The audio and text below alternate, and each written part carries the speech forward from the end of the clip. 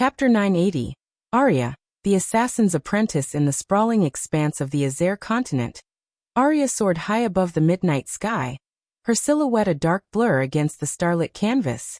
With an agile twist, she descended through the billowing clouds, the moist mist enveloping her figure as she zeroed in on her destination. Her destination? A private island, veiled in secrecy and opulence, nestled amidst the vast expanse of the ocean. As Arya breached the cloud cover, the private island came into view, a paradise of exclusivity bathed in moonlight. The manor, an architectural marvel, stood proudly at the heart of the island, its grandeur an embodiment of the wealth and power held within its walls. The sprawling gardens were meticulously manicured, vibrant blooms and exotic flora dotting the landscape, while the scent of jasmine and sea breeze intertwined in the air. But it wasn't just the stunning scenery that guarded the island. On the ground, vigilant guards patrolled with unwavering dedication, their steps measured and purposeful. Their presence was a clear reminder that trespassers were unwelcome, their duty to protect the island's secrets unyielding. Meanwhile, airborne guards soared through the sky, their wings beating with rhythmic grace. They acted as vigilant sentinels, their keen eyes scanning the horizon, ensuring that no intruder would breach the island's defenses from above. The island's security extended to the shimmering sea that embraced its shores. Patrol boats, adorned with the mark of Isaiah Markham, cut through the midnight waves with unwavering determination. They sailed with a synchronized elegance, vigilant in their duty to safeguard the island from any threats that may emerge from the vast expanse of the ocean. As Arya approached the island, she observed these security measures, her gaze sharp and calculating. When Arya neared the private island, her mind became a canvas upon which memories of the Dark Lord's teachings painted vivid strokes. In her mind's eye, she heard Michael's voice, resonating with calculated wisdom. "Listen closely, Arya." Michael's voice echoed in her thoughts. "To evade the guards and patrols, you must become one with the shadows. Use the darkness and your dark robes as your shield. Move silently, like a wraith in the night, and let the veil of obscurity be your ally."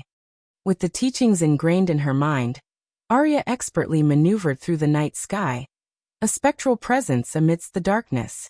She deftly navigated between patches of inky blackness, merging seamlessly with the shadows that danced across the moonlit canvas. Below, the guards patrolled with a sense of heightened vigilance, their eyes scanning the surroundings for any signs of intrusion. Their gaze followed a set route, their attention focused on the ground, unaware of the threat looming above. Arya observed their pattern, her sharp eyes discerning a weakness in their patrol route. As the patrol passed beneath her, Arya seized the opportunity. With a calculated descent, she lowered herself closer to the ground, her body becoming one with the nocturnal shroud. She skimmed the edge of the guard's vision, a whisper in the night that eluded their scrutiny. From the vantage point of the sky, she heard snippets of conversation between the perplexed guards, their voices tinged with confusion and curiosity. "What's happening, Johnson? Why the sudden increase in security? Is Lord Isaiah expecting trouble from the mainland?" Their questions hung in the air, unanswered whispers in the night.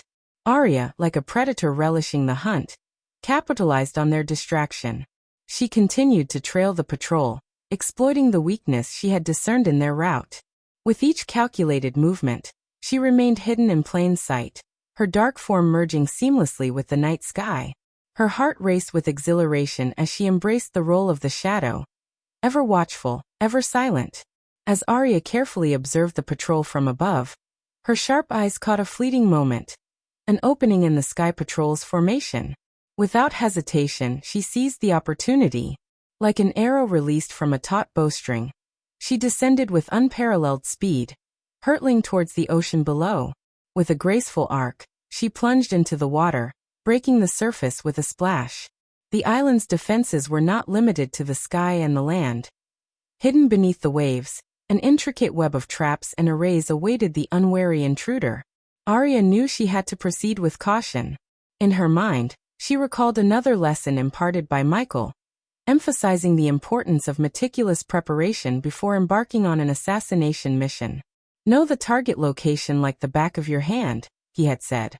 "Study the blueprints, understand the layout, and anticipate any potential traps or obstacles.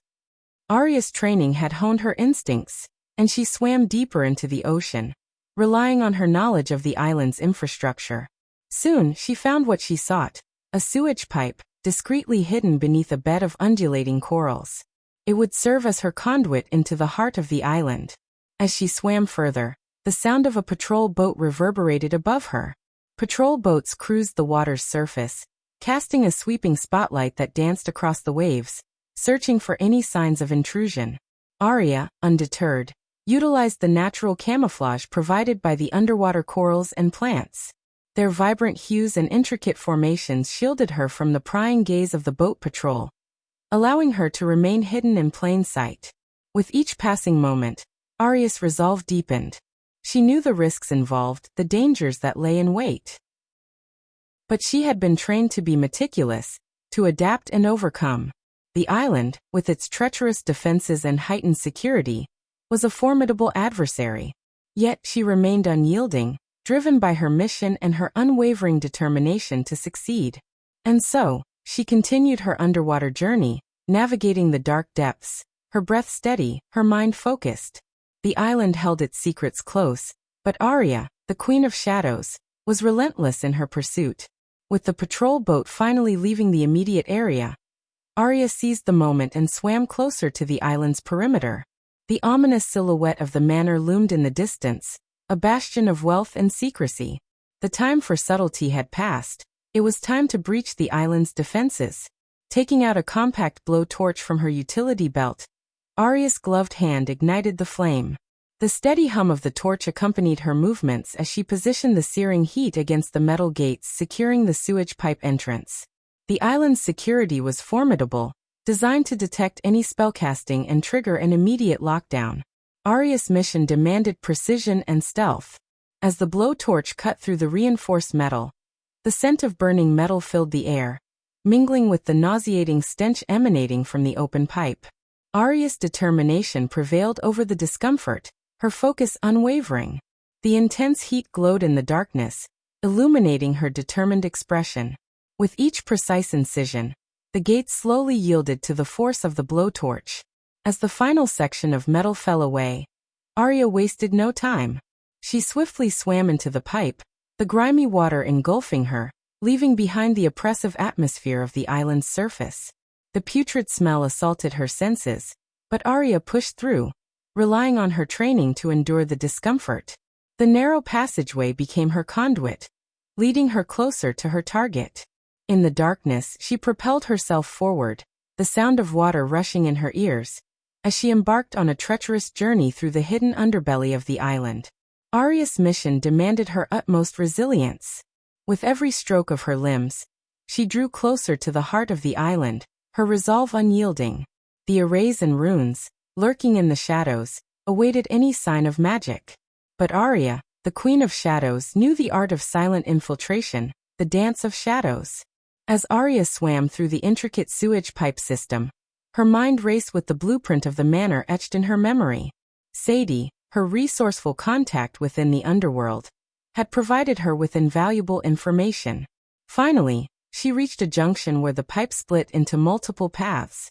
Arya selected the one that led to an opening positioned at a safe distance from the manor's watchful eyes. Emerging from the pipe, she found herself in a secluded area, hidden amidst a thicket of dense foliage. The air was heavy with the scent of damp earth and the faint fragrance of blooming flowers. A gentle breeze rustled the leaves, masking the sound of her arrival. The manor, a sprawling structure of opulence, stood proudly before her. Its stone walls were adorned with intricate carvings, bearing witness to its rich history. Towering trees cast elongated shadows upon the grounds, providing pockets of darkness that beckoned to Arya's stealthy nature. Soldiers, clad in dark uniforms, patrolled the perimeter of the manor. Their movements were disciplined and methodical, their eyes keenly scanning the surroundings. Arya observed their path, studying the weaknesses within their patrol routine. The patrol path encircled the manor in a predictable pattern, their steps in synchrony with the ticking of time. Arya noticed a blind spot where the soldiers' gaze momentarily faltered, distracted by the distant flickering torches. It was her opportunity, a moment when their vigilance wavered, providing her with a chance to slip through undetected. The surroundings of the manor were adorned with meticulously manicured gardens, vibrant flowers dancing in the moonlight. Dense shrubbery and strategically placed sculptures created hiding spots for the vigilant assassin. Arya crouched low, blending into the natural camouflage of the foliage, her dark robes providing an additional layer of concealment. With bated breath, she waited for the patrol to reach the critical juncture of their routine. As their attention was diverted, she darted forward, her movements fluid and noiseless. Utilizing the cover of darkness and the intricate labyrinth of the garden, she maneuvered through the concealed spaces, inching closer to her target. As Arya navigated the treacherous grounds, her mind delved into the depths of her training and the knowledge imparted by Michael, her mentor.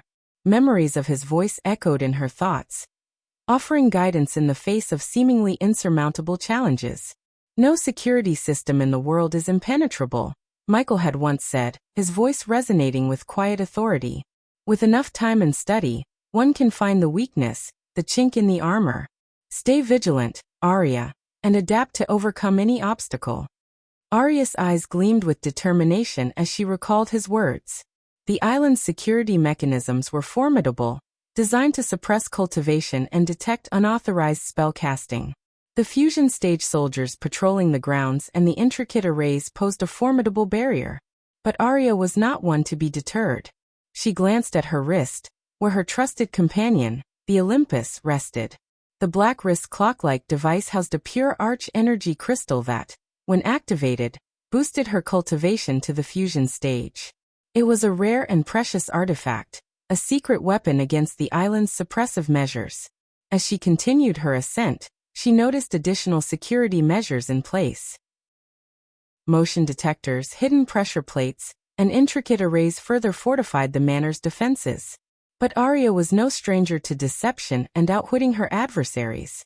She remembered studying the blueprints of the manor, learning about a specific weakness in the security system.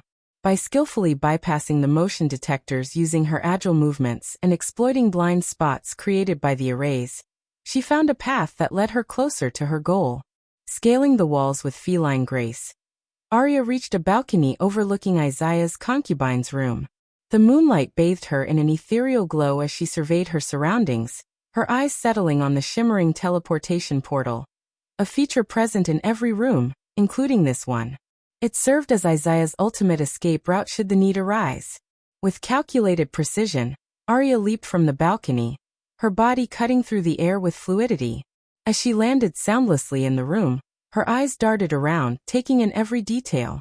The opulent furnishings and delicate decor betrayed the lavish lifestyle of Isaiah's chosen companion. Swiftly, Arya concealed herself beneath the closet, her dark robes blending with the shadows. She had meticulously studied the schedule of the maids, learning their routines and timing. It was part of her thorough preparation, understanding that disguise and adopting another identity were essential elements in getting close to her target. A voice echoed in her memory, Michael's words ringing true in her mind. "To truly understand your target, Arya, you must become someone else, someone they least expect. Disguises are powerful tools in the arsenal of an assassin." As she waited in the hidden recesses of the room, Arya's senses remained sharp, attuned to the subtlest of sounds. She anticipated the arrival of a maid, knowing that her disguise would grant her access to areas that would otherwise be off-limits. Arya was patient, her focus unyielding, ready to seize the opportune moment and move one step closer to her ultimate objective. As the door creaked open, a young maid stepped into the room, her presence announced by the soft swish of her uniform. Her attire consisted of a pristine white blouse adorned with delicate lace, accompanied by a knee-length black skirt that swayed with her every movement. Arya observed her closely, taking note of her slender figure and the floral apron neatly tied around her waist. Time seemed to slow as Arya remained hidden beneath the closet, her breathing steady and controlled. She waited for the perfect moment, allowing the maid to approach the closet with unsuspecting steps. As the maid drew near, her curiosity piqued by a sense of disarray within the closet, Arya struck. With lightning speed and precision, Arya's hand shot out, covering the maid's mouth to stifle any potential outcry. The maid's eyes widened in shock and fear, but before she could react, Arya applied pressure, rendering her unconscious. Carefully, Arya eased the limp form to the ground, ensuring a silent fall. Arya swiftly shed her dark robes and discarded her assassin's attire. She then meticulously donned the maid's uniform, buttoning it up with practiced ease. The fit was snug but comfortable, the familiar fabric embracing her form as if she belonged. In this disguise, she would move through the manor undetected, blending seamlessly with the other servants. Her transformation complete, Arya glanced at her reflection in the mirror. The face staring back at her held the visage of an innocent maid, concealing the lethal skills and determination that lay beneath the facade. Arya knew that even the most convincing disguise had its limitations. If someone scrutinized her face too closely, suspicions might arise. And those who were closest to the maid, those who interacted with her regularly, might recognize any inconsistencies in her behavior or demeanor. She needed to act swiftly, minimize contact, and remain on the move to avoid arousing suspicion. Echoing in her mind, Michael's words served as a constant reminder. When in disguise, speed is your ally, he had once told her, his voice laced with wisdom. Avoid unnecessary interaction, and always keep moving. The longer you stay in one place, the higher the chances of being discovered. Silently, she glided through the hallways, her steps light and purposeful. As she made her way to the rooftop garden, a soldier, stationed nearby, called out to her using the maid's name. Arya maintained her composure, her eyes darting toward him briefly, her expression portraying a mixture of surprise and feigned bashfulness. The soldier, stationed near the hallway, called out to Arya, using the maid's name. "Hey there, Maria," he said, his voice carrying a hint of mischief. "Looking as beautiful as ever, I see." Arya halted her steps and turned slightly, her body angled away from him. She allowed a small smile to grace her lips, keeping her eyes cast downward, avoiding any direct eye contact. "Oh, thank you," she replied, her voice soft and demure. "I must continue with my duties now. There's much to be done." The soldier's gaze lingered on her, his eyes tracing the contours of her figure. Don't rush off too quickly," he urged, his tone suggestive. "I'd love to get to know you better, Maria. A woman as lovely as you deserves a moment of respite. Perhaps we can find some time to enjoy each other's company?" Arya maintained her composed facade, her heart pounding with each passing second. She carefully avoided turning her face towards him, ensuring he wouldn't catch a glimpse of her true identity. "I'm sorry, but I must attend to my tasks," she responded, her voice carrying a tinge of regret.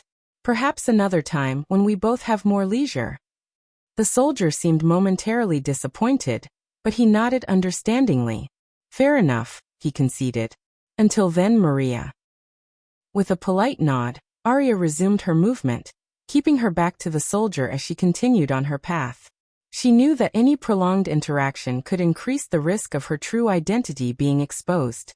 Thus, she focused on maintaining her disguise, ensuring that her face remained hidden from prying eyes. As she disappeared from the soldier's sight, her heart began to steady, and a sense of relief washed over her. Each encounter had to be handled with caution, every word chosen carefully to avoid arousing suspicion. Arya knew that her success depended on her ability to blend seamlessly into the background, remaining elusive and unseen. With renewed determination, she pushed forward, her steps purposeful and silent. The rooftop garden awaited her, a sanctuary amidst the turmoil of her mission. There, she would bide her time, hidden among the foliage, patiently waiting for the opportune moment to strike and fulfill her deadly purpose. Chapter 981. Hail the Shadow Clan. The rooftop garden, bathed in the soft glow of the moonlight, was a tranquil oasis nestled high above the island. Lush foliage adorned the surroundings, with vibrant flowers blooming in an array of colors. The fragrance of jasmine and roses perfumed the air, adding an ethereal touch to the scene. The garden offered a breathtaking panoramic view of the vast ocean stretching out into the distance, its waves crashing against the shore in a mesmerizing rhythm. Arya, concealed behind the veil of her disguise, positioned herself near a water fountain at the center of the garden. The fountain's crystal-clear water cascaded down sculpted tiers, creating a soothing melody that harmonized with the tranquil atmosphere. She knew that Isaiah, drawn to the garden's serene beauty, would seek solace here and momentarily let his guard down. With her senses honed, Arya remembered the teachings of her mentor, Michael, echoing in her mind. Physical training is key, he had emphasized. Adaptability is crucial in an assassination. You must become one with your surroundings, capable of blending in and maneuvering in any given situation. Taking a deep breath, Arya submerged herself in the water fountain, her body concealed beneath the shimmering liquid. With precise control, she regulated her breathing, silently becoming one with the aquatic haven. She waited, her senses attuned, for the approach of her target. In her mind, she replayed Michael's words. An assassin must adapt swiftly to unforeseen circumstances. No situation should catch you off guard. Your ability to think on your feet and utilize your environment is paramount. Suddenly, footsteps echoed on the rooftop, drawing closer with each passing second. Arya's heart quickened, but she maintained her composure, her trained instincts guiding her every move. Isaiah Markham, the man whose life hung in the balance, emerged into view. Isaiah stood tall, his dark complexion contrasting against the moonlit backdrop. His physique bore the marks of wealth and indulgence, with a slight paunch accentuating his muscular frame. His eyes, filled with a sense of self-assuredness, swept across the garden, taking in the tranquil scenery.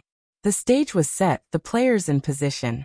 Arya watched Isaiah approach, her eyes hidden beneath the surface of the water. She remained poised, her presence undetected, waiting for the opportune moment to fulfill her deadly task. The air was charged with anticipation, as the moon continued to cast its ethereal glow over the clandestine scene in the rooftop garden. From her hidden vantage point beneath the water's surface, Arya's gaze remained fixed on Isaiah, her senses attuned to his every movement. However, to her surprise, another figure emerged into the rooftop garden, disrupting the tranquility she had meticulously planned for. It wasn't one of Isaiah's wives, as she had anticipated, but a formidable orc. The orc stood tall, his red skin a stark contrast against the moonlit backdrop. His muscular physique bore the scars of battles fought, and his face adorned with intricate face paints and tribal tattoos that spoke of his fierce nature. A primal aura surrounded him, emanating strength and intimidation.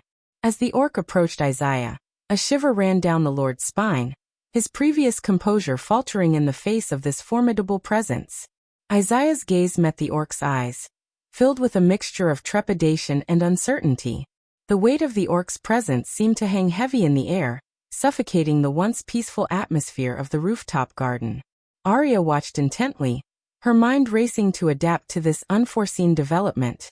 She could feel the tension building, her training reminding her to remain patient and alert. Every moment was crucial, every action calculated. But for now, she observed silently, biding her time until the opportune moment presented itself. The scene unfolded with a sense of unease, as Isaiah and the imposing orc shared the bench, their presence a stark juxtaposition against the tranquil surroundings of the garden. Arya, hidden beneath the water's surface, became acutely aware of the stakes rising. She steeled herself, ready to seize the moment when the balance of power would tip in her favor. But for now, she remained submerged, her senses keen, awaiting the right moment to strike. As Arya observed the unsettling interaction between Isaiah and the intimidating orc, her mind drew upon another of Michael's invaluable lessons. She recalled his words, echoing in her thoughts with unwavering clarity. An assassin must always be prepared for their plan to fail. Michael's voice resounded in her mind. The difference between a good assassin and the best assassin lies in their ability to adapt and turn each obstacle into an opportunity. No situation is without its hidden advantages if you know where to look. Arya embraced this wisdom, letting it fuel her determination. She recognized that even in this unforeseen turn of events, there was potential for her mission to succeed. Every challenge presented an opening, a chance to exploit weaknesses and achieve her goal. The rough voice of the orc cut through the tense silence of the rooftop garden, devoid of any sympathy. "We're cleaning house, tying loose ends," he gruffly stated, his words laced with a sense of impending finality. Isaiah's terrified expression betrayed his desperation as he pleaded for his life. "Please spare me." Isaiah's voice trembled, desperation dripping from every word. I can give you anything you want. Money, power, whatever you desire. Just let me live. The orc's response was cold and unforgiving. We've already begun the next phase, he declared, his tone devoid of mercy. But before we move forward, we must close the previous chapter. Arya's heart quickened with anticipation, recognizing the significance of the orc's words. The mention of closing the previous chapter indicated a potential vulnerability that she could exploit. It was a window of opportunity, a chance to strike when their attention was divided. As Isaiah's pleas fell on deaf ears, the scene became a delicate dance between life and death. Arya's resolve hardened, her focus honed on the unfolding situation. Arya's eyes widened in astonishment as the unexpected events unfolded before her. To her surprise, the orc's grip tightened around Isaiah's neck, despite the latter's desperate struggle. In one swift motion, the orc snapped Isaiah's neck, granting him a painless death. The sight sent a chill down Arya's spine, witnessing such brutality executed with chilling efficiency. However, Arya's shock intensified as the orc rose to his feet and uttered the words that reverberated through the air. Hail the Shadow Clan. The mention of this mysterious clan struck a chord of curiosity within Arya's mind. She had never heard of them before, their name shrouded in secrecy and unknown to her. But the scene took an even more perplexing turn as the orc retrieved a glowing dark crystal from within his pocket. A sinister aura emanated from the crystal, captivating Arya's attention. With a firm grip, the orc crushed the crystal, releasing a plume of swirling smoke that rose into the air. As Arya watched in awe, the smoke merged with the orc's body, seeping into his very being. It was an unsettling sight, as if the essence of life itself was being transferred. And then, just as abruptly as it began, the light of life left the orc's body. He collapsed to the ground, lifeless and devoid of the mysterious force that had animated him moments ago. Arya's mind raced with questions and confusion. The significance of the Shadow Clan and the nature of the dark crystal remained a mystery to her. Yet, she understood that this unexpected turn of events had opened a new chapter in her mission. She would need to uncover the truth behind the Shadow Clan, their motives, and their connection to Isaiah. With a renewed sense of purpose, Arya made a silent vow to unravel this enigma, even if it meant delving into the darkest depths of intrigue and danger. The mission had taken an unforeseen turn, but her determination burned brighter than ever. Arya's heart pounded in her chest as she emerged from the water and rushed towards the bodies, desperate to gather any clues that could shed light on the mysterious events that had just unfolded. Her mind raced, piecing together the fragments of the puzzle. However, as she approached the lifeless body of the orc, a sudden and unexpected occurrence disrupted her investigation. A brilliant, eerie purple flame ignited around the orc's corpse, engulfing it in its otherworldly glow. A sense of foreboding washed over Arya as she watched in awe and confusion. Before her very eyes, the flames consumed the orc's remains until there was nothing left but fading embers. It was as if whatever secrets the orc held had been eradicated, leaving behind only lingering questions. Yet, Arya had little time to dwell on this peculiar turn of events. The tranquility of the rooftop garden was shattered by the piercing toll of alarm bells that resonated throughout the island. The island's security mechanism had detected the absence of Isaiah's life force and swiftly activated the alarm, alerting the guards. Clad in their formidable armor, the soldiers rushed into the garden with weapons drawn and fear etched on their faces. Their voices echoed with shock and disbelief as they beheld their lifeless lord, their shouts intertwining with each other in a chaotic chorus. Amidst the commotion, their attention turned to Arya, disguised as a maid. "Stop. What have you done?" One of the guards bellowed, his voice filled with accusation and anger. Arya's muscles tensed, ready to defend herself against the impending onslaught. But just as she was about to engage in battle, a familiar voice echoed in her mind. It was the Dark Lord's voice, resonating with authority and wisdom.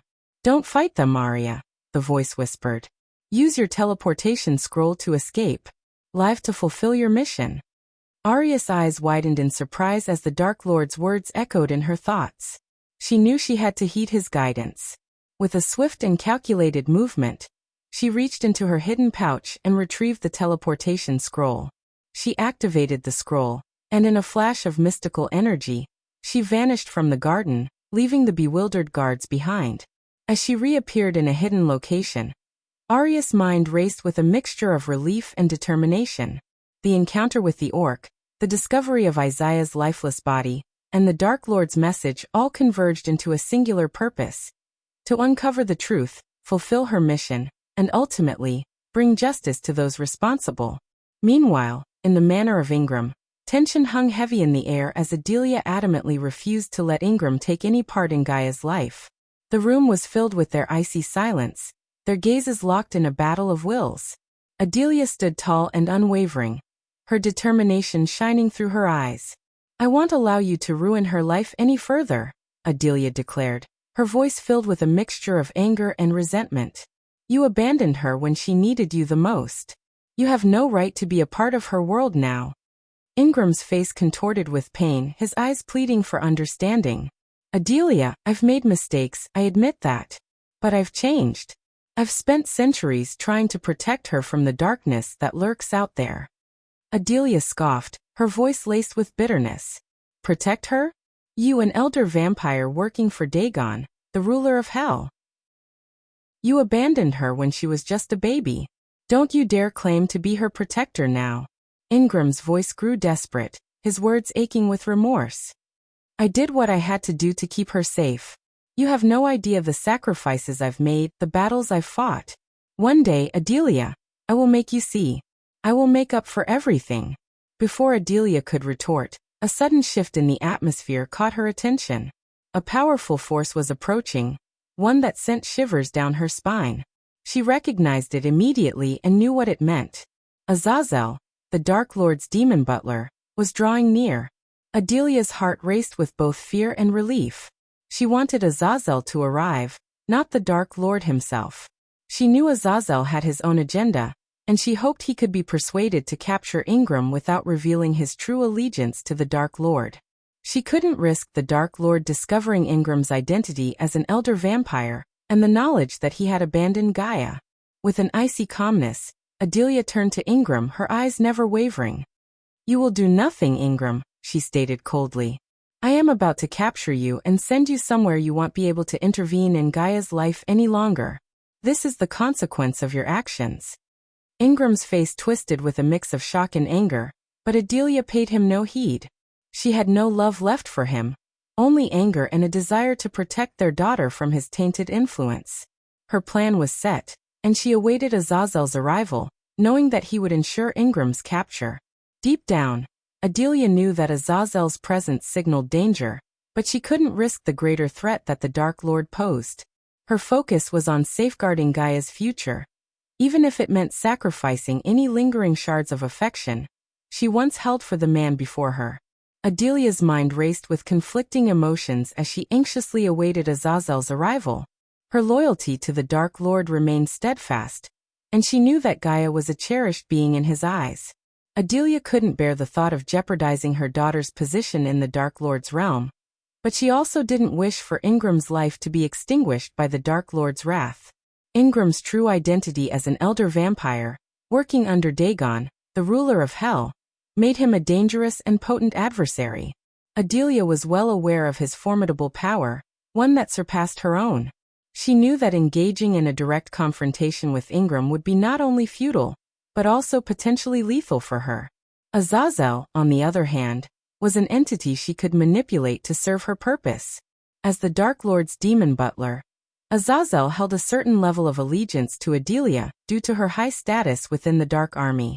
She hoped that by summoning Azazel instead of the Dark Lord, she could maintain some semblance of control over the situation. Adelia yearned for Azazel's arrival, for she knew that he possessed the strength and skill to subdue Ingram. His demonic abilities, coupled with his unwavering loyalty to the Dark Lord, would make him the perfect instrument to capture Ingram without resorting to fatal measures. After dealing with Ingram, Adelia made the firm decision to unveil the hidden truths she had concealed from Gaia and the Dark Lord. Her loyalty to the Dark Lord compelled her to relinquish any lingering secrets, as she no longer wished to keep anything from him. Adelia was determined to come clean and lay bare the entirety of her knowledge, sparing no details, for she believed in unwavering transparency and honesty within their relationship.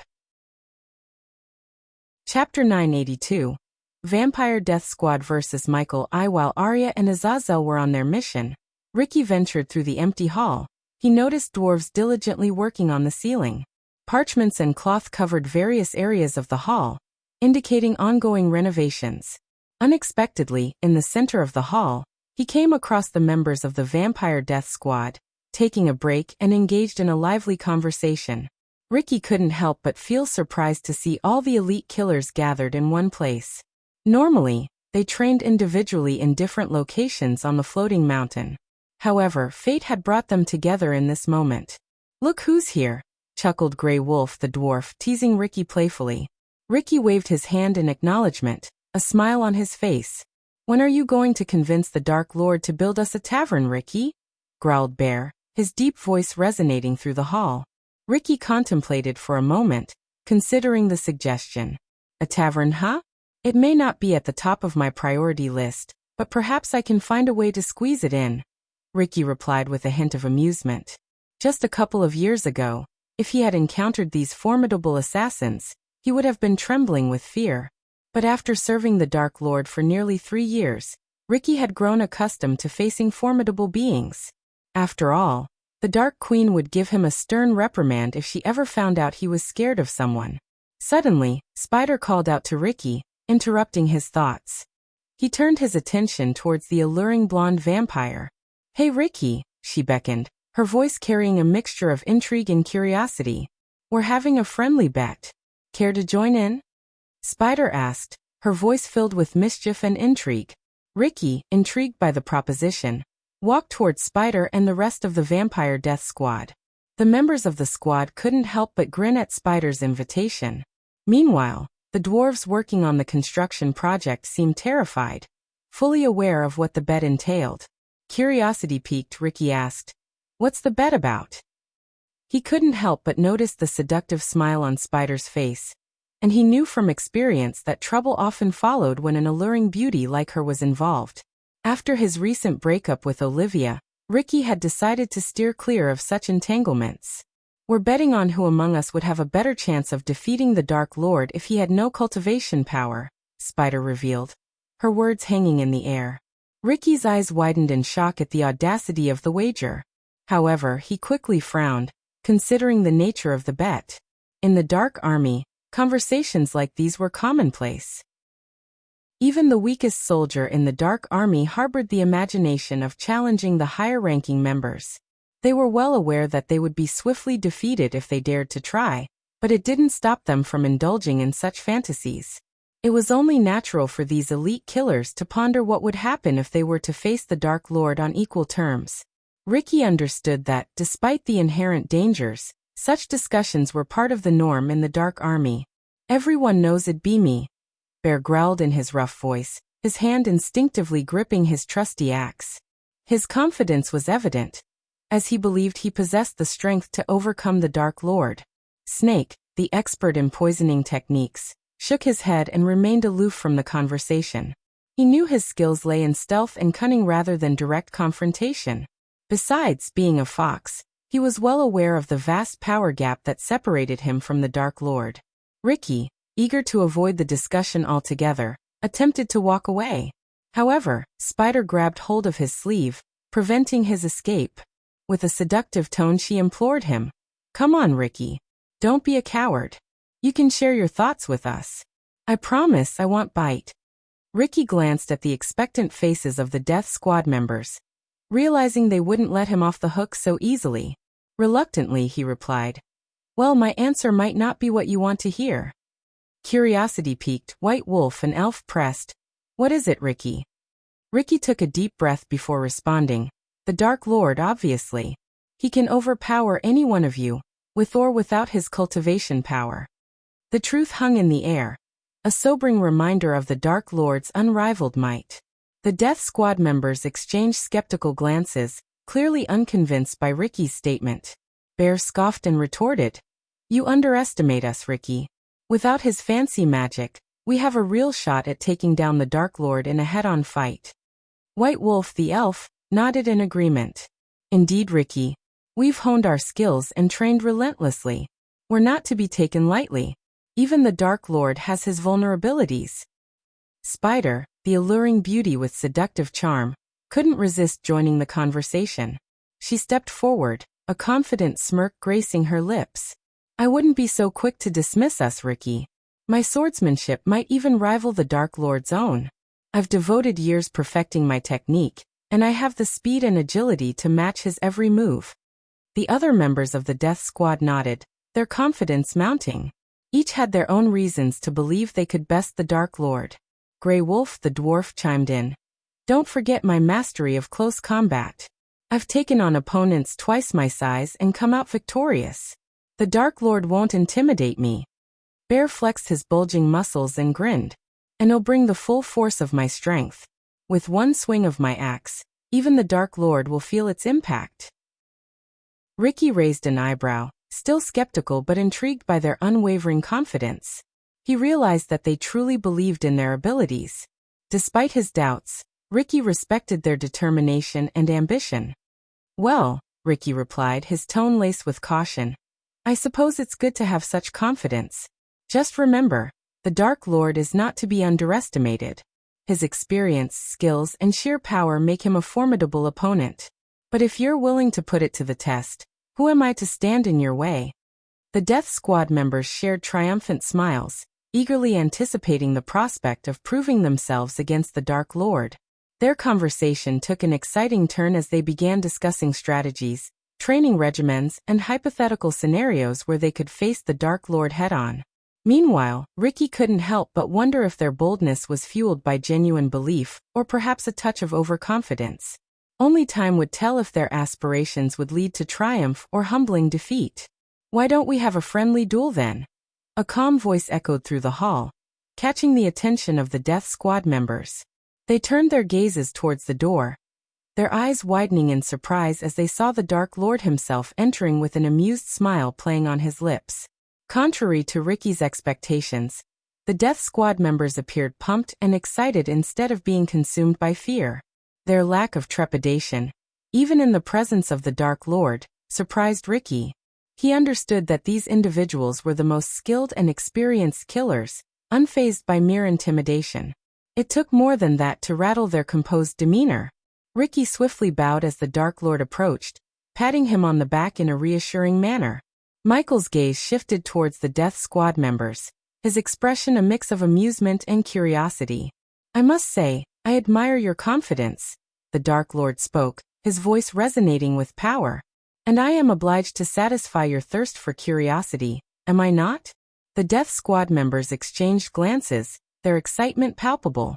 It was a rare opportunity to showcase their skills before the very being they had sworn loyalty to. Spider stepped forward, a glint of determination in her eyes. We would be honored, my lord, she replied, her voice steady and resolute. To have a chance to test our mettle against you would be the greatest challenge we could ask for. The Dark Lord's smile widened, his gaze shifting from one member to another. He seemed genuinely intrigued by their proposition. This unexpected turn of events had brought an air of exhilaration to the hall, as the prospect of witnessing the clash between the Dark Lord and his elite killers loomed before them. Ricky watched in awe as the stage was set for an extraordinary confrontation. He couldn't help but wonder how this encounter would unfold, and what it would reveal about the true extent of the Death Squad's capabilities. Little did he know that this friendly duel would not only test their skills, but also deepen their bond with their enigmatic leader, the Dark Lord himself.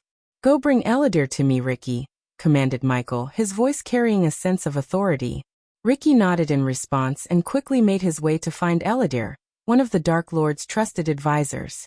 He located Eladir in his study, engrossed in ancient texts, and relayed the Dark Lord's request. Eladir followed Ricky back to the hall, curiosity etched on his face. As they entered, he scanned the scene, taking in the animated conversations and the palpable energy that filled the air. Eladir approached Michael, his brows furrowed in puzzlement. What is going on here, my lord? Eladir inquired, his voice laced with intrigue. Michael's eyes sparkled with amusement as he explained.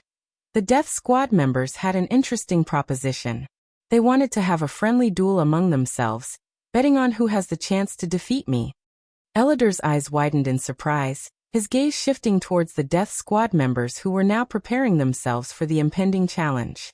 It was not every day that the Dark Lord entertained such requests, but he understood the importance of fostering camaraderie and testing their mettle. I see, Elader nodded, his interest piqued. And how do you plan to proceed, my lord? A mischievous smile danced on Michael's lips as he revealed his plan. I want you to create an array around the hall, one that will prevent spellcasting. This way, they can engage me on fair grounds without relying on magical abilities. Elader nodded in understanding, acknowledging the fairness of the arrangement. It was crucial for the Death Squad members to have a genuine opportunity to demonstrate their martial prowess without the interference of external forces. And what about your cultivation, my lord? Elader asked, his gaze searching Michael's eyes. Michael's expression turned serious as he replied, I will suppress my cultivation to the soul refining stage, one stage below their current level, the fusion stage. This will provide them a fair chance to gauge their abilities against mine truly. Elader nodded in approval, recognizing the significance of Michael's decision. It showcased not only his respect for the Death Squad members, but also his desire to push them to their limits, fostering growth and instilling confidence. As the preparations continued and the array took shape, the hall buzzed with anticipation. The Death Squad members, now aware of the magnitude of this opportunity, stood tall, their expressions filled with determination. They were about to engage in a battle that would test their skills, bond them further as a team, and provide them invaluable insights into their own capabilities. As word spread throughout the floating mountain, the sound of hammers and chisels gradually faded away. The dwarves, who had been tirelessly working on the construction, set their tools aside and gathered around the hall. Excitement and curiosity glimmered in their eyes as they joined the growing crowd, eager to witness the impending duel between the Death Squad members and their formidable Dark Lord. Within the hall, Michael stood at the center, a commanding presence that radiated power and confidence. The Death Squad members had taken their respective positions, their eyes fixed on their enigmatic leader. Michael's gaze swept over the assembled crowd, his piercing black eyes resting on each individual momentarily before he removed his sword sheaths. The sound of the sheaths hitting the ground echoed in the silent hall, drawing the attention of everyone present. Michael's dark swords, symbols of his authority and strength, lay discarded on the floor. A murmur of surprise and awe rippled through the onlookers, recognizing the significance of his action. I will fight without my swords, Michael declared, his voice resonating with a blend of determination and caution. I don't want to kill you guys accidentally. With deliberate grace, Michael slid off his long, black coat, revealing the toned muscles that lay beneath. He then rolled up the sleeves of his black turtleneck, baring his forearms to the eager eyes of the Death Squad members. The faint sound of his knuckles cracking filled the air as he flexed his fingers, preparing himself for the impending clash. Deep down, Michael understood the significance of this moment. It was not just about asserting his power, but also about earning the respect and loyalty of these skilled assassins. He knew that only by surpassing their expectations and demonstrating his unrivaled strength could he establish himself as their rightful leader. Thus, he resolved to push himself to the limits, willing to unleash a force that would leave the Death Squad members in awe, solidifying his reputation as the Dark Lord. Chapter 983. Vampire Death Squad vs. Michael 2. Calm Before the Storm Chapter. Shall we face you one by one, my lord, or Spider inquired, her voice filled with anticipation. But before she could finish her sentence, Michael interjected with a playful chuckle. That would be boring, and the fight would be over in a mere moment, he remarked, knowing that individually, none of them stood a chance against him. Spider's eyes gleamed with a deadly mix of excitement and venomous intent. Unlike Saber and the elder vampires, who pledged their loyalty to the Dark Lord out of reverence, the Vampire Death Squad had joined his ranks for monetary reasons. Michael saw this as an opportunity to earn their unwavering loyalty through a display of his formidable strength. Bring forth your best skills, Michael goaded the Death Squad members, a mischievous smile playing on his lips. With that, the battle between the Dark Lord and the Death Squad members commenced. The vampires swiftly closed in, surrounding Michael, their gazes focused and their bodies tense with anticipation. Each member carefully positioned themselves, strategizing their approach. The battle between the Dark Lord and the Death Squad members erupted into a flurry of movement and clashes. The vampires, driven by a mix of determination and desperation, attacked with their chosen weapons, each showcasing their unique skills. White Wolf, a skilled archer with deadly accuracy, notched an arrow and let it fly with lightning speed. The arrow whistled through the air, aimed straight at Michael's heart. But with a mere flicker of movement, he gracefully sidestepped, allowing the arrow to harmlessly pass by. His evasion was seamless, as if he possessed an innate sense of the arrow's trajectory. Grey Wolf, the agile dwarf with impressive close combat prowess, lunged forward with his daggers. His movements were swift and relentless, his small frame darting in and out as he attempted to breach Michael's defenses. But the Dark Lord was a master of anticipation. With incredible reflexes, he effortlessly evaded Grey Wolf's attacks, his body swaying and twisting with an uncanny grace. His bare hands became an extension of his being, deflecting strikes and countering with precision. Spider, the seductive beauty with lethal swordsmanship, danced forward with deadly elegance. Her sword gleamed in the dim light, and her eyes burned with a thirst for victory. With a series of lightning-fast strikes, she aimed to overwhelm Michael with her quick and precise movements. Yet, the Dark Lord's calm demeanor never wavered. He fluidly dodged Spider's slashes and parried her blows with the fluidity of water, evading her attacks with an almost supernatural grace. Bear, the hulking powerhouse wielding a long, heavy battle-axe, charged forward with a roar, his muscles bulging with raw strength. Each swing of his weapon was accompanied by a thunderous force that threatened to shatter anything it touched. But Michael's movements were deceivingly swift and nimble. With an almost ethereal agility, he evaded Bear's powerful strikes, slipping past the swinging axe with hairbreadth precision. The hall resounded with the clash of weapons, the echoes of grunts and shouts reverberating throughout the space. Each Death Squad member attacked with unyielding determination, pushing themselves to their limits. Yet, Michael's evasive maneuvers remained unfaltering, his actions a symphony of fluid motion. His body flowed seamlessly, evading attacks with a blend of subtle shifts, twists and graceful steps. He relied on instinct and unparalleled perception, anticipating the Death Squad's moves before they even materialized. His movements seemed almost effortless, as if he was one with the air itself. Amidst the chaos, the Death Squad members found themselves increasingly frustrated. Their strikes grew more desperate, their attacks lacking the precision and finesse they had initially possessed. Despite their relentless onslaught, Michael appeared to be untouched, his calm facade unbroken. In this dance of combat, the Dark Lord demonstrated not only his physical prowess, but also his strategic brilliance. He exploited the weaknesses in their movements, slipping through the gaps in their defenses with astonishing precision. With each evasive maneuver, he seemed to defy the laws of nature, his every motion calculated and deliberate. As the fight raged on, the Death Squad members exchanged glances, a mixture of awe and frustration in their eyes.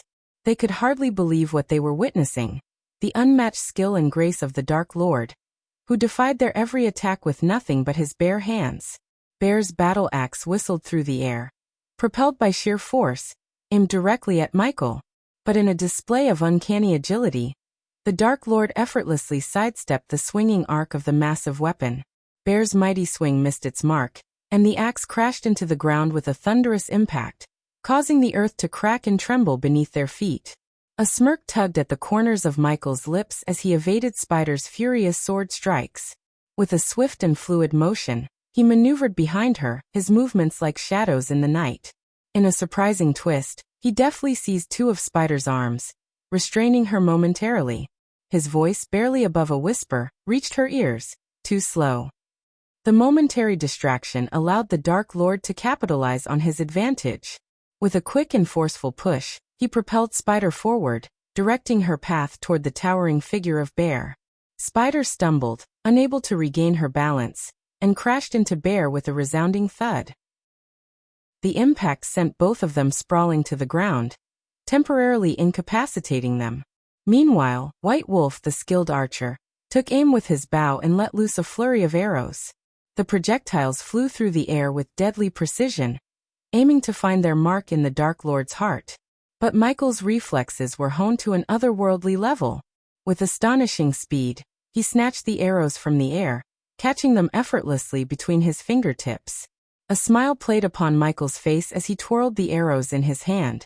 In a feat that defied human limits, he swiftly turned the arrows around, positioning them as makeshift melee weapons. With a fluid motion, he wielded them like short sticks, a flickering blur of motion. In an instant, he closed the distance between himself and Grey Wolf, the agile dwarf who fought with relentless determination. Within human speed, the Dark Lord swung the arrow sticks in a devastating arc, connecting with precise accuracy.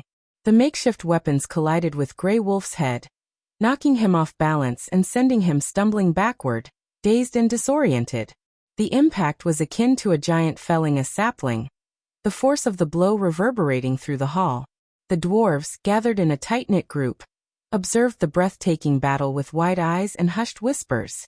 Their comments, filled with astonishment and a touch of dark humor, focused on the appearances of those involved. By the fiery forge, that one with the arrows, he's like a skilled marksman. Can't believe the Dark Lord caught him so effortlessly, exclaimed the dwarf with a bushy red beard, pointing at the archer in awe. Aye, and look at the Dark Lord there, swift as a mountain cat, dodging spiders' strikes with ease, remarked the stout dwarf with a braided beard, his eyes sparkling with amazement. Ha! Did you see that? The Dark Lord grabbed hold of Spider's arms like she was naught but a fly in his web. Too slow indeed, chuckled the dwarf with a wild mop of hair, shaking his head in disbelief. The sound of hearty laughter echoed from the dwarves as they watched the Dark Lord wield the arrow like a makeshift weapon, landing a solid blow on the head of the dwarf warrior. It was a mix of astonishment and amusement, their voices carrying a sense of camaraderie in witnessing such unexpected antics. Look at that!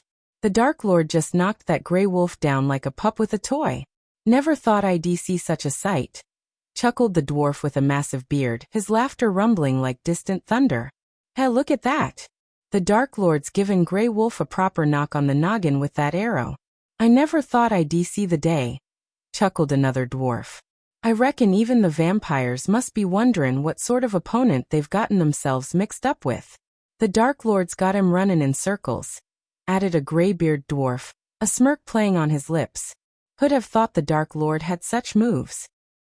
He's like a dancer, swaying and spinning through the fight, murmured the dwarf with a braided beard, a mix of awe and amusement in his voice. The dwarves continued to watch, their eyes glued to the mesmerizing spectacle unfolding before them. Their comments, mingled with the sounds of battle, reflected their astonishment and admiration for the Dark Lord's prowess and the relentless assault of the vampire death squad.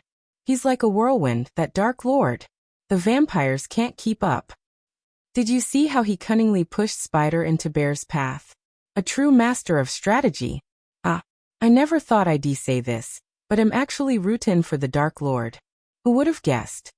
Their voices rose and fell in a symphony of astonishment and camaraderie, their commentary a testament to the mesmerizing spectacle that unfolded before their eyes. The battle between the forces of darkness enraptured them, forging an unexpected bond among the dwarves as they marveled at the incredible display of skill and daring. The onlookers could hardly comprehend the spectacle unfolding before their eyes. The Dark Lord's agility, precision, and supernatural speed left them awestruck. The fight continued, a mesmerizing display of skill and power as Michael evaded, countered, and controlled the battlefield. The vampire death squad, momentarily catching their breath, formed a huddle, their faces etched with determination. The battle had reached a critical juncture, and they needed to reassess their strategy to gain an edge against the formidable Dark Lord. Sensing the pause, Michael's eyes gleamed with a mix of confidence and cunning. Listen closely, he spoke with an air of authority, pointing at each member of the death squad. Spider, your swordplay is commendable, but your strikes are predictable. Vary your angles, and don't underestimate the element of surprise. Turning his gaze to Bear, Michael continued. Your strength is unparalleled, Bear, but it can be a double-edged sword. Use your weight and momentum to your advantage, but be mindful of exposing yourself to counterattacks. Grey Wolf, Your close combat skills are solid, but you telegraph your moves. Maintain your agility and surprise your opponent. Lastly, Michael locked eyes with White Wolf, his voice steady and composed. White Wolf, your archery skills are unmatched, but your focus wavers in close quarters. Trust in your instincts, and remember that precision can triumph over speed. The vampires listened intently, their eyes fixed on the Dark Lord as he imparted his wisdom. The brief respite allowed them to absorb his guidance and incorporate it into their newfound strategy. With the Dark Lord's pointers imparted, the vampire death squad dispersed, renewed and invigorated by his guidance. Like a well-coordinated symphony, they lunged forward once more, their renewed vigor palpable in the air. The clash resumed, but this time, Michael did not rely solely on evasion. He unleashed a torrent of devastating strikes, his movements fluid and swift, fueled by his newfound offensive momentum. Michael's movements were a blur of calculated strikes and lightning-fast counterattacks. He punched and kicked with precision, each blow delivered with enough force to make the vampires cough up blood. His fists and feet became a whirlwind of punishing strikes, finding the vulnerabilities in their defenses. Spider, fueled by the Dark Lord's advice, unleashed a flurry of sword strikes, aiming to exploit her opponent's weaknesses. But Michael deftly parried her attacks, his movements fluid and effortless. With a swift maneuver, he grabbed her wrist and twisted her arm, causing Spider to wince in pain. Bear, determined to prove his worth, swung his heavy battle axe with all his might.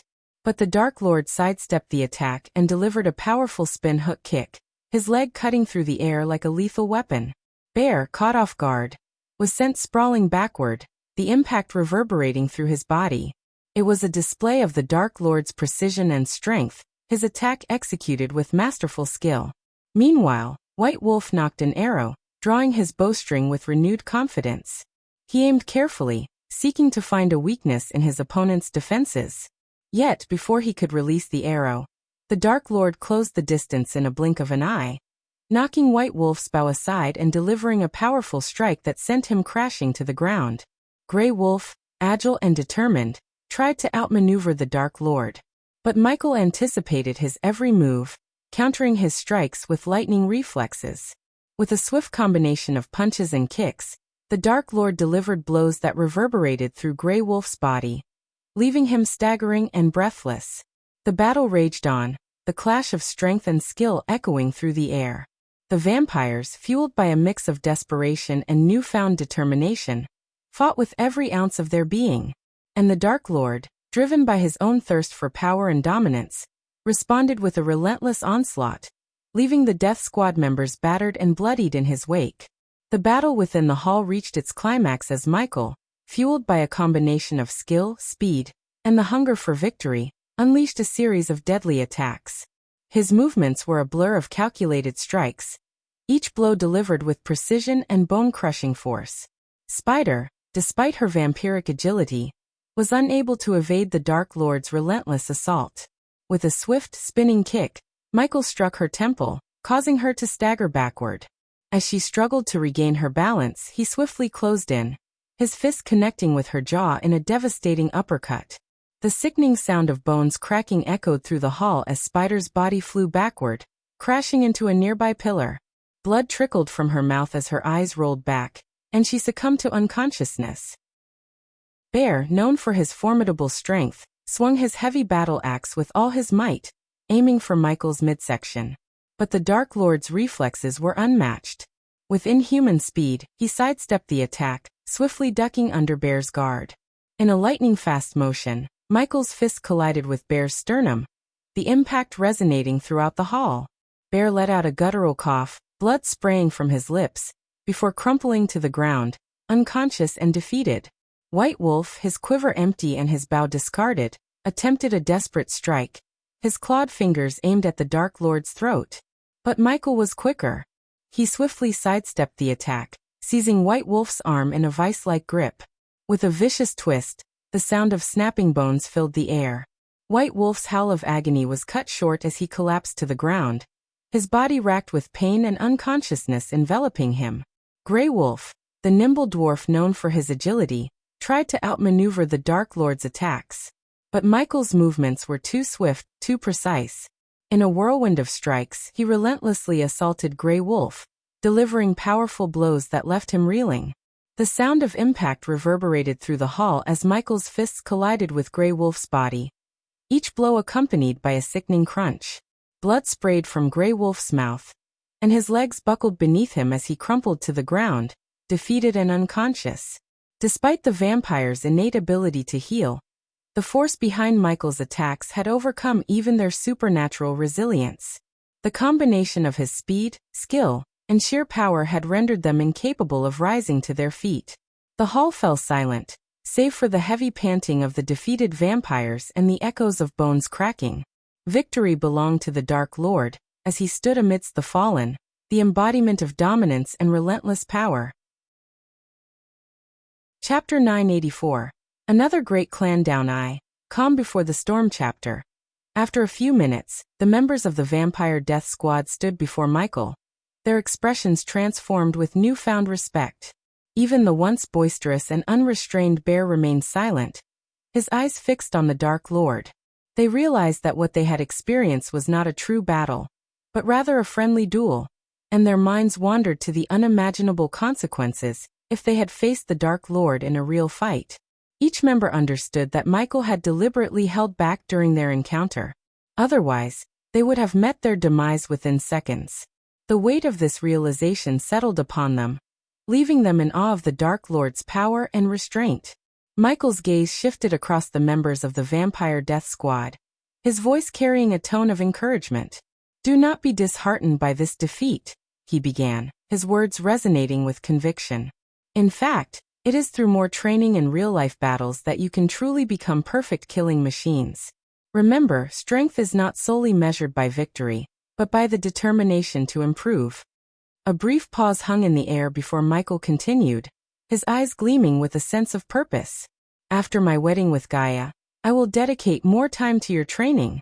I will help you unlock your full potential and hone your skills to perfection. Together, we will become a force to be reckoned with." He then offered a word of caution, his voice filled with wisdom. "However, let me remind you that overconfidence can be a deadly flaw.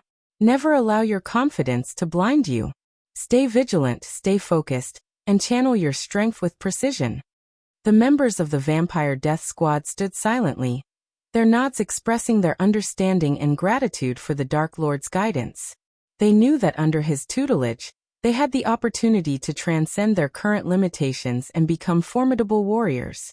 Saber hovered in the sky above the kingdom of Dalgaram, his gaze fixed upon the sprawling headquarters of the Hontorum clan. The clan's stronghold, nestled in the heart of Ar, boasted an impressive dwarven architecture. Tall and majestic, it was crafted from dark gray stones, lending an air of strength and fortitude to its formidable presence. As nightfall approached, Saber patiently awaited his moment to infiltrate the clan. The dwarves, though lacking in cultivation power compared to other races, compensated for it with their mastery of unique and deadly weapons. The dwarf guards patrolled the clan, their watchful eyes scanning for any signs of intrusion. Hidden from their sight, Saber surveyed the scene from above, taking note of the various weapons carefully positioned around the clan. Each weapon exuded an aura of power and danger, a testament to the dwarves' expertise in forging formidable tools of combat. While Saber possessed the power to swiftly eliminate the dwarf guards and their deadly weapons if given the order, his current mission demanded a different approach. He had been tasked by the Dark Lord to infiltrate the Hontorum clan, reaching the clan heads with a crucial ultimatum. Their fate hung in the balance, for they had just 4 days to make a difficult choice: dismantle their revered clan or face the wrath of the Dark Lord. Saber's objective extended beyond mere destruction. He was to ensure that the clan leaders chose the path of dismantlement, allowing the Dark Lord to recruit the talented dwarves within their ranks secretly. His loyalty bound him to these orders, and he understood the larger strategic implications of such a move. Saber's mission was not solely about sowing chaos and leaving behind a trail of corpses, but rather to manipulate the clan's destiny to align with the Dark Lord's grand designs. As the dwarves continued their patrol around the majestic, dark gray stone-clad clan building, their conversation took a turn towards recent events. The destruction of the Guardian Guild by the Dark Lord became the topic of their discussion, and laughter filled the air. "Did you hear about the Alpha Guardians?" chuckled one dwarf, shaking his head in disbelief. They were supposed to be the epitome of strength, but they didn't stand a chance against the Dark Lord. "Yeah, it's hilarious." Another dwarf joined in, his voice brimming with amusement. "That demon butler of his warned them. Gave them 2 whole days to dismantle their precious Guardian Guild. And what did they do? Stayed put like a bunch of foolish humans." The dwarves burst into raucous laughter, their hearty guffaws echoing through the night. They couldn't comprehend the audacity of the Guardians, who believed they could actually defeat the Dark Lord. "I bet they thought they were invincible." A dwarf jeered, wiping away tears of mirth. "But look at what happened to Hulwick Island. The Dark Lord's spells shattered it into pieces and sent it sinking to the depths. And that ethereal 2-headed dragon he fought." Another dwarf chimed in, his voice filled with mockery. "They probably thought it was their savior, but the Dark Lord proved them wrong. He slayed it with ease." The dwarves continued their patrol, relishing in their laughter and the perceived superiority they felt over the fallen guardians. Their taunting remarks painted a picture of arrogance and disdain for those who dared challenge the might of the Dark Lord. As the dwarves reveled in their laughter and mockery, their amusement seemed boundless.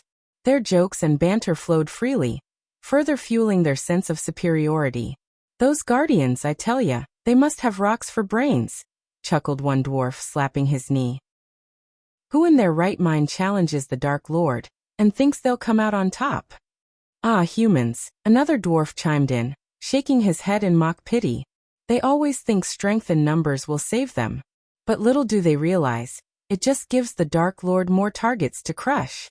Laughter erupted once again, accompanied by a chorus of jests and jibes.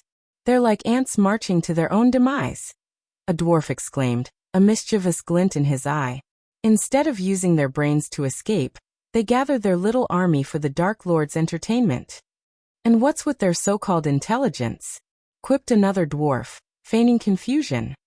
"They claim to be the smartest race, but when it comes to facing the Dark Lord, they're nothing more than bumbling fools." The dwarves shared boisterous laughter, their voices blending in a symphony of amusement. They reveled in their perceived intellectual superiority over the humans, mocking their choices and decisions. They thought they could defeat the Dark Lord. One dwarf exclaimed between fits of laughter. But instead, they became fodder for his power. "It's almost too easy." The jovial banter continued, the dwarves relishing in their own wit and humor, unaware of the looming ultimatum the Dark Lord had sent them to deliver. Saber, perched high above the dwarven clan, carefully observed the patterns of their patrols. He analyzed their routes, noting the areas they frequented and the blind spots they might overlook. It was essential for him to find a gap in their vigilance that would allow him to infiltrate the clan undetected. As his sharp eyes scanned the dwarves below, he discovered a blind spot in their patrol route, a narrow alley tucked between 2 towering structures. It was a secluded path, hidden from direct view, where the dwarves seldom ventured. Saber realized that this blind spot would be his key to accessing the clan building without raising the guard's suspicions. With stealth and precision, Saber descended from his hidden vantage point and glided towards the designated blind spot. The narrow alley was shrouded in darkness, providing the perfect cover for his clandestine entry. He moved swiftly, his steps soundless, and disappeared into the shadows. Meanwhile, as Saber maneuvered through the hidden alley, a brief moment of uncertainty arose among the patrolling dwarves. One dwarf, a hint of suspicion in his voice, turned to his companion and asked, "Did you feel something strange just now? A presence, perhaps?" His companion, slightly inebriated from a night of revelry, scoffed and brushed off the inquiry. "Ah, you've had one too many, my friend," he retorted with a chuckle. "No one would be foolish enough to challenge our clan. It's just your imagination playing tricks on you." The doubtful dwarf shrugged, convinced by his companion's dismissal. They continued their patrol, unaware that a skilled infiltrator had slipped past them and was now lurking within the heart of their clan. Saber, utilizing the blind spot to his advantage, pressed on with his mission, remaining undetected by the oblivious dwarven guards. Saber, hidden in the shadows, couldn't help but chuckle softly at the dwarves' arrogance and mockery towards the humans. "Oh, my dear dwarves," he whispered to himself. "You call them foolish while you struggle to perform your own duties with precision." Inside the majestic clan building, the atmosphere was a testament to the dwarves' meticulous craftsmanship. Elaborate stone arches adorned the corridors, leading to grand halls adorned with intricate carvings and elegant tapestries. Saber's eyes gleamed with a mix of admiration and determination as he navigated through the labyrinthine structure. His ultimate destination was the power room, the heart of the clan's operations. The dwarves had devised intricate mechanisms powered by the stored energy they absorbed from the sun through specialized grids. Saber knew that by cutting off this source of power, he could plunge the clan into darkness, effectively creating the cover he needed to locate the clan heads. Moving silently and blending seamlessly with the dark corners, Saber made his way through the bustling corridors. The dwarves carried on with their daily routines, unaware of the shadowy figure weaving through their midst. Guards stood watch at strategic points, their eyes scanning for any signs of intrusion. But Saber's supernatural grace and stealth rendered him virtually invisible. Following his mental map of the clan's layout, Saber took advantage of hidden passages and secret stairwells, bypassing guard stations without a hint of detection. The air hummed with the energy of the dwarves' industriousness. Yet Saber's presence remained concealed as he drew closer to his destination. Finally, after traversing a series of dimly lit corridors and descending a spiraling staircase, Saber reached the power room. The room was bathed in an eerie glow emanating from the intricate machinery and arrays of energy cells. With deliberate precision, he assessed the mechanisms and identified the crucial power source that needed to be severed. As Saber opened the door to the power room, he was greeted by a sight that left the dwarves inside utterly shocked. Their eyes widened in disbelief, and their voices caught in their throats as they beheld the unexpected intruder standing before them. "By the beards of our ancestors!" one dwarf exclaimed, his voice tinged with fear and surprise. "What in hell is going on?" another dwarf stammered, struggling to comprehend the sudden intrusion. However, before they could gather their wits or raise the alarm, Saber sprang into action with inhuman speed and precision. With lightning-fast strikes, he incapacitated each dwarf, rendering them unconscious with swift and powerful blows. The room was filled with the thud of bodies hitting the floor, their futile attempts at resistance halted by the superior prowess of the elder vampire. The dwarves, known for their resilience and tenacity, stood no chance against Saber's supernatural abilities. His movements were a blur of speed and grace as he swiftly neutralized each dwarf with calculated strikes. The clash of his strikes against their bodies reverberated through the room, echoing the dominance of the intruder. Within moments, the power room fell into an eerie silence, disrupted only by the unconscious forms of the dwarves strewn across the floor. Saber stood amidst them, his chest rising and falling with controlled breaths, his eyes scanning the room for any signs of further disturbance.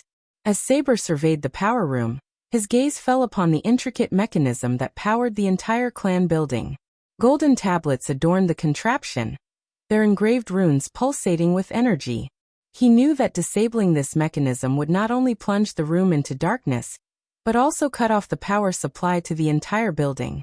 With a resolute expression, Saber approached the mechanism, his movements graceful yet purposeful.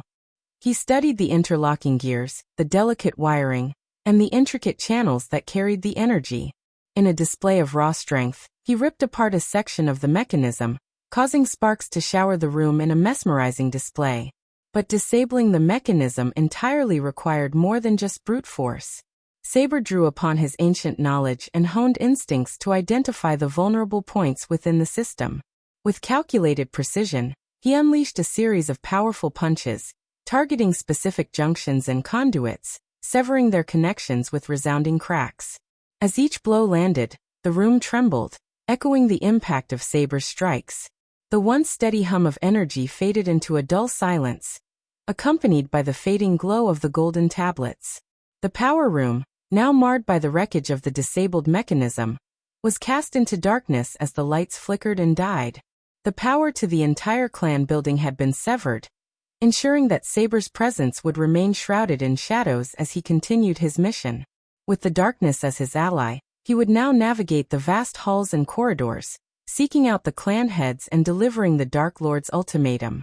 Meanwhile, in a dimly lit chamber, a group of old dwarves gathered around a large oak table, their weathered faces illuminated by the soft glow of cigar embers. Wisps of smoke curled in the air, as they deliberated on the best course of action to seize the opportunity presented by the destruction of the Guardian Guild. "We've been given a rare chance here, lads." One grizzled dwarf with a long white beard spoke with a deep rumbling voice. "With the Guardians scattered, we can expand our influence and claim what's rightfully ours." "Aye," another dwarf chimed in, his voice tinged with a touch of greed. "The resources, the territories. It's all ripe for the taking. We must strike while the iron is hot." As they plotted and debated their next move, their grand hall suddenly flickered with an unsettling glow, causing the chandeliers above them to tremble before plunging into darkness. The room echoed with the grumbles and curses of the dwarves, their frustration palpable. "Blast those imbeciles in the power room," one dwarf growled, his hand pounding on the table. "How many times have we told them to keep the lights on?" Amidst their collective vexation, the heavy wooden doors of the chamber creaked open, revealing a figure standing in the threshold. Shadows danced upon the walls as the dim light from the hallway cast an ethereal glow upon the mysterious intruder. The dwarves squinted, their eyes adjusting to the darkness, and they vaguely made out the figure's silhouette, holding two other dwarves by the hand. The captives appeared unconscious, their forms limp and lifeless. "What in the depths is this?" one dwarf exclaimed, his voice filled with a mix of curiosity and apprehension. The figure stepped forward, revealing a tall and imposing presence. His gaze, piercing and intense, seemed to cut through the darkness. The dwarves' eyes widened with a mixture of surprise and unease as they recognized the figure as Saber, the enigmatic intruder. Saber's voice, dripping with quiet authority, broke the silence. "Gentlemen, it seems there has been a change of plans. The Dark Lord demands your attention." His tone held an undeniable weight, leaving the dwarves captivated by a mixture of fear and curiosity. The old dwarves exchanged uncertain glances, their minds racing to comprehend the sudden turn of events. They knew they stood in the presence of a formidable adversary, and their instincts warned them to tread cautiously. As Saber stood there, the captive still held in his grip, the grand hall remained enveloped in darkness. The flickering glow of extinguished candles and the lingering scent of cigar smoke filled the air, creating an atmosphere thick with anticipation. The dwarves, their voices momentarily silenced, awaited Saber's next move, unsure of what fate awaited them under the command of the Dark Lord's emissary. Chapter 985. Another great clan down too. Saber strode confidently into the room, his eyes scanning the dwarves as he locked the door behind him. In response, the dwarves sprang into action, rushing to the side of the room where their weapons were kept. Each dwarf retrieved a formidable war hammer or war axe, weapons that were nearly as tall as they were. Their determined expressions masked the fear that flickered within their eyes, a fear they couldn't fully conceal. A faint chuckle escaped Saber's lips as he surveyed the sight before him. The image of these stout dwarves, with their long beards and sturdy frames, standing defiantly against him, amused him greatly. Yet, beneath his amusement, Saber could sense the deep-rooted apprehension that gripped the dwarves. They understood the overwhelming power he possessed, and it haunted their every thought. "What does the Dark Lord want?" One of the dwarf leaders spoke up, his voice laced with a mixture of defiance and desperation, hoping to delay the inevitable confrontation. But deep down, the dwarves knew there was no reinforcement that could match the might of this death angel sent by the Dark Lord. "You know what the Dark Lord wants, dwarves," Saber replied, his voice carrying a chilling undertone. A devilish grin played upon his lips, as he relished the fear that washed over the dwarves. "The Dark Lord has given you 4 days to dismantle your clan. Should you choose to defy his will, you will witness the true extent of the Dark Lord's power." The dwarves trembled involuntarily, their minds unable to shake off the tales of the Dark Lord's devastation. They had heard the rumors, the accounts of how he effortlessly obliterated the Guardian Guild, an organization far superior to their own in terms of raw cultivation power. The dwarves had established their clan with the sole purpose of toppling the Elven Empress and her empire, never intending to engage the Dark Lord directly. They were fully aware of their own limitations when it came to facing such a formidable foe. However, the audacity of the Dark Lord's focus on their clan infuriated them, stoking a fiery determination within their hearts. Though fear and anger mingled within them, the dwarves understood that their options were limited. The choice before them was stark: dismantle their clan and potentially spare themselves from the Dark Lord's wrath, or defiantly challenge fate and face the full force of his fury. Why the bloody hell is he targeting our clan? We haven't done a damn thing to provoke the Dark Lord, growled another dwarf, his frustration echoing through the hall. Saber, his hands clasped behind his back, began to pace slowly in a circle, his eyes fixed on the dwarves before him. The air crackled with tension as he spoke, his voice laced with a calm but undeniable authority. The Dark Lord has granted you 4 days for a reason. Understand this: the Great 8 clans will all crumble under the weight of the Dark Lord's power, one way or another, Saber explained, his words carrying a weight of truth that settled upon the dwarves like a heavy burden. You dwarves are not foolish. You've heard the tales of what befell the Guardian Guild. No one is coming to save you. Spare yourselves the bloodshed and dismantle your clan. A silent understanding passed between the dwarves, their gazes meeting and reflecting the fear that simmered within each of them. They knew that survival and the opportunity to plot the downfall of the Elven Empire were of paramount importance. To foolishly face the wrath of the Dark Lord would be to seal their own demise. Is the Dark Lord targeting Gondolin as well? Questioned another dwarf, their curiosity momentarily breaking through the tense atmosphere. The dwarves' deep-rooted animosity towards the Elven Empire burned brightly, even in the face of their current predicament. He is, Saber replied, his voice tinged with a hint of indifference. But your primary concern should be your own fate, dwarves. The Dark Lord merely wishes for the dismantling of your clan. He won't impede your pursuit of vengeance against the elves. His aim is to eradicate the Great 8 clans altogether. A contemplative silence settled over the room as the dwarves absorbed Saber's words. Their minds churned with thoughts of the looming threat, their hatred for the Elven Empire intertwined with the knowledge that the Dark Lord's power was not to be underestimated. The Dark Lord may think he's invincible, but mark my words, lad, he cannot win against the Skyhall, spoke the oldest dwarf, his voice carrying a sense of wisdom acquired over countless years. Saber's laughter echoed through the hall, a sound filled with amusement and something far colder. Where was the Skyhall when the Dark Lord decimated the Guardian Guild? If you expect the Skyhall to come to your aid, you'll be sorely disappointed. Besides, his tone turned solemn, his words laden with an air of finality, the Dark Lord has already won. This is just maintenance. A mix of resignation and defiance flickered in the dwarves' eyes as they grappled with the harsh reality of their situation. The weight of their decision pressed heavily upon them, as they contemplated whether to dismantle their cherished clan or risk annihilation at the hands of the Dark Lord. The room fell into a heavy silence, broken only by the distant echoes of their own thoughts as they wrestled with the dire choices that lay before them. Can we trust the Dark Lord's word that he won't attack us once we dismantle the clan? Questioned the oldest dwarf, resignation etched into his weathered face. It seemed there was no escape from their current predicament. Saber's gaze remained steady as he locked eyes with the aged dwarf, his voice calm but laced with an underlying intensity. The Dark Lord is not one to break his word, dwarf. If he desired your destruction, it would have already been swift and merciless. Coming to a halt, Saber regarded the dwarves before him, their expressions a mix of trepidation and begrudging acceptance. The atmosphere in the room grew heavy as they contemplated their options and the inevitable sacrifices they would have to make. The Dark Lord has another request, dwarves, Saber continued, his voice carrying a note of calculation. He seeks access to the abundant mines and metal reserves you possess.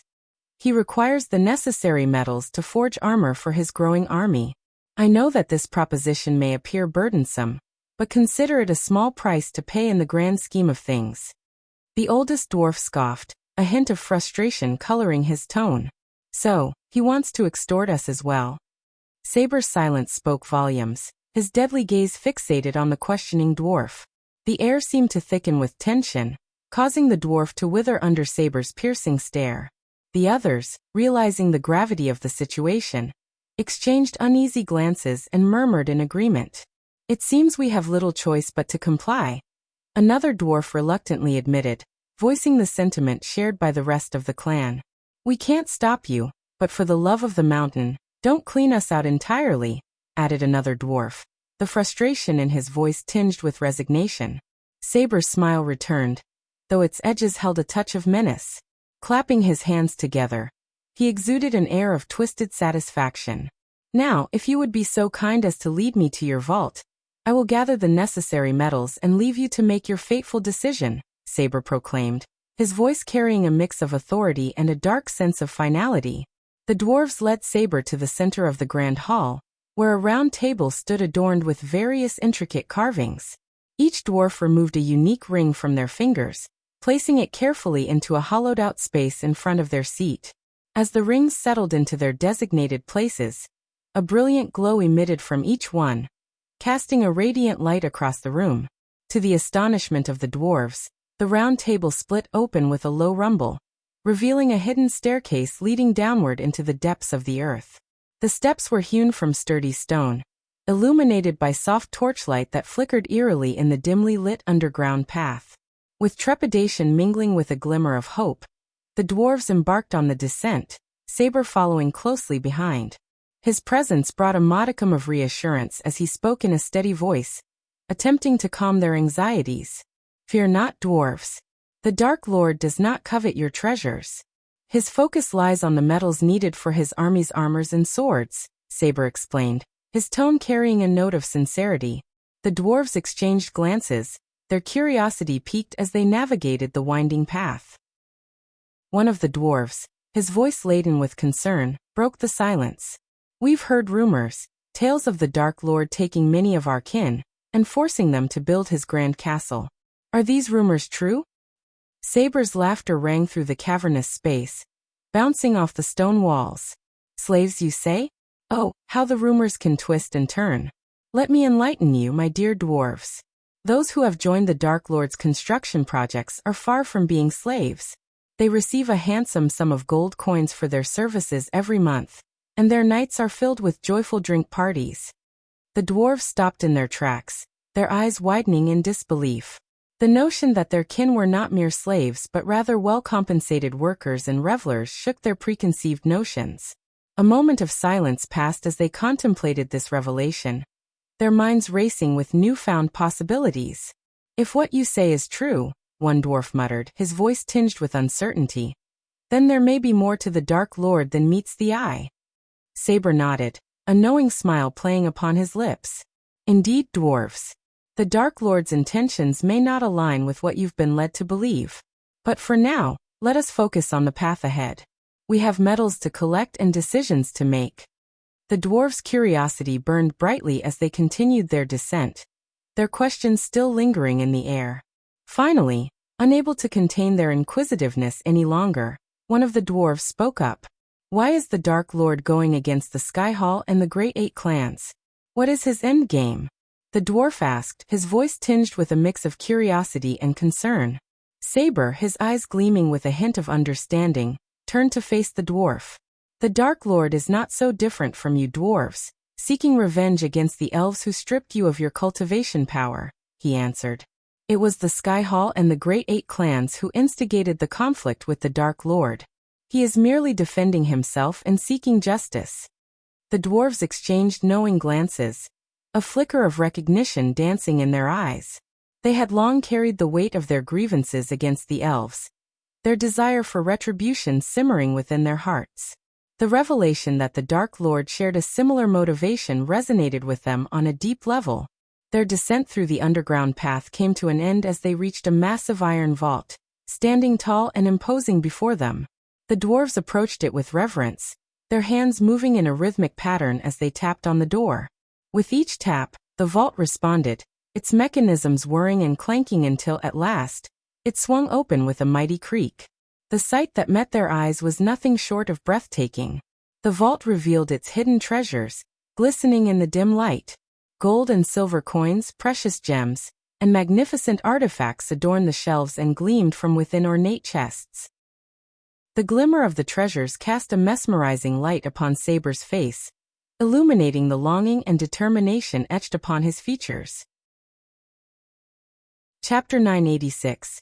Trista, Vampire Beauty. Meanwhile, Trista, the red-haired and alluring elder vampire, had arrived at the hidden island on the far side of the Azer continent. As she approached, the mist-shrouded island emerged from the depths of the vast ocean, revealing its mysterious and enigmatic presence. The island stood as a solitary fortress, its rugged cliffs jutting out defiantly against the crashing waves. Thick vegetation covered the land, intertwining with ancient ruins that spoke of a forgotten era. The air hung heavy with an otherworldly atmosphere, as if the island held secrets that yearned to be unraveled. Above the island, a couple of airships floated and hovered, their sails adorned with the golden insignia of the Guardian Guild, a bold G that symbolized protection and order. Trista's lips curled into a mocking smirk as she observed the oblivious guardians aboard the airships, unaware of the fate that had befallen their once revered guild. Little do they know, Trista snickered to herself, her voice filled with derision. Their precious Guardian Guild is no more. Soon, they shall join their fallen comrades in the realm of the dead.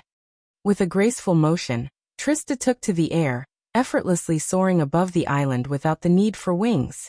Her eyes scanned the landscape below, alert for any potential dangers that might lie in wait. As she flew, Trista's keen senses detected a gathering of guardians near a group of miners. Intrigued, she descended closer, her crimson gaze fixated on the conversation unfolding among the guardians on the hovering ship. "I can't wait to return home," said a tall, muscular guardian with a scruffy beard, his armor gleaming in the sunlight. "This waiting game is getting boring. We need some action." A younger guardian, donning a sleek silver armor, nodded in agreement. "I heard rumors that the higher-ups are hiding something from us. And did you hear about the miner who killed himself? It's all because of this strange energy deposit they want us to unearth. It's driving people mad."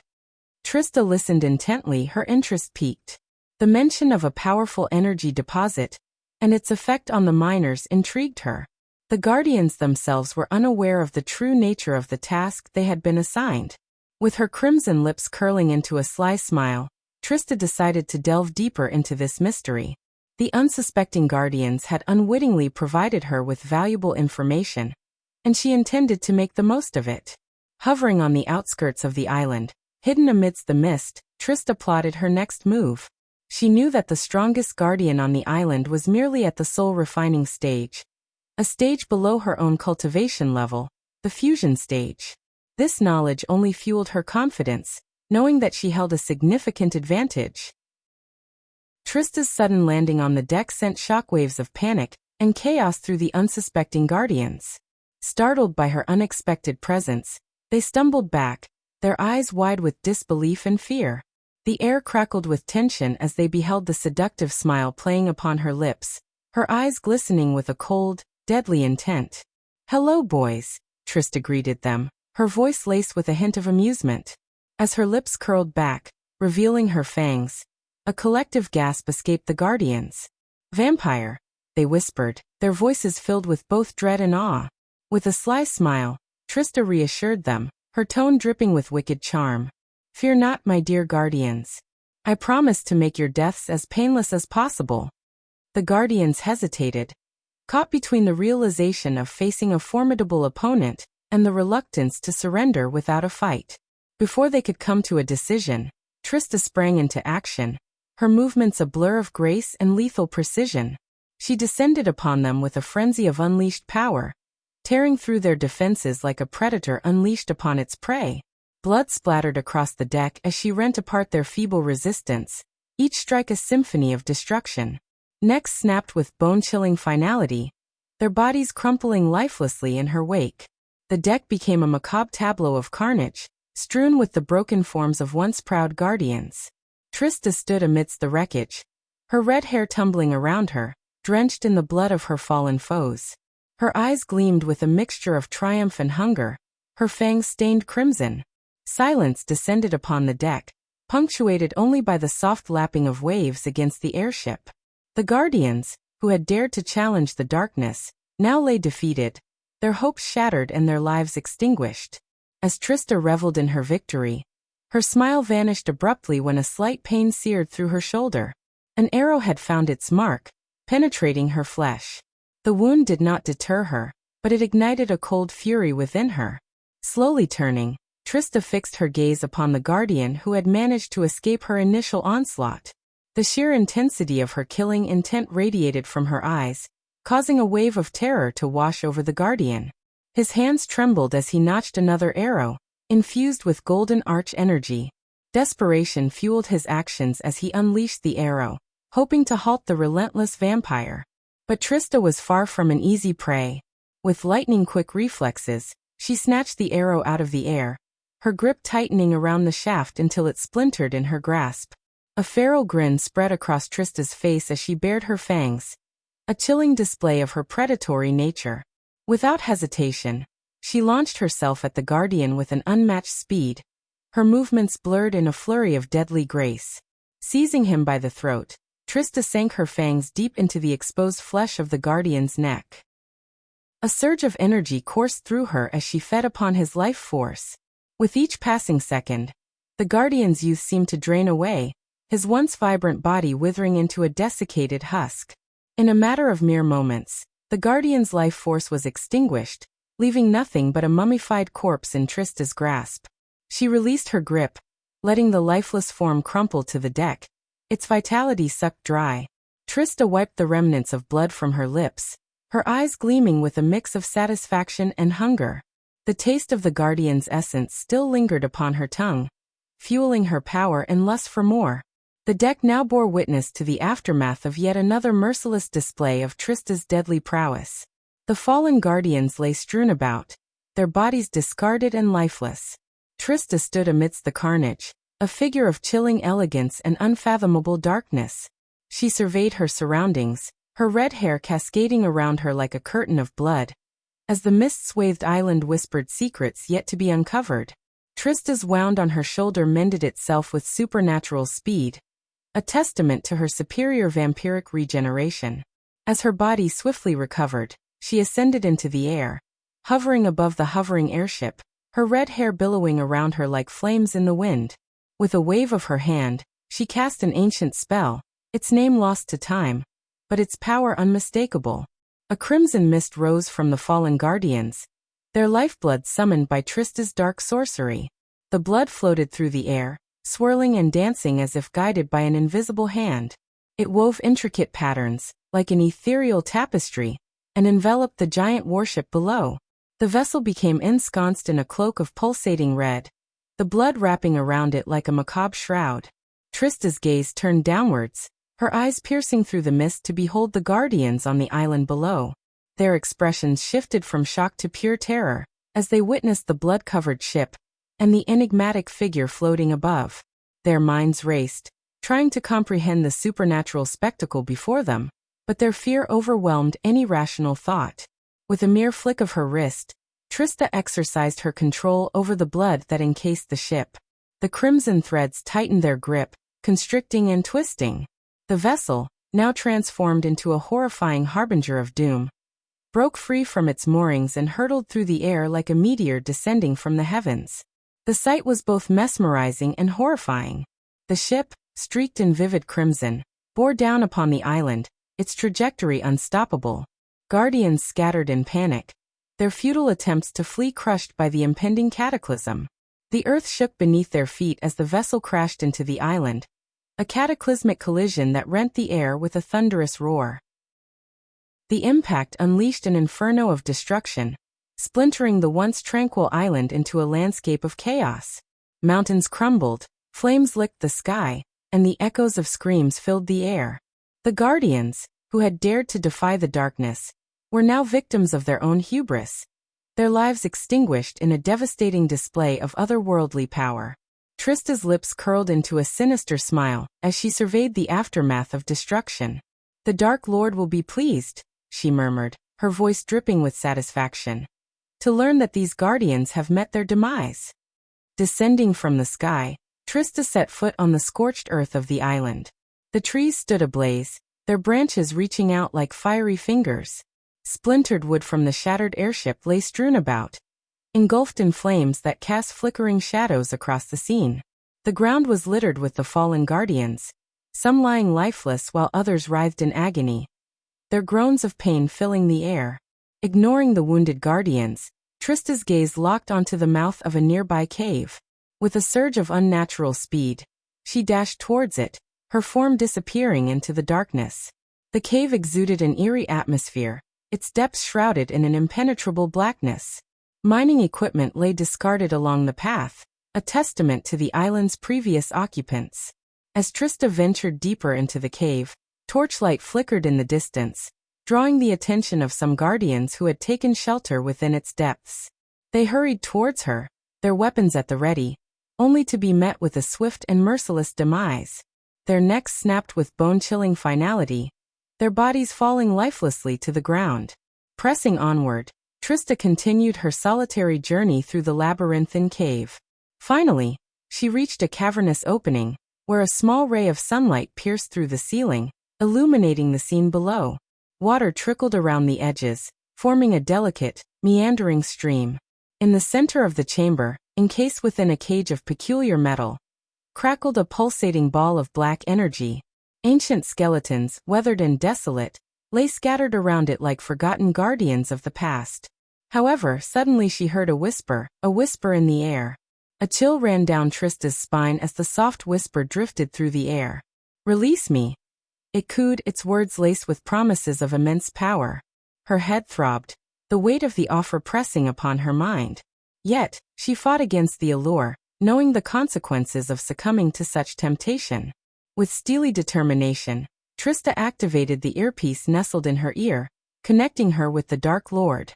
"I have found the energy deposit," she conveyed with urgency, her voice laced with a mix of excitement and caution. "But you must come quickly. There is something more. Something dangerous." Unbeknownst to the world, the clash between the Dark Lord and the ancient evil marked just the beginning of a cataclysmic battle. This energy deposit, a relic of unimaginable power, was but a precursor to the Dark Lord's rise to dominance.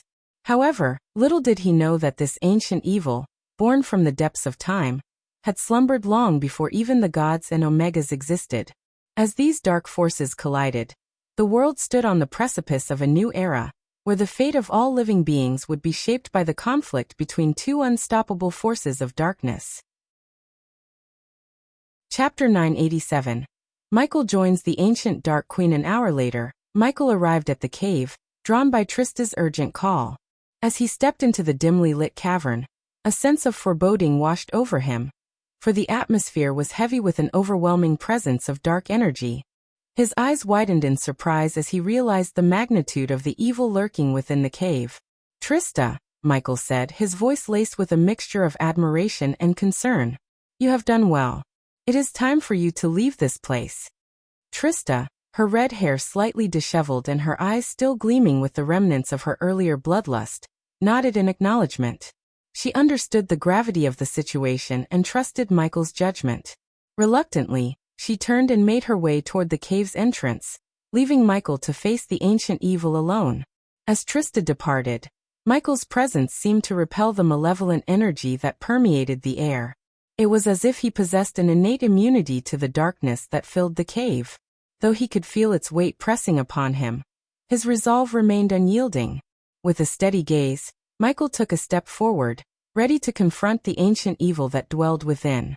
The lattice whispering voice, now colder and filled with anger, resonated through the cave. "Break the iron shield and release me," it demanded, its tone laced with a sense of urgency and menace. "Or face the consequences." Michael, undeterred by the threatening voice, scoffed and let out a mocking chuckle. "You cannot threaten nor tempt me," he declared, his voice firm and unwavering. "I know of your origins. And how could you call yourself a queen when you are scattered and caged like this?" The voice grew more furious, echoing with a mixture of rage and frustration. "You puny human. You have no idea who you are talking to. I am the queen of all." Michael remained resolute, his eyes gleaming with a hint of defiance. "Your claims of power may have been true in the distant past, but now you are nothing more than a shadow of your former self. Your time has passed, and you shall remain sealed within this cage." To Michael's surprise, standing before him were the remnants of Mugashuka's master, and the self-proclaimed ancient being known as the Queen. During his travels through different universes, he had come across tales of the Queen, a threat that loomed over all existence. However, Michael had chosen to disregard her, for her soul had been fragmented and scattered across countless dimensions. Though her forces tirelessly sought to reunite her soul fragments and restore her power, it would take many years. Michael had more immediate concerns to attend to, and he knew he lacked the strength to face even one of the Queen's generals, let alone the Queen herself. Finding himself alone with this remnant of the Queen, Michael saw an opportunity to manipulate the situation to his advantage. With a calm demeanor and a hint of amusement, he proposed, "Since we find ourselves in this isolated space, why don't we engage in a conversation, and discover that we may share more in common than you realize?" The Queen's anger flared, her ancient presence seething with hostility. "You, a mere ant, dare to suggest such a thing? I should end your existence for your audacity," she retorted, her voice dripping with contempt. A sly smile played across Michael's lips as he further provoked the ancient being. "Listen to yourself. You, who now yearns for the help of a mere ant to escape this cage. It seems you find yourself in this situation because you were too much of a bitch on your time," he taunted, purposefully igniting the Queen's fury. The Queen's rage intensified, her anger fueling her desire for revenge. But Michael remained unfazed, his demeanor unyielding and nonchalant. In this encounter, the balance of power tilted in his favor, and he reveled in his ability to manipulate and undermine the ancient being before him. "You should know that your General Mugashiku has sought my assistance in locating the dark energy crystals, which I suspect contain fragments of your own soul," Michael stated, his voice laced with a calculated confidence.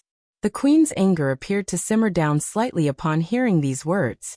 Seizing the opportunity presented by the momentary lull, Michael continued to sway the Queen's disposition. In his mind, he weighed the possibility of joining forces with her, recognizing the potential for increased strength. Furthermore, he harbored a certain empathy for the Queen, as the world had labeled him as evil and dark, much like they had her. Until he could ascertain her true nature, he saw no harm in utilizing her power to his own advantage.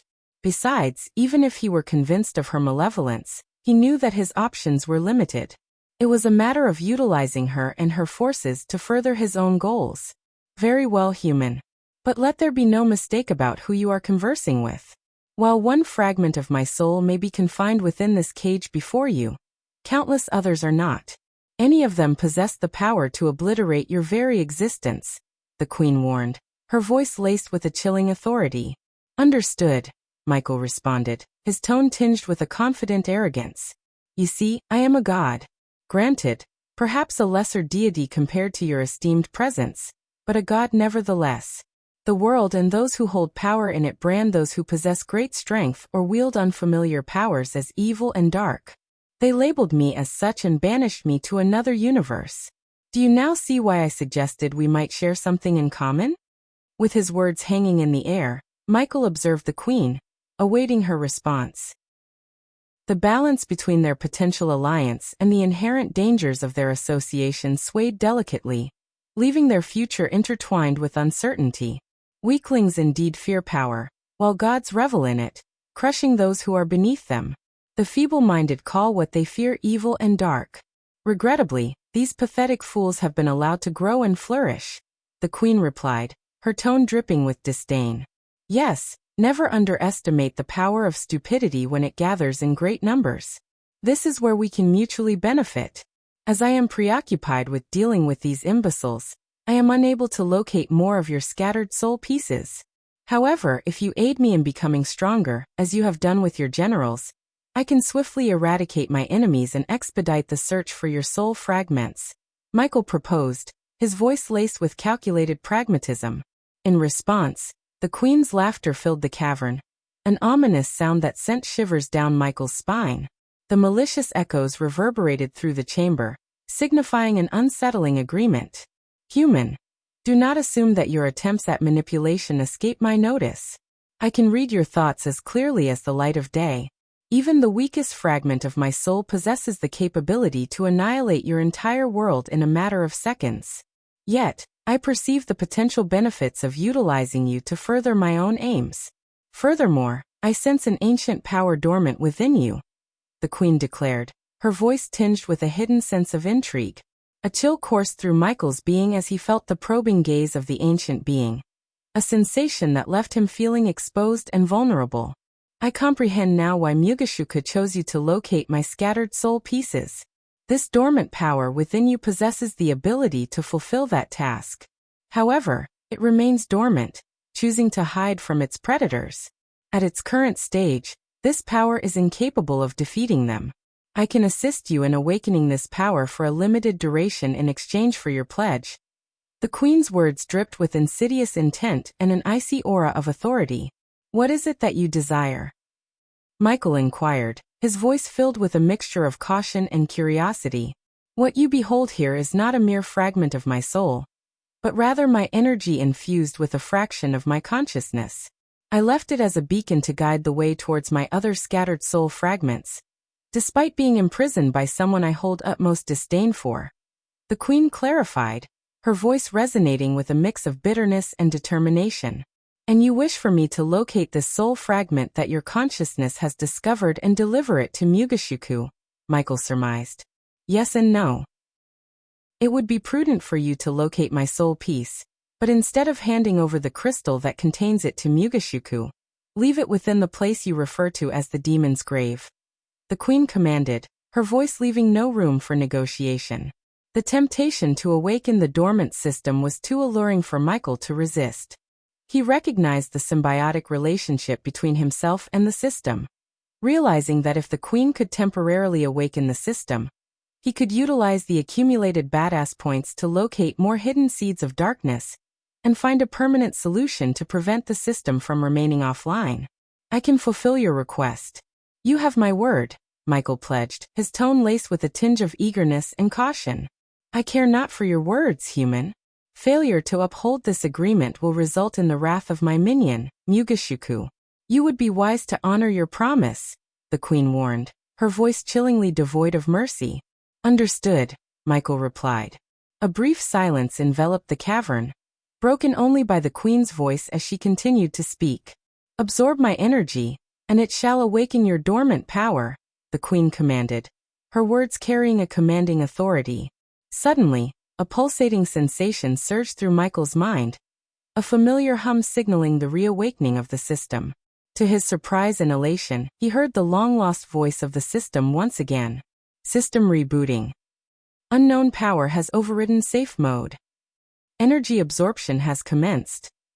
The Queen's voice echoed with a commanding tone as she issued her next instruction. Destroy the cage, human. Break the constraints that hold my energy captive, she commanded, her words laced with a mix of authority and anticipation. Michael's instincts compelled him to obey, his mind filled with a surge of dark energy. Beams of darkness shot forth from his eyes, their intensity growing with each passing moment. With a tremendous burst of power, the beams struck the metal cage, shattering it into countless fragments. The once imprisoned energy, now liberated, radiated with a strange aura, as if undergoing a transformation. If the system had remained offline and silent, Michael's initial instinct would have been to exercise caution and avoid breaking the cage that held the Queen's energy. His analytical mind would have evaluated the potential risks and consequences of such an action. However, the awakening of the system introduced a new element into the equation. Its whispered guidance and subtle influence, coupled with Michael's trust in its judgment, shifted his perspective.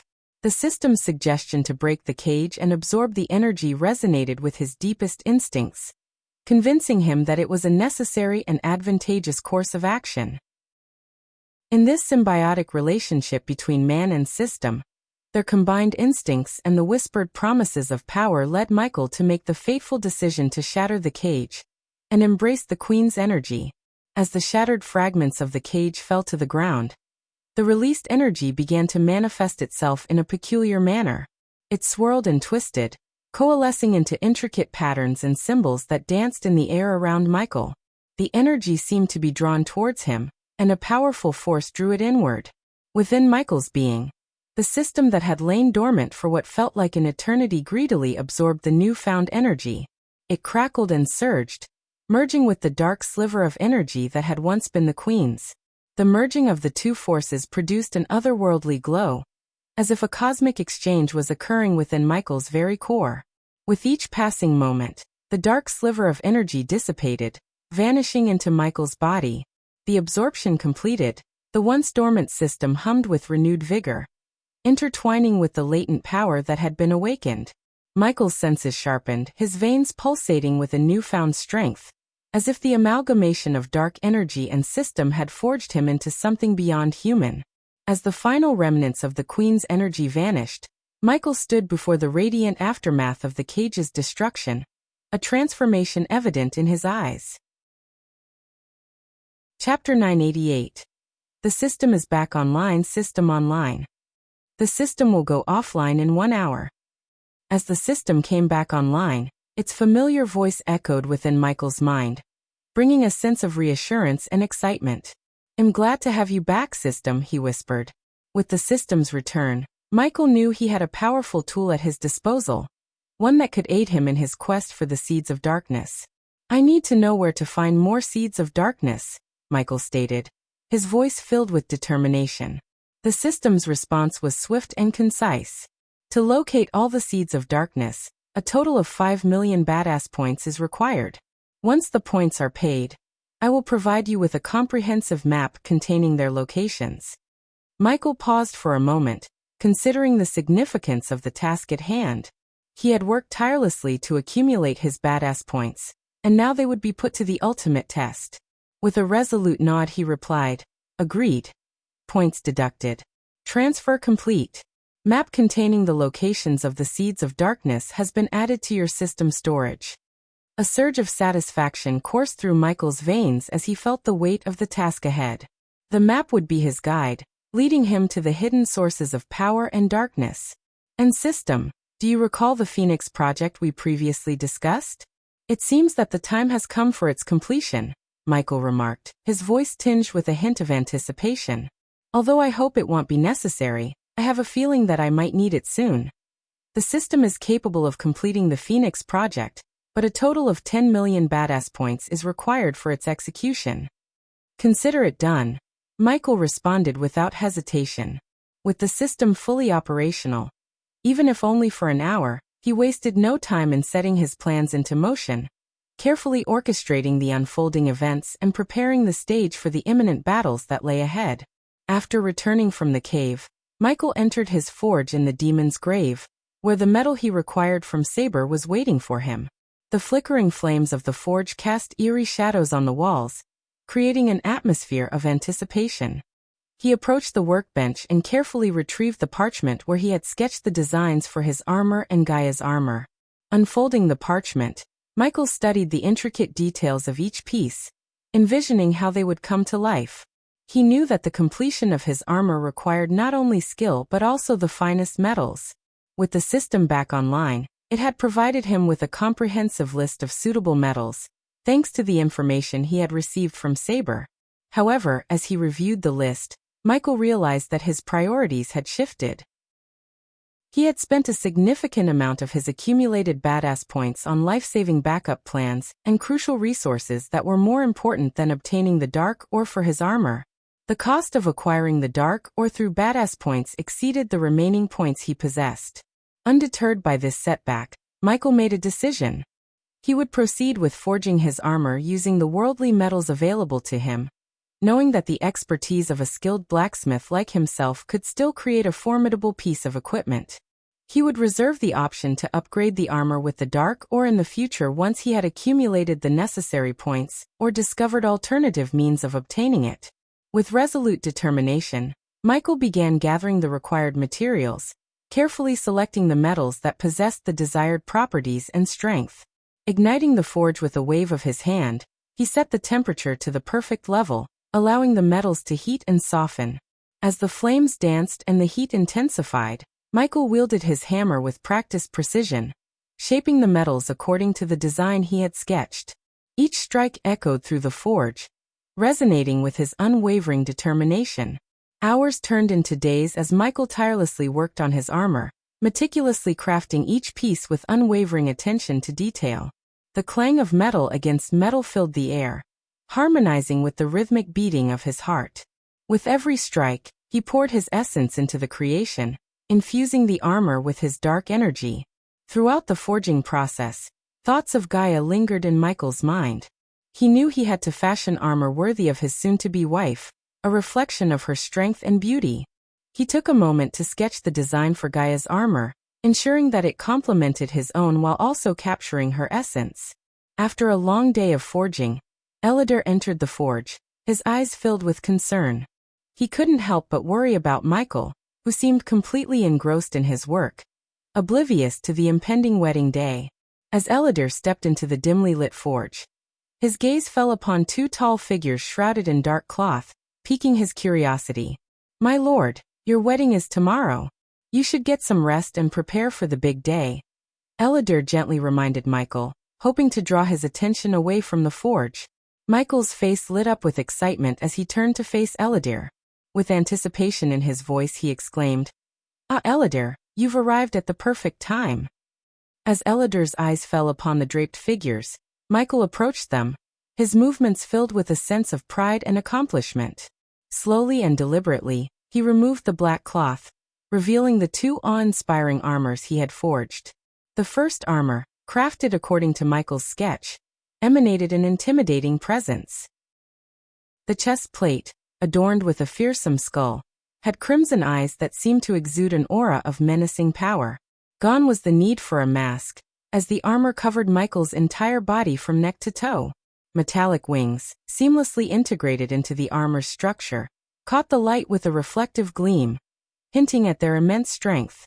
These wings bestowed upon him the ability to defy gravity, enabling him to navigate treacherous environments such as the perilous Demon's Grave. The armor incorporated various powerful tools, including the APD Mark III grappling hook and the versatile Olympus. A spraying mechanism on his palm provided him with the means to release potent toxins and poisons when necessary. What delighted him most, however, was the ingenious face cloak system he had devised. With a simple activation, a menacing skull mask concealed his face, offering protection in underwater settings, or when he required additional shielding for his head. Majestic capes billowed regally when the wings were closed, and sword sheaths adorned his back, allowing easy access to his trusted blades. Strategically placed slots around his waist were designed to hold an array of gadgets and tools, ensuring he was prepared for any battle that lay ahead. Besides Michael's armor stood Gaia's counterpart, an identical ensemble with slight alterations to accommodate her feminine form. The breastplate was meticulously shaped to fit her curves, while an intricate engraving of a cobra graced the center of the skull emblem. The armor, predominantly black, featured silver and red linings along the edges, accentuating its dark allure.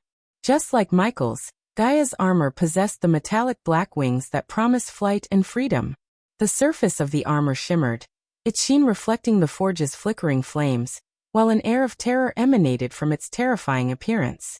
Elidar stood in awe, beholding the magnificent armors that Michael had created. The craftsmanship, attention to detail, and sheer power exuded from them left him speechless. It was clear that these armors were not mere tools for battle, but embodiments of Michael and Gaia's journey, their devotion to each other, and the darkness that coursed through their veins. In that moment, Elidar understood that Michael's commitment to forging the perfect armors had a profound significance beyond their physical form. They represented their unity, their unyielding determination to face whatever challenges awaited them as a couple. "Elidar, please see to it that these armors are delivered to the Phoenix Project," Michael instructed as he turned to leave the forge. "I think it's time for me to freshen up. The scent of metal and fire clings to me." With that, Michael strode out of the forge, the weight of his responsibilities temporarily lifted from his shoulders. Leaving the castle behind, he made his way towards a nearby waterfall, a place of tranquility where he could cleanse both his body and mind. The anticipation of the upcoming wedding filled his thoughts, and even though Eve had kept the location a secret, he had full confidence in Saber and the elder vampires to ensure its security. As the cascading water enveloped him, washing away the remnants of soot and sweat, Michael allowed himself a moment of respite. The cool mist embraced him, rejuvenating his spirit and sharpening his focus. Being the Dark Lord, the most formidable entity in the world, he knew that his presence alone was often enough to deter any potential threats. Yet he remained vigilant, understanding the importance of the occasion and the need for meticulous preparations. As the water fell gracefully around him, Michael contemplated the path he had walked, the battles fought, and the sacrifices made to reach this momentous day. He couldn't help but feel a surge of gratitude for the loyal comrades who had stood by his side, each playing an integral role in his journey. Their unwavering support had brought him to the precipice of this joyous union with Gaia, and for that he was truly grateful. Emerging from the waterfall, his body refreshed and his mind clear, Michael made his way back to the castle. As he approached, he could sense the energy and excitement building in the air. The grandeur of the occasion was palpable, and he was ready to embrace the celebration of love that awaited him. With his armor forged, his subordinates handling the necessary arrangements, and his heart filled with anticipation, Michael stepped into the castle, ready to embark on the next chapter of his extraordinary life. While Michael was preparing for his big day, Dagon stepped into the temple of the god of darkness in the realm of gods. A foreboding atmosphere enveloped him. The chamber was shrouded in darkness, lit only by a few candles that burned with an eerie blue light. Shadows danced along the ancient stone walls, casting twisted silhouettes upon the cold floor. At the far end of the temple stood a colossal statue, a depiction of the god of darkness himself, Michael. The temple's worshippers, devout followers of the god of darkness, lay scattered and unconscious, felled by Dagon's minions who had swiftly subdued them. Silence hung heavy in the air, broken only by Dagon's echoing footsteps as he advanced toward the towering statue. As he reached the base, Dagon extended his hand, his fingertips grazing the cool surface of the obsidian figure. To his astonishment, the statue quivered beneath his touch as if infused with a surge of life. A hidden compartment, previously concealed beneath the statue's feet, creaked open, revealing a small black box made of a mysterious, shimmering metal. A golden light radiated from within, casting an ethereal glow upon Dagon's face. "Graces of gods," Dagon mumbled in awe, his eyes fixed on the radiant box. With trembling hands, he carefully lifted the precious artifact from its resting place. His gaze flickered up to meet the unyielding gaze of the statue above him, his lips curling into a wicked grin. "Let the battle begin," Dagon declared, his voice laced with anticipation. With a decisive motion, he opened the black box, and a flurry of sparkling lights burst forth, darting through the air before vanishing into the shadows beyond the temple's boundaries. Chapter 989. The big wedding. The long-awaited day had finally arrived. The island, bathed in the ethereal glow of 3 dazzling moons, exuded an enchanting aura. Lush green grass, meticulously pruned and shimmering under the moonlight, stretched out as far as the eye could see. Delicate petals of black roses adorned the pathways, leading to a grand altar adorned with obsidian pillars and silver draperies that billowed gently in the breeze. The island had been transformed into a realm of dark elegance, where nature and artistry melded seamlessly. Moonlight cascaded through intricately woven canopies, casting enchanting patterns upon the ground. Crystal chandeliers, suspended from ancient trees, twinkled with 1,000 iridescent lights, creating an otherworldly ambience. Floral arrangements of black orchids, crimson lilies, and dark calla lilies mingled with rare thorny vines, forming a tapestry of contrasting beauty. Candles flickered in ornate holders, casting a soft, mesmerizing glow upon the faces of the guests. A majestic arch, adorned with intertwining vines and delicate silver chains, framed the couple's ceremonial space. At its pinnacle, a magnificent black opal, glowing with an inner fire, stood as a symbol of eternal union. As the guests arrived, they marveled at the breathtaking scene that unfolded before their eyes. They found their seats upon silver-padded chairs, their backs adorned with midnight blue satin bows. Soft, haunting melodies filled the air as skilled musicians played haunting melodies on stringed instruments. From the edges of the island, the sapphire waves of the dark sea lapped gently against the shore, harmonizing with the symphony of love and celebration. The sky above was an artist's canvas, painted with countless stars that twinkled in harmony with the moons, creating a celestial canopy overhead. All around, a sense of joy and anticipation hung in the air, as friends, allies, and dignitaries gathered to witness the union of the Dark Lord and his beloved.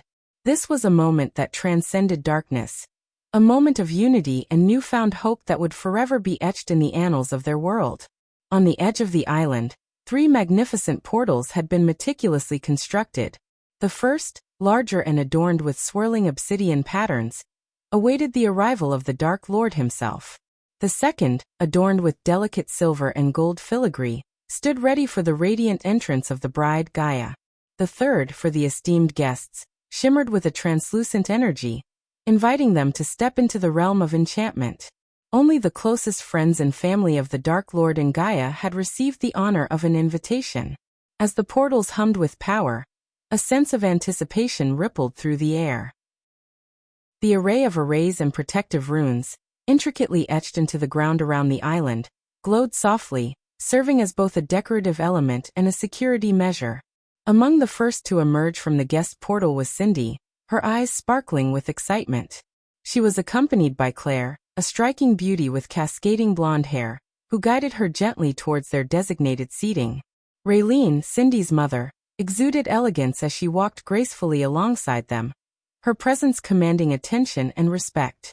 Saber, a trusted ally and confidant of the Dark Lord, strode with a dignified eye.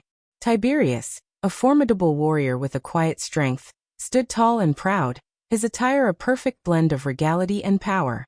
Dalar, the imposing orc, his rough exterior softened by a touch of sophistication, made his way towards the seating area with a determined stride. Each guest, dressed in their finest attire, showcased a unique blend of elegance and individuality. They moved with grace and purpose, their footsteps punctuated by the gentle rustle of rich fabrics. Laughter and whispers filled the air as old friends greeted one another, their anticipation growing with each passing moment. As they took their seats, the island became a tapestry of colors and personalities, a gathering of those closest to the Dark Lord and Gaia. The stage was set, the scene beautifully orchestrated. As they awaited the arrival of the Dark Lord and his radiant bride, the guests looked around in awe, their eyes wide with wonder at the breathtaking beauty of the island and its enchanting decorations. Trista, her voice filled with admiration, remarked, "Eve has truly outdone herself. This is a sight to behold."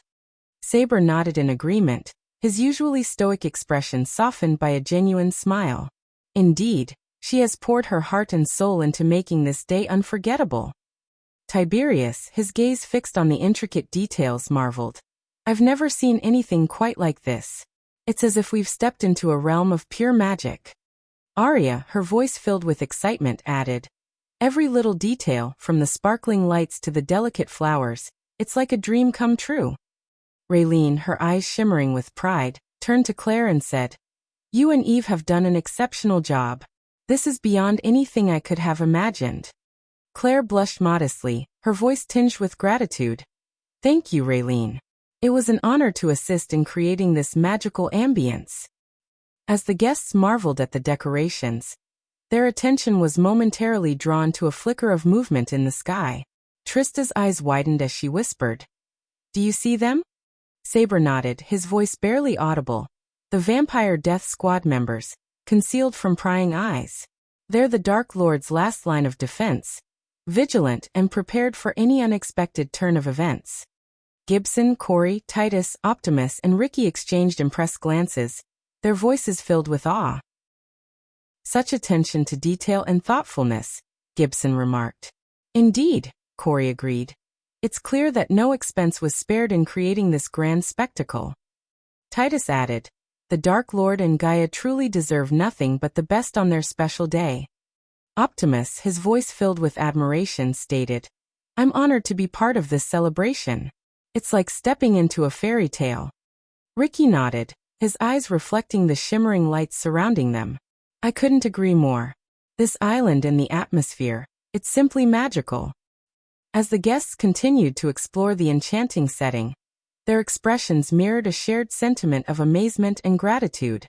This was a momentous occasion, a testament to love and unity, where every detail had been carefully crafted to create a truly unforgettable experience. Cindy, her eyes sparkling with excitement, tugged at Raylene's sleeve and exclaimed, Mommy, Ghost and Gaia are going to look so beautiful as husband and wife. I want a wedding like this when I grow up. Her innocence and enthusiasm brought smiles to everyone's faces. Claire, unable to contain her amusement, knelt down to Cindy's eye level and teasingly remarked, "Well, Cindy, we'll have to find you the perfect Prince Charming when the time comes." Trista playfully joined in, adding, "But we won't let you get married just yet. You're too young." Gibson, Corey, Titus, Optimus, and Ricky chuckled at the adorable exchange, their laughter blending with the gentle waves crashing against the shore. Gibson ruffled Cindy's hair affectionately, saying, "You have plenty of time, little one. Enjoy being a child for now." Cindy pouted playfully, crossing her arms and retorting, "But it's so pretty. I want a big wedding with flowers and lights just like Ghost and Gaia's." Her determination and enthusiasm brought warmth to their hearts. Raylene, her voice filled with love and amusement, hugged Cindy tightly. "One day, sweetheart, you'll have the wedding of your dreams. But for now, let's enjoy this beautiful celebration and make wonderful memories together." As the guests laughed and shared in the joyful banter, the innocence of Cindy's wishes reminded them of the preciousness of youth and the magic of love. They cherished this moment, knowing that it would be a memory to hold dear for years to come. When the anticipation reached its peak, the atmosphere crackled with excitement. The portal designated for the Dark Lord shimmered with an ethereal glow, drawing everyone's attention. Dark flames danced along the edges of the portal, casting a mesmerizing play of shadows. And then, with an air of regal grace, the Dark Lord stepped through the portal, accompanied by the ever-loyal Eladir. Gasps of astonishment escaped from the lips of the guests as they laid eyes upon their enigmatic leader. Dressed in a tuxedo that perfectly blended the elegance of the modern world with the medieval flair of their realm, the Dark Lord was a vision of dashing allure. The ensemble consisted of a tailored black coat with intricate silver embroidery along the edges, highlighting his commanding presence. The coat cascaded down to his knees, accentuating his lean physique and regal stature. Beneath the coat, he wore a crisp white shirt, its collar adorned with a black silk cravat elegantly tied in a knot. His pants were a deep shade of charcoal, tailored to perfection, while his black leather boots added a touch of rugged sophistication. But it was the Dark Lord's transformation that truly left everyone stunned. He had shaved his stubble beard, revealing a chiseled jawline, and his shoulder-length black hair was carefully pruned, framing his face with a captivating allure. His piercing eyes held a glimmer of both power and vulnerability, captivating the hearts of all who beheld him. As whispers of awe and admiration spread through the guests, a collective realization washed over them. The Dark Lord, their feared and revered leader, was not only a formidable force but also a man of breathtaking handsomeness. The contrast of his dark aura with his striking appearance created an irresistible magnetism, leaving everyone mesmerized. In that moment, the beauty of the island and the grandeur of the wedding faded into the background. All eyes were fixed upon the Dark Lord, their hearts quickening at the sight of this unexpected and captivating transformation. Whispers of admiration and disbelief floated through the guests, their voices tinged with awe and astonishment. "Have you ever seen him look so handsome?" Trista murmured, her eyes never leaving the Dark Lord. Arya nodded in agreement, a dreamy smile playing on her lips. "I've always known he was powerful, but this is something else entirely. He's positively enchanting." Raylene, unable to contain her amazement, leaned in closer to Claire. "Is it even possible for someone to be that attractive? Gaia is a lucky woman." Claire chuckled softly, her eyes twinkling with mischief. "I think every woman in this room is feeling a little jealous right now. Who could resist such allure?" Cindy tugged on Saber's sleeve, her eyes wide with wonder. "Ghost looks like a prince from a fairy tale. He's so handsome, Saber. I want a wedding just like this." Saber ruffled Cindy's hair affectionately, a playful glint in his eyes. "Well, little one, we'll make sure your wedding is just as magical. But remember, we won't let anyone steal you away from us so easily."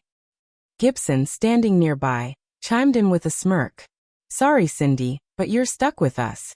No one else can match up to your awesomeness."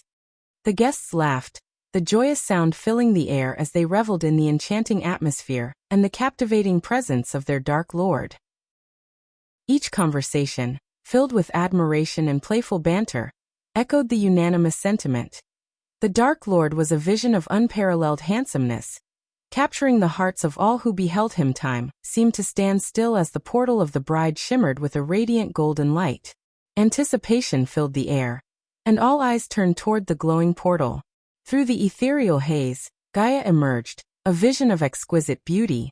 Gasps of admiration escaped the lips of the guests as they beheld her. Gaia's flowing black hair cascaded down her shoulders, complementing her flawless complexion and accentuating her striking features. Her eyes sparkled with a mixture of excitement and love, while her elegant posture exuded grace and confidence. Gaia wore a gown that seemed to have been woven from moonlight itself. The dress hugged her curves delicately, before cascading into layers of ethereal white fabric that trailed behind her.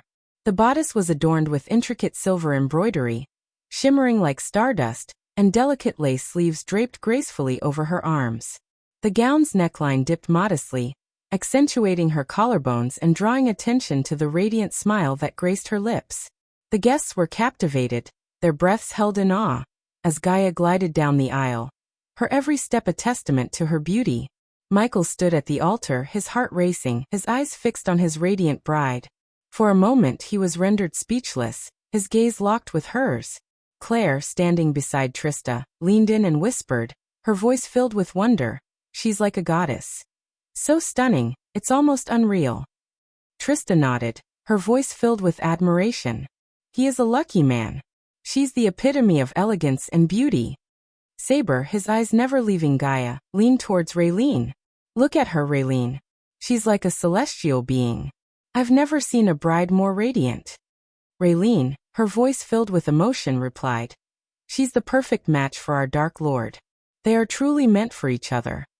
Adelia, with a proud and gentle expression, walked alongside her daughter down the aisle. Vidora, perched gracefully on Adelia's shoulder, seemed to radiate a sense of calm and wisdom, her presence adding a touch of enchantment to the scene.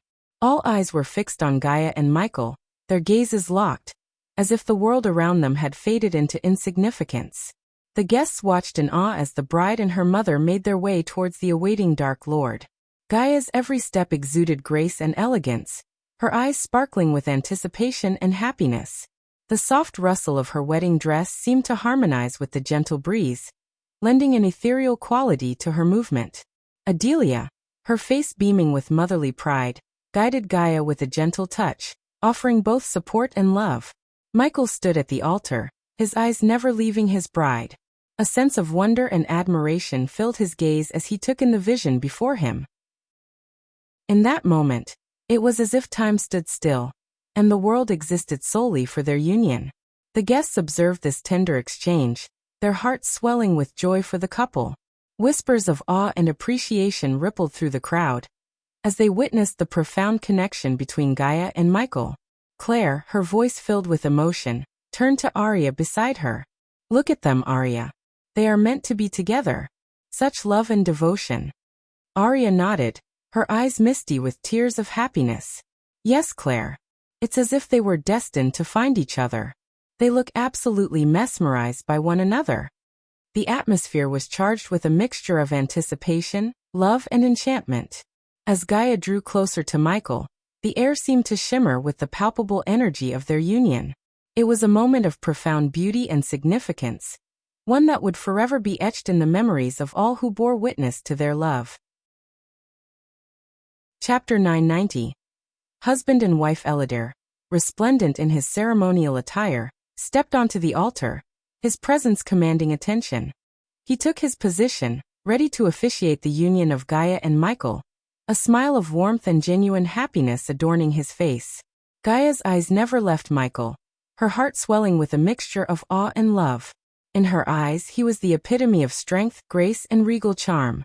She marveled at how handsomely he wore his tuxedo, the subtle hints of medieval flair adding a touch of mystique to his already captivating presence. As she stood before him, Gaia couldn't help but feel overwhelmed by the beauty of the moment. The island, adorned with exquisite decorations, seemed to come alive with vibrant colors and delicate details, creating a picturesque backdrop for their union. The soft glow of the three moons cast a magical radiance over the scene, enhancing its ethereal quality. In Gaia's eyes, Michael was not just a dark lord, he was her beloved, her partner, and the man who had captured her heart. She had never imagined meeting someone like him, someone who saw beyond her titles, and embraced her for who she truly was. His love and devotion made her feel cherished and valued, like a queen in his presence. As she stood beside him on this momentous day, Gaia felt an overwhelming sense of fulfillment and contentment. This was the happiest moment of her entire life, a culmination of their journey and the beginning of a new chapter filled with love, adventure, and shared destiny. As Eladir began the ceremony, Gaia's gaze remained locked with Michael's. Their eyes spoke volumes, expressing a depth of connection and understanding that surpassed words. In that moment, surrounded by loved ones and embraced by the enchanting ambience, Gaia knew that she had found her true happiness. She was ready to embark on this extraordinary journey with Michael, hand in hand, for all eternity. Eladir stood before the couple, his voice carrying a soothing warmth as he began to speak, his words laced with wisdom and sincerity. Dark Lord Gaia, today we gather to celebrate the union of two souls, bound together in love and commitment. Marriage is not just a union of hearts but a promise to journey through life hand in hand, facing both joys and challenges together. He paused, allowing his words to sink in, and continued. In the grand tapestry of life, it is not only during the happiest times that the bond of marriage grows stronger. It is in the face of adversity, the storms that test our resolve, that we discover the true strength of our connection. It is during these moments that the foundation of trust, respect, and unwavering support is forged. Eladir's voice resonated with a sense of reverence as he continued. Marriage is a sacred commitment, a sanctuary of love and understanding where two souls find solace in one another's embrace. It is a partnership that calls upon you, Dark Lord, and you, Gaia, to stand as pillars of strength for one another, to lift each other up in times of doubt, to provide solace in moments of sorrow, and to celebrate each other's triumphs. He turned his gaze towards Michael and said, Dark Lord, as you stand here today, know that the strength of your character, the depth of your love, and the unwavering devotion you offer to Gaia will guide her through life's uncertainties. It is through your actions and your unwavering support that you shall inspire her to be her best self, to flourish and thrive. Eladir's eyes shifted to Gaia, a gentle smile gracing his lips. And Gaia, as you stand by the side of the Dark Lord, know that your love, compassion, and unwavering loyalty will serve as a beacon of light in his darkest moments. Your presence shall bring him comfort, and your understanding shall be his refuge. He turned his attention back to the couple before him, his voice filled with heartfelt sincerity. May your journey together be blessed with unwavering love, unbreakable bonds, and a shared destiny that transcends time. Cherish one another, uplift one another, and never forget that the strength of your love will carry you through life's greatest challenges. As Eladir's words hung in the air, the atmosphere was filled with a profound sense of unity and purpose. The couple exchanged a glance, their eyes reflecting the depth of their commitment and the promises they held within their hearts. In that moment, they knew that their love was not merely a fleeting flame, but a blazing fire that would guide them through every step of their shared path. Eladir, recognizing the couple's preference for brevity, smiled warmly and nodded.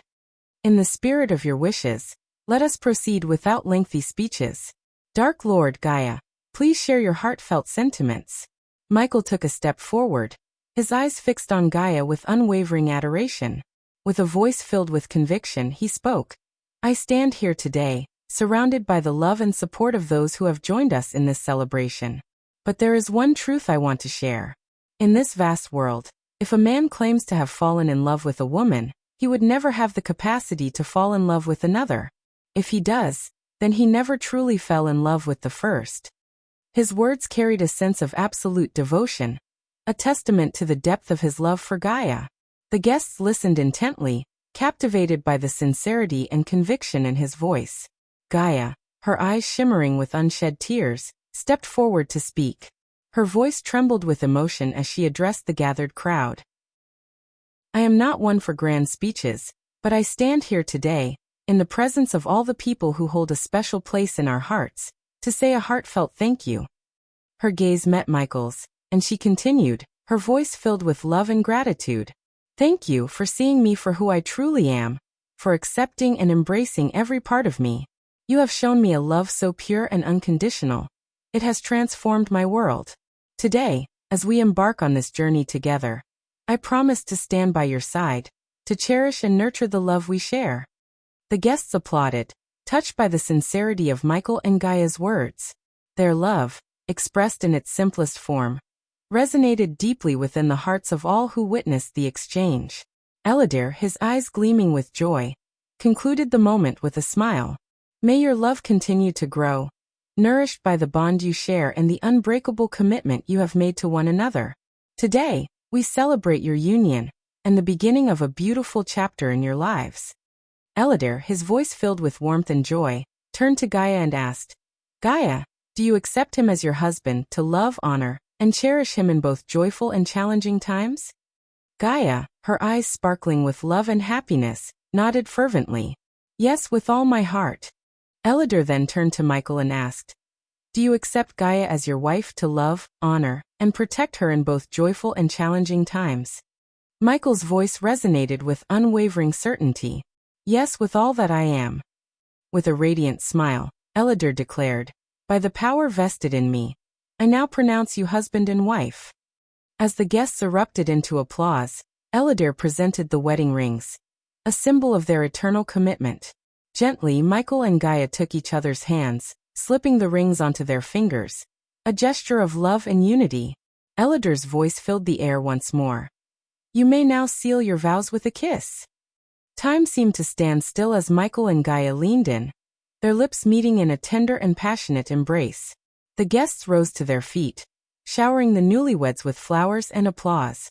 Joy and celebration filled the air, mingling with laughter and cheers. Amidst the vibrant display of affection and admiration, the couple stood embraced, their hearts overflowing with love and gratitude.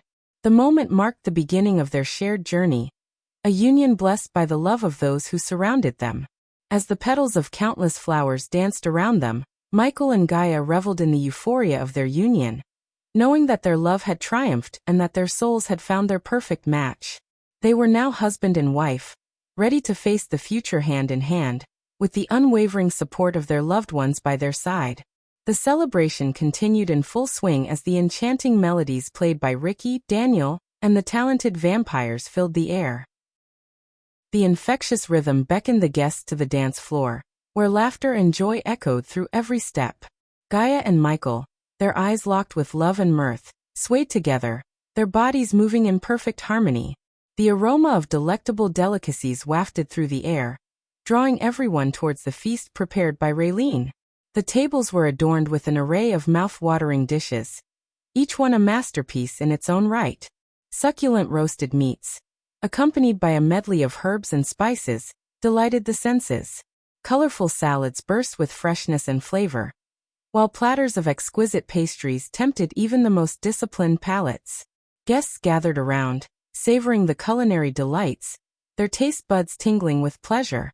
Raylene's culinary expertise was evident in every bite, as her creations showcased a perfect balance of flavors and textures. Laughter and compliments filled the air as each dish was savored, and the sound of clinking glasses and toasts resonated throughout the night. Amidst the festivities, Cindy, with her infectious energy, twirled and danced amongst the ladies, filling the atmosphere with her youthful enthusiasm. Saber, Delar, Raylene, Claire, and Eve, their usual stoic demeanor forgotten, joined in the merriment, their smiles lighting up the night. Gaia and Michael watched with adoration, their hearts filled with joy at the sight of their loved ones immersed in the celebration. As Cindy spun and twirled, Gaia and Michael shared a knowing glance. Michael's deep voice resonated with amusement as he said, "Look at our little dancer." Gaia's laughter bubbled forth as she replied, "She knows how to light up a room. I just wish the ugly lizard was here." Their voices mingled with the music and laughter, a symphony of love and happiness. The beauty of the moment was not lost on them, as they reveled in the love and unity that surrounded them. The wedding, a celebration of their love, had become a joyous occasion for all, a testament to the bonds forged through friendship and shared experiences. As the night unfolded, The dance floor became a whirlwind of movement, with guests of all ages and backgrounds joining in the festivities. The once reserved vampires allowed themselves to be carried away by the rhythm, their graceful movements intertwining with those of their human counterparts. Amidst the delight and joy that filled the air, unbeknownst to the guests, a different presence loomed in the distant realm of gods. The god of war, a powerful and enigmatic deity, had taken notice of the momentous occasion taking place on the small island. Only the passage of time held the answer to the god's intentions. Would he choose to grace the wedding with his presence, bestowing his blessings upon the union of Gaia and Michael? Or would his wrath be unleashed, throwing the joyous celebration into chaos and upheaval? As the music played and the laughter resonated, the guests reveled in their happiness, unaware of the potential storm brewing in the realm of gods. Destiny would unfold in due course, and only then would the true nature of the god of war's intentions be revealed. For now, the island remained a haven of joy and celebration, a sanctuary where love and unity reigned supreme. Time, the ever-watchful observer, would soon reveal whether the god of war's presence would bring blessings or unleash the tempest of his wrath upon the unsuspecting wedding party. Chapter 991. War god of the Pantheon. While Michael's marriage celebration was going on full swing, in the realm of gods, where chaos and rumors of Dagon's return swirled, a towering figure commanded attention. This godly being was Rudra, the war god, a sight to behold. Standing taller and broader than any mortal, his muscular frame exuded power and strength. His fiery red hair cascaded down his back, complementing his commanding presence. Adorned in gleaming golden armor, Rudra's arms were protected, while his sculpted chest and well-defined abs were proudly displayed. His shoulders bore the weight of majestic lion heads, intricately crafted and attached to his shoulder plates, symbolizing his ferocity and dominance. Atop a hill, on a bed of gold, Rudra reclined, a goblet of wine in his hand. The setting sun painted the sky in hues of orange and gold, casting a warm glow upon the god's features. His aura resonated with divine power, radiating an aura of authority and awe-inspiring might. The mountaintop where Rudra found solace was strewn with fragments of stone, remnants of golems that had met their demise during his relentless training. Each shattered piece bore testament to the god's formidable strength and unwavering dedication to his craft. In this tranquil moment, Rudra, the embodiment of war and battle, found respite. The world outside may have been plagued by chaos and rumors, but here on his golden throne, he could bask in the glory of his own divinity. As Rudra reveled in his pocket dimension, an intrusive light pierced through the serenity. Annoyance etched upon his features. He shook his head disapprovingly, disrupted from his cherished moment of relaxation. Gradually, the luminous glow transformed into the ethereal figure of a woman with radiant golden hair. Seraphine, I don't recall extending an invitation to my domain, Rudra asserted with a commanding voice that resonated like thunder. We have discovered the graces of the gods trapped in the mortal realm, Rudra, Seraphine disclosed, her tone carrying a mixture of astonishment and concern. Unfazed by Seraphine's news, Rudra exhibited no emotions, except for his irritation at having his peaceful time disturbed by the goddess of information. Good for you, he retorted dismissively, reclining once more upon his opulent golden bed, deliberately averting his gaze from Seraphine. They were imprisoned within the temple of the god of darkness, and Dagon has released them, Seraphine divulged. The moment Rudra heard the names god of darkness and Dagon, his nonchalant facade dissipated, replaced by a flicker of excitement as he lifted his gaze to meet Seraphine's expectant eyes. Amused, Rudra contemplated the revelation. So all this time, the graces were hiding right under our noses. And Dagon, how did he manage to breach our realm from the depths of hell? I can only imagine the frenzy the Pantheon must be in, he mused, flexing his formidable godly muscles. Andor is currently handling Dagon's presence. The Pantheon requests that you ensure Dagon's swift return to the depths of hell, Seraphine conveyed, prompting a chuckle from Rudra. Andor? That guy always complicates matters for the sake of appearing like a master strategist. All he does is waste time and lays around all day. Hold on a moment, you mentioned Dagon freeing the graces from the Dark God's temple. Didn't you inform me that Dagon was unable to breach our realm through the protective barrier surrounding the mortal realm? Rudra inquired. Seraphine sighed wearily, continuing with her explanation. Somehow, Dagon managed to momentarily enter our realm and unleash the graces. I am now certain he is amassing his forces within the realm between. As a fallen god, Dagon possesses the ability to transcend the barrier erected by the dark god. The only hindrance preventing his full incursion into our realm is the artifacts that bind him to hell. Andor leads the Skyhall army against Dagon's Hellwalkers. However, Andor cannot unleash his full power without leaving that damn castle.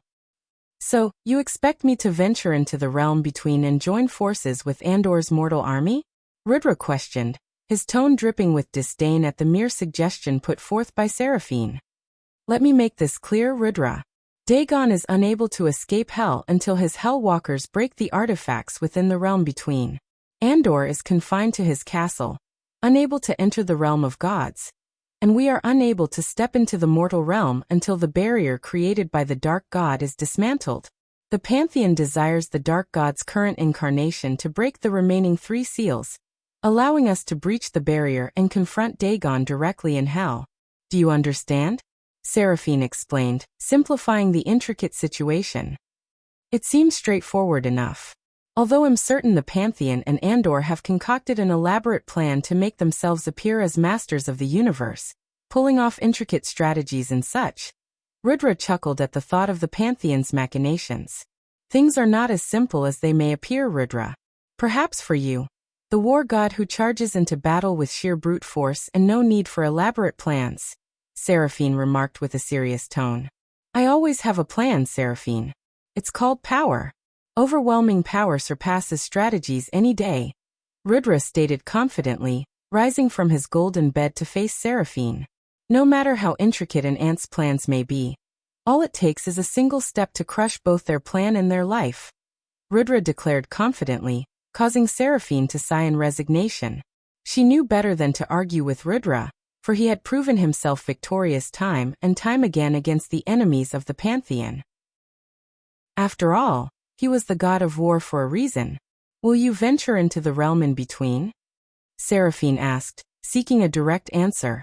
However, instead of responding immediately, Rudra lifted his wine glass, savoring a slow sip before continuing. Fighting the Hellwalkers would serve no purpose. A war cannot be won by winning a solitary battle.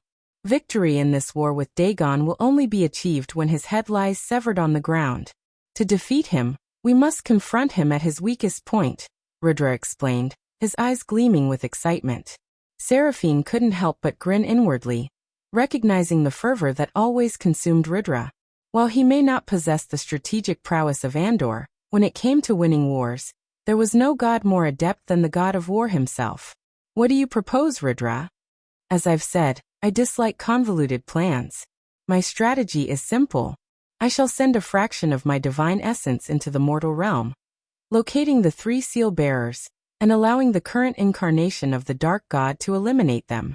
This will grant us access to hell, where we can confront Dagon directly before he sets foot in our realm. Rudra outlined his plan, noting the alignment with Andor's own strategy.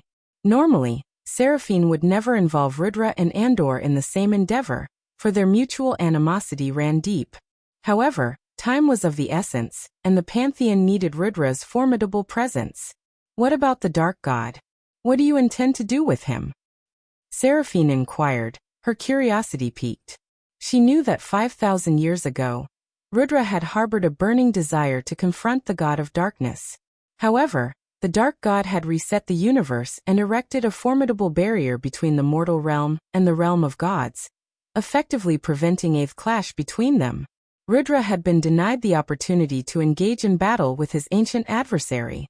But now, with Rudra's power to send a sliver of his grace through the weakened barrier following the demise of several seal bearers, the long-awaited clash between the god of darkness and the god of war seemed feasible. What is he up to in the mortal realm? Rudra inquired, withholding his own plan involving the god of darkness for the time being. He is getting married, Seraphine revealed, causing Rudra to click his tongue in response. Then I shall wait. I am not an asshole and have no desire to disrupt a wedding. Let him embark on this new chapter of his life without interference, Rudra declared, devoid of any ill intentions towards the god of darkness. You are aware that he cannot be killed without the dash. Seraphine's sentence was abruptly cut off as Rudra interjected. He may be unkillable for now, but I can weaken him to the point where he will no longer pose a threat. Rudra snickered, his confidence evident. But that is not a permanent solution, Rudra. He has the potential to regain his strength, Seraphine argued. Then I will face him time and time again, until you strategists come up with a more viable approach. After all, we gods have nothing but time on our hands, Rudra declared, his determination unwavering. Then Rudra placed his fingers on his forehead, tapping into the immense power that flowed through him. With a swift motion, he extracted a small sliver of golden thread, pulsating with his divine grace. Holding it up, he turned to face Seraphine. This tiny fragment of my grace will accomplish more than Andor's complicated plans ever could, Rudra proclaimed confidently. With a flick of his wrist, he released the sliver of grace, watching as it disappeared into the vast expanse of the golden sky, making its way toward the mortal realm. Seraphine raised an eyebrow, her curiosity piqued. But Rudra, your grace requires a mortal vessel in the mortal realm. How do you plan to accomplish that? Rudra grinned mischievously, his eyes gleaming with unspoken knowledge. Fear not, Seraphine. I still have devoted worshippers in the mortal realm, who would gladly offer their physical bodies for the manifestation of my grace. They shall be the vessels through which my power will flow. Seraphine nodded, realizing the extent of Rudra's connection to his followers. She understood that their unwavering devotion would provide the conduits necessary for his divine grace to manifest in the mortal realm. In the vast tapestry of the divine realm, each god was a protagonist in their own story, with their own trials, triumphs, and quests. The god of darkness, the god of war, the god of time and space, and the fallen god Dagon all played their roles, guided by the invisible hand of fate. Their choices, desires, and motivations wove together, bringing them into conflict and forging alliances that remained hidden from the rest of the realm of gods. Among them, it was the god of darkness who found common ground with Dagon, the fallen god. Together, they formed an unexpected alliance that threatened the delicate balance of power. The true motives of Dagon's rebellion and the intricate relationship between the god of darkness and Dagon remained concealed, awaiting a time when the threads of fate would be pulled, unraveling the mysteries of their intertwined stories. As the sliver of grace continued its journey, Rudra and Seraphine stood in the realm of gods, contemplating the imminent events that would unfold. The fate of both realms hung in the balance, and Rudra's bold plan would set into motion a series of events that could change the course of their existence. Chapter 992. War God crashes the wedding. As the wedding celebration of Michael and Gaia reached its peak, the atmosphere was filled with joy, laughter, and the infectious rhythm of music. The guests danced and reveled in the happiness of the occasion, their hearts light and carefree. Amidst the merriment, Michael, the groom, glanced up at the night sky and noticed a sudden glimmer of light. It caught his attention, and an uneasy feeling settled in the pit of his stomach. Sensing something amiss, he discreetly activated the earpiece hidden beneath his neatly tailored suit. "Spider, I've spotted a strange light in the sky. Check it out discreetly and report back," Michael whispered urgently, ensuring that Gaia remained unaware of his concerns. Before the vampire death squad could acknowledge his command, the glimmer of light in the sky rapidly intensified, closing the distance with astonishing speed. Gasps of surprise escaped from the guests' lips as the light descended upon the island, illuminating the surroundings with an otherworldly brilliance. The arrival of this unexpected visitor left everyone in a state of shock, their festivities momentarily forgotten. Wide-eyed and speechless, they watched as the radiant figure emerged from the light, its ethereal presence captivating their attention. The air crackled with a sense of anticipation, as if the world itself held its breath in awe of this extraordinary arrival. However, the true nature and purpose of this enigmatic visitor remained a mystery, shrouded in uncertainty. The scene was frozen in time, with whispers of speculation and trepidation circulating through the crowd. The joyous celebration now stood at a crossroads, its path veering into the realm of the unknown. As the golden light dissipated, revealing the figure within, a hushed silence fell over the crowd. The guests' eyes widened in astonishment as they beheld the sight before them. An orc unlike any they had ever encountered. His crimson skin stood out in stark contrast to his intricate white and blue tattoos that adorned his muscular physique. Tusks protruded from his mouth, and numerous piercings adorned his body, glinting ominously under the moonlight. The orc's eyes blazed with an otherworldly light, radiating an aura of power that sent shivers down the spines of those who stood in his presence. Without a second thought, Saber lunged forward, determined to end the life of this uninvited guest. But before Saber could even reach the orc, a powerful gust of wind erupted from the orc's body, sending the valiant warrior hurtling backward. The sheer force of the blast sent Saber flying off the island, his body crashing into the waters below. The destructive wind tore through the surroundings, obliterating everything in its path, causing chaos and throwing the remaining guests off balance. Michael, paralyzed with shock and disbelief, couldn't help but feel a sense of awe. He couldn't discern the orc's cultivation level, but the overwhelming power emanating from the orc was palpable, leaving Michael and the others in a state of trepidation. With an instinctive surge of protective energy, Michael swiftly stepped in front of Gaia, his eyes blazing with determination. Two dark beams shot forth from his gaze, cutting through the air with an ominous hiss. "Eladir, activate the runes," Michael commanded, his voice laced with urgency. In response to his command, the three portals, positioned at the edge of the island, burst into life, emanating a brilliant light that grew in intensity. A powerful pulling force gripped the guests, drawing them towards the portals against their will. The wedding scene was suddenly thrown into chaos as bewildered and frightened cries filled the air. "Everyone hold on. We need to get out of here," Michael shouted, his voice barely audible above the turmoil. Shock and disbelief etched across the faces of the guests as they found themselves helpless, unable to resist the overwhelming power radiating from the enigmatic orc. The once jubilant atmosphere had been replaced with a sense of vulnerability and fear.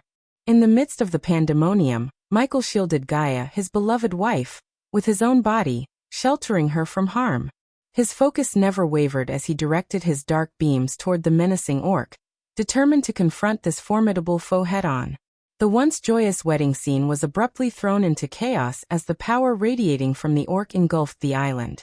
Gasps of astonishment filled the air as guests stumbled backward, their faces etched with shock and disbelief. "What the hell is happening?" Trista exclaimed, her voice trembling with fear. Tiberius, wide-eyed and bewildered, looked around in disbelief. "Who is this? Why can't I move?" Arya, her hands shaking, whispered in disbelief, "This power. It's overwhelming. We're completely powerless." Claire, her voice quivering, managed to utter, "Take Cindy and run to the portal." Gibson tightened his grip on Cindy's hand, his voice filled with urgency. "Stay close, Cindy. We need to find safety." Corey, his expression a mix of awe and fear, muttered, "This power. It's beyond anything I've ever witnessed." Optimus, his usually calm demeanor shattered, exclaimed, "No ordinary foe. Who is this orc?" The guests, overwhelmed by the immense power radiating from the orc, looked to Michael with a mixture of hope and desperation, realizing that their only chance lay in the strength and determination of the bride and groom. The fate of the wedding celebration hung precariously in the balance as the battle between light and darkness loomed ominously overhead. The once serene wedding scene transformed into a chaotic spectacle, as the power radiating from the orc overwhelmed the island. The orc's imposing presence left everyone stunned and paralyzed with fear.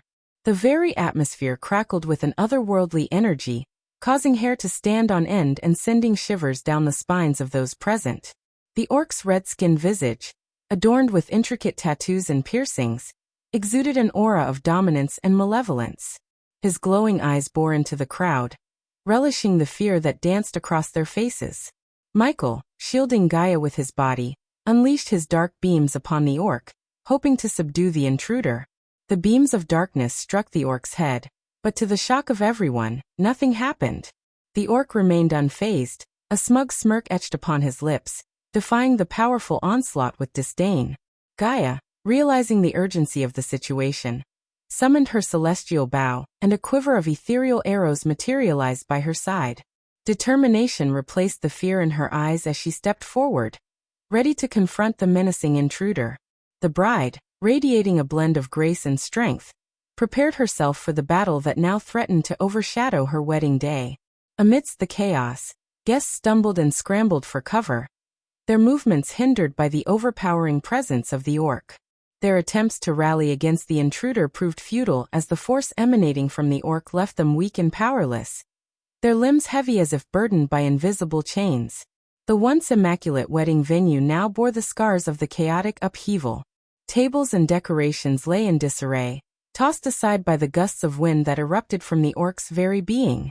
The vibrant flowers that once adorned the aisle were trampled underfoot, petals scattered like remnants of a shattered dream. "Now, Eladir!" Michael shouted, his voice filled with urgency and determination. In response, Eladir clenched a golden crystal in his hand, crushing it with a resounding crack. As the crystal shattered, the pulling force emanating from the portals multiplied several folds, causing the air to tremble with their intensity. The portals, now unleashed with unprecedented power, surged with an insatiable hunger, greedily drawing everything in their path towards their swirling depths. The orc, his eyes fixed on Michael, proclaimed with a chilling certainty, "I am only here for the god of darkness." With a flick of his wrist, 3 figures materialized out of thin air before the orc. Among them stood Samuel, the gray-haired butler of the Winston family, his neatly combed hair contrasting with the chaos unfolding around him. The sight of Samuel stunned Michael, his mind reeling with the implications of the orc's words. But before Michael could react, the orc's lightning-quick movements outpaced his reflexes. In one swift motion, the orc seized Samuel by the neck, using the helpless butler as a shield. A malicious grin danced upon the orc's face as he directed Michael's own dark beams towards Samuel's head. Time seemed to slow as the dark beams pierced through Samuel's skull, shattering bone and unleashing a crimson spray of blood. The lifeless body crumpled to the ground, an innocent victim caught in the crossfire of this ruthless battle. Amidst the chaos, the scene unfolded with a stark contrast. On one side, the portals, their power amplified, exerted an irresistible force, tugging at everything in their path. Tables, chairs, and decorations were ripped from their positions, uprooted by the voracious pull. On the other side, a battle of immense power and stakes played out. Michael, shielded by darkness, stood alongside Gaia, his eyes filled with fury. The orc, a formidable adversary, remained resolute, his aura pulsating with a malevolent energy that rendered everyone around him weak and powerless. In this tumultuous clash between the forces of chaos and order, the island became a battleground of conflicting energies. The portals greedily devoured the surroundings, tearing apart the remnants of the once serene wedding scene. And amidst the swirling chaos, the battle between Michael and the orc raged on, with bloodshed and despair marking the unfortunate path they tread. The vampire death squad landed on the island with swift precision, their presence a glimmer of hope amidst the chaos. They quickly assessed the situation, their red eyes scanning the tumultuous scene. Working together, they rallied the remaining guests, guiding them towards the portals that thrummed with an irresistible pull. Amidst the pandemonium, Michael's heart pounded with a desperate desire to save Gaia from the clutches of this immensely powerful foe. With determination etched on his face, he reached out and grasped Gaia's hand, his grip firm and resolute. With all his strength, he propelled her towards the nearest portal, his intention clear. But in the midst of the airborne journey towards the portal, Gaia's body moved with a swift fluidity. With a sudden twist, she knocked an arrow upon her bowstring and took aim at the orc, defying Michael's intention to guide her to safety. The tension in the air was palpable as Gaia's fingers released the arrow, its trajectory carrying it towards the orc with a lethal intent. In a display of godly speed, the possessed orc, fueled by Rudra's sliver of grace, dashed towards Michael with a swiftness that defied comprehension. The air crackled with anticipation as the orc's movements became a blur, evading Michael's punches and kicks with uncanny agility. Despite the orc's imposing size, it maneuvered with the grace of a predator, effortlessly eluding Michael's onslaught. The ground trembled beneath them as Michael's dark beams shot forth from his eyes, slicing through the earth with devastating precision.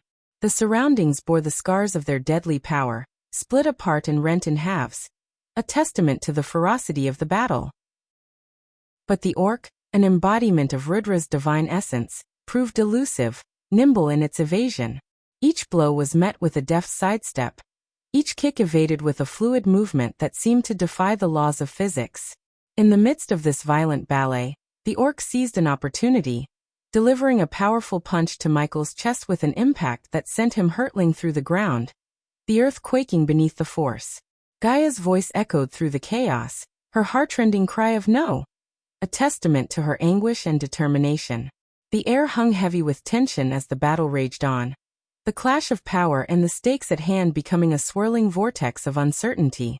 As agony surged through Michael's body, his advanced personal device, APD, around his wrist sensed his critical condition.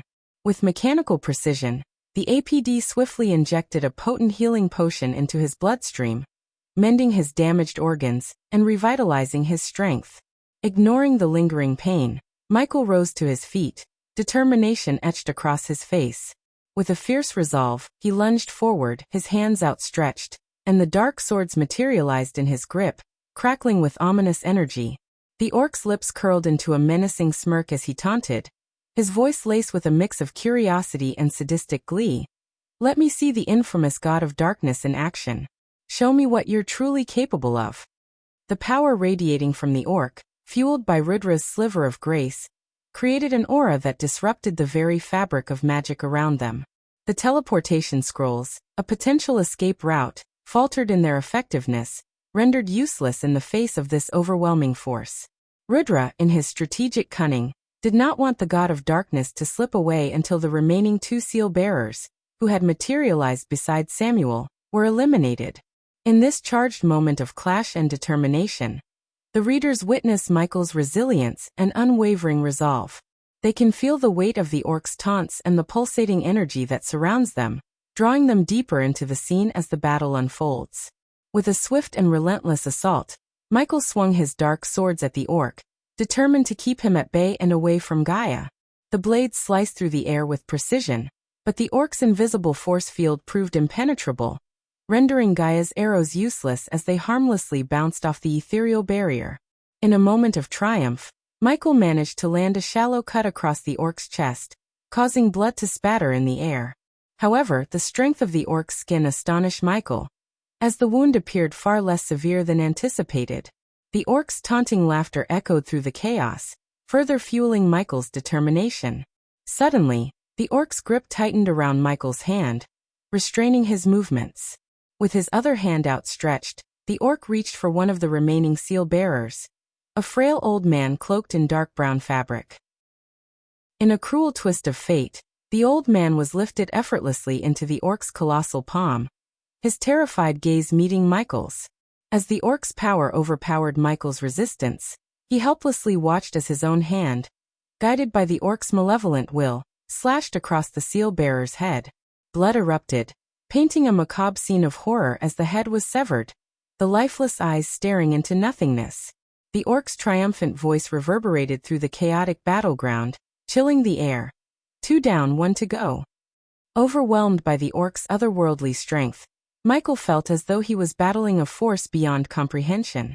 Every move he made seemed feeble in comparison, as if pitted against an unstoppable entity.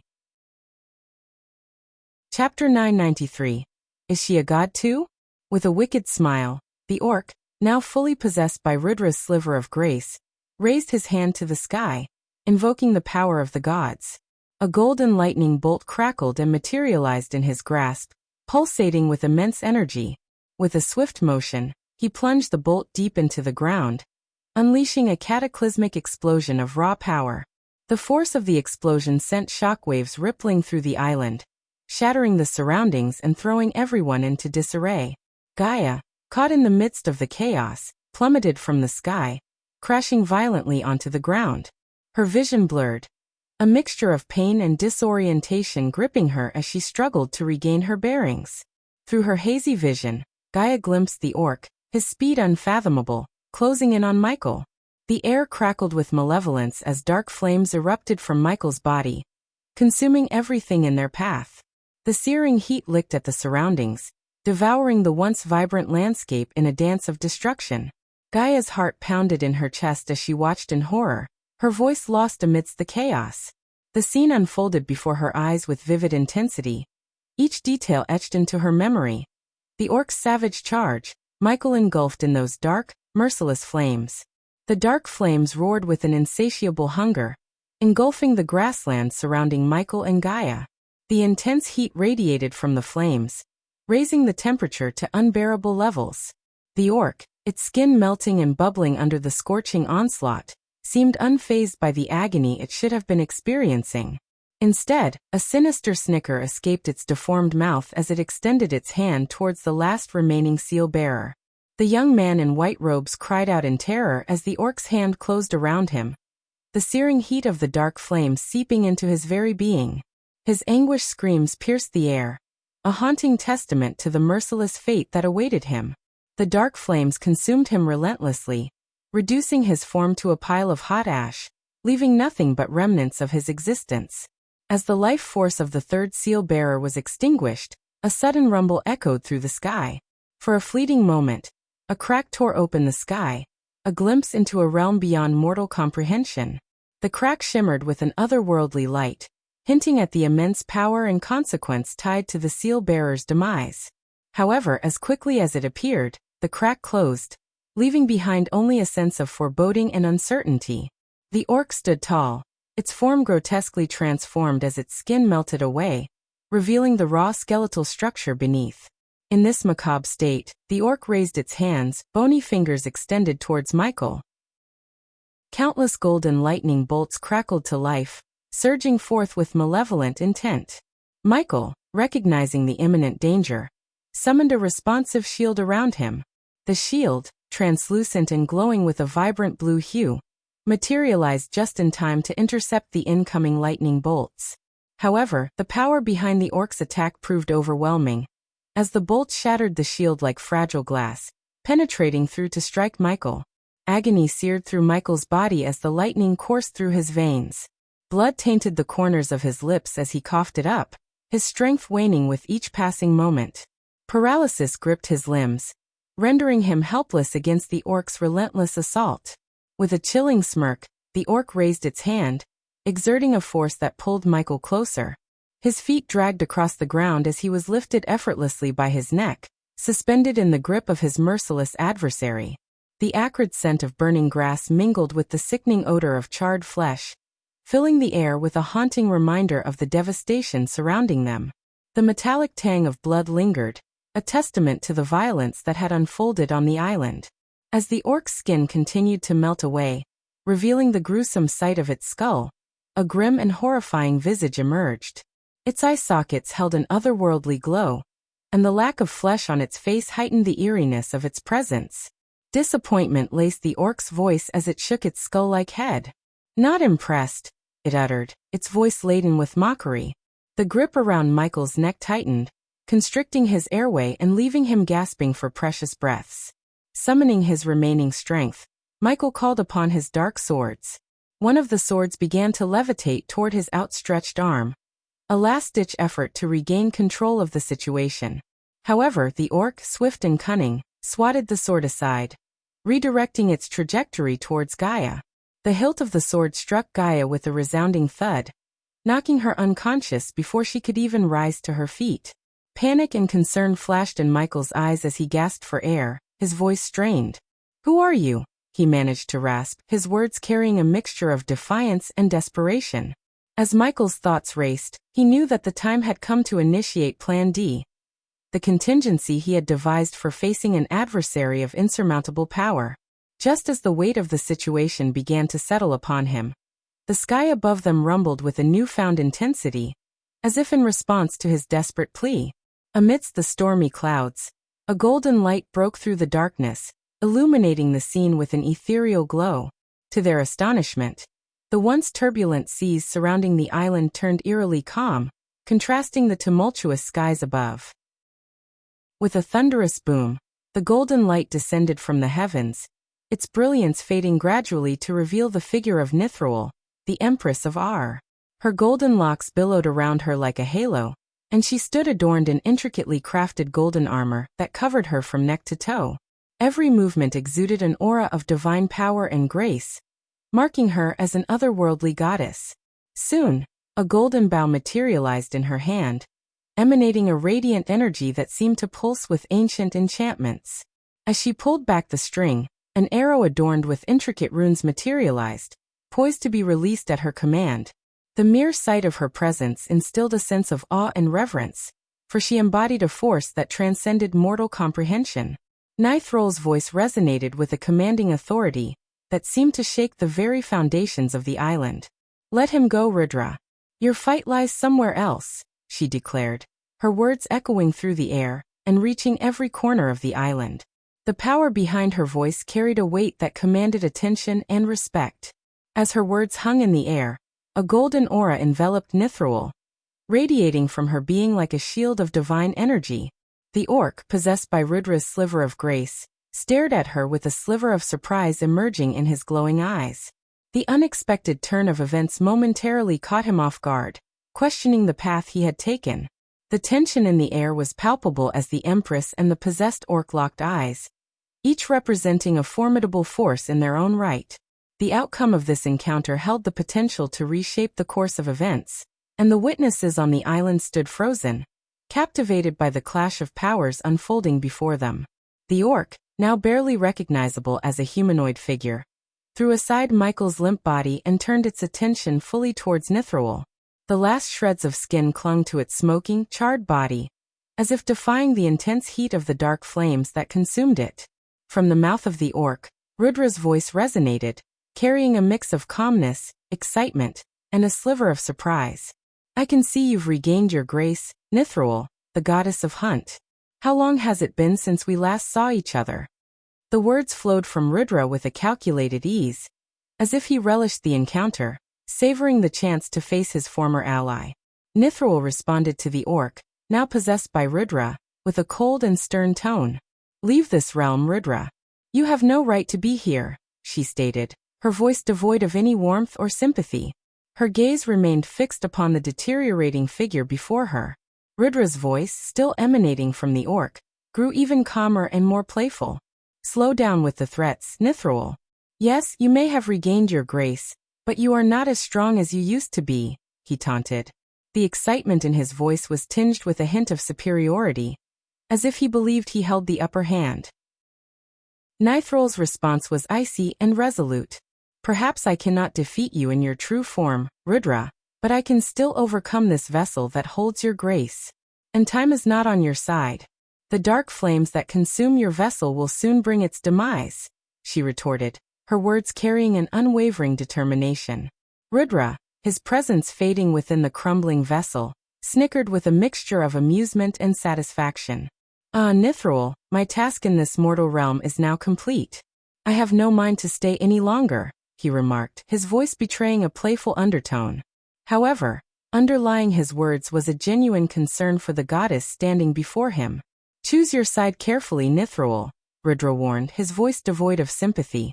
"You wouldn't want to lose your grace once again."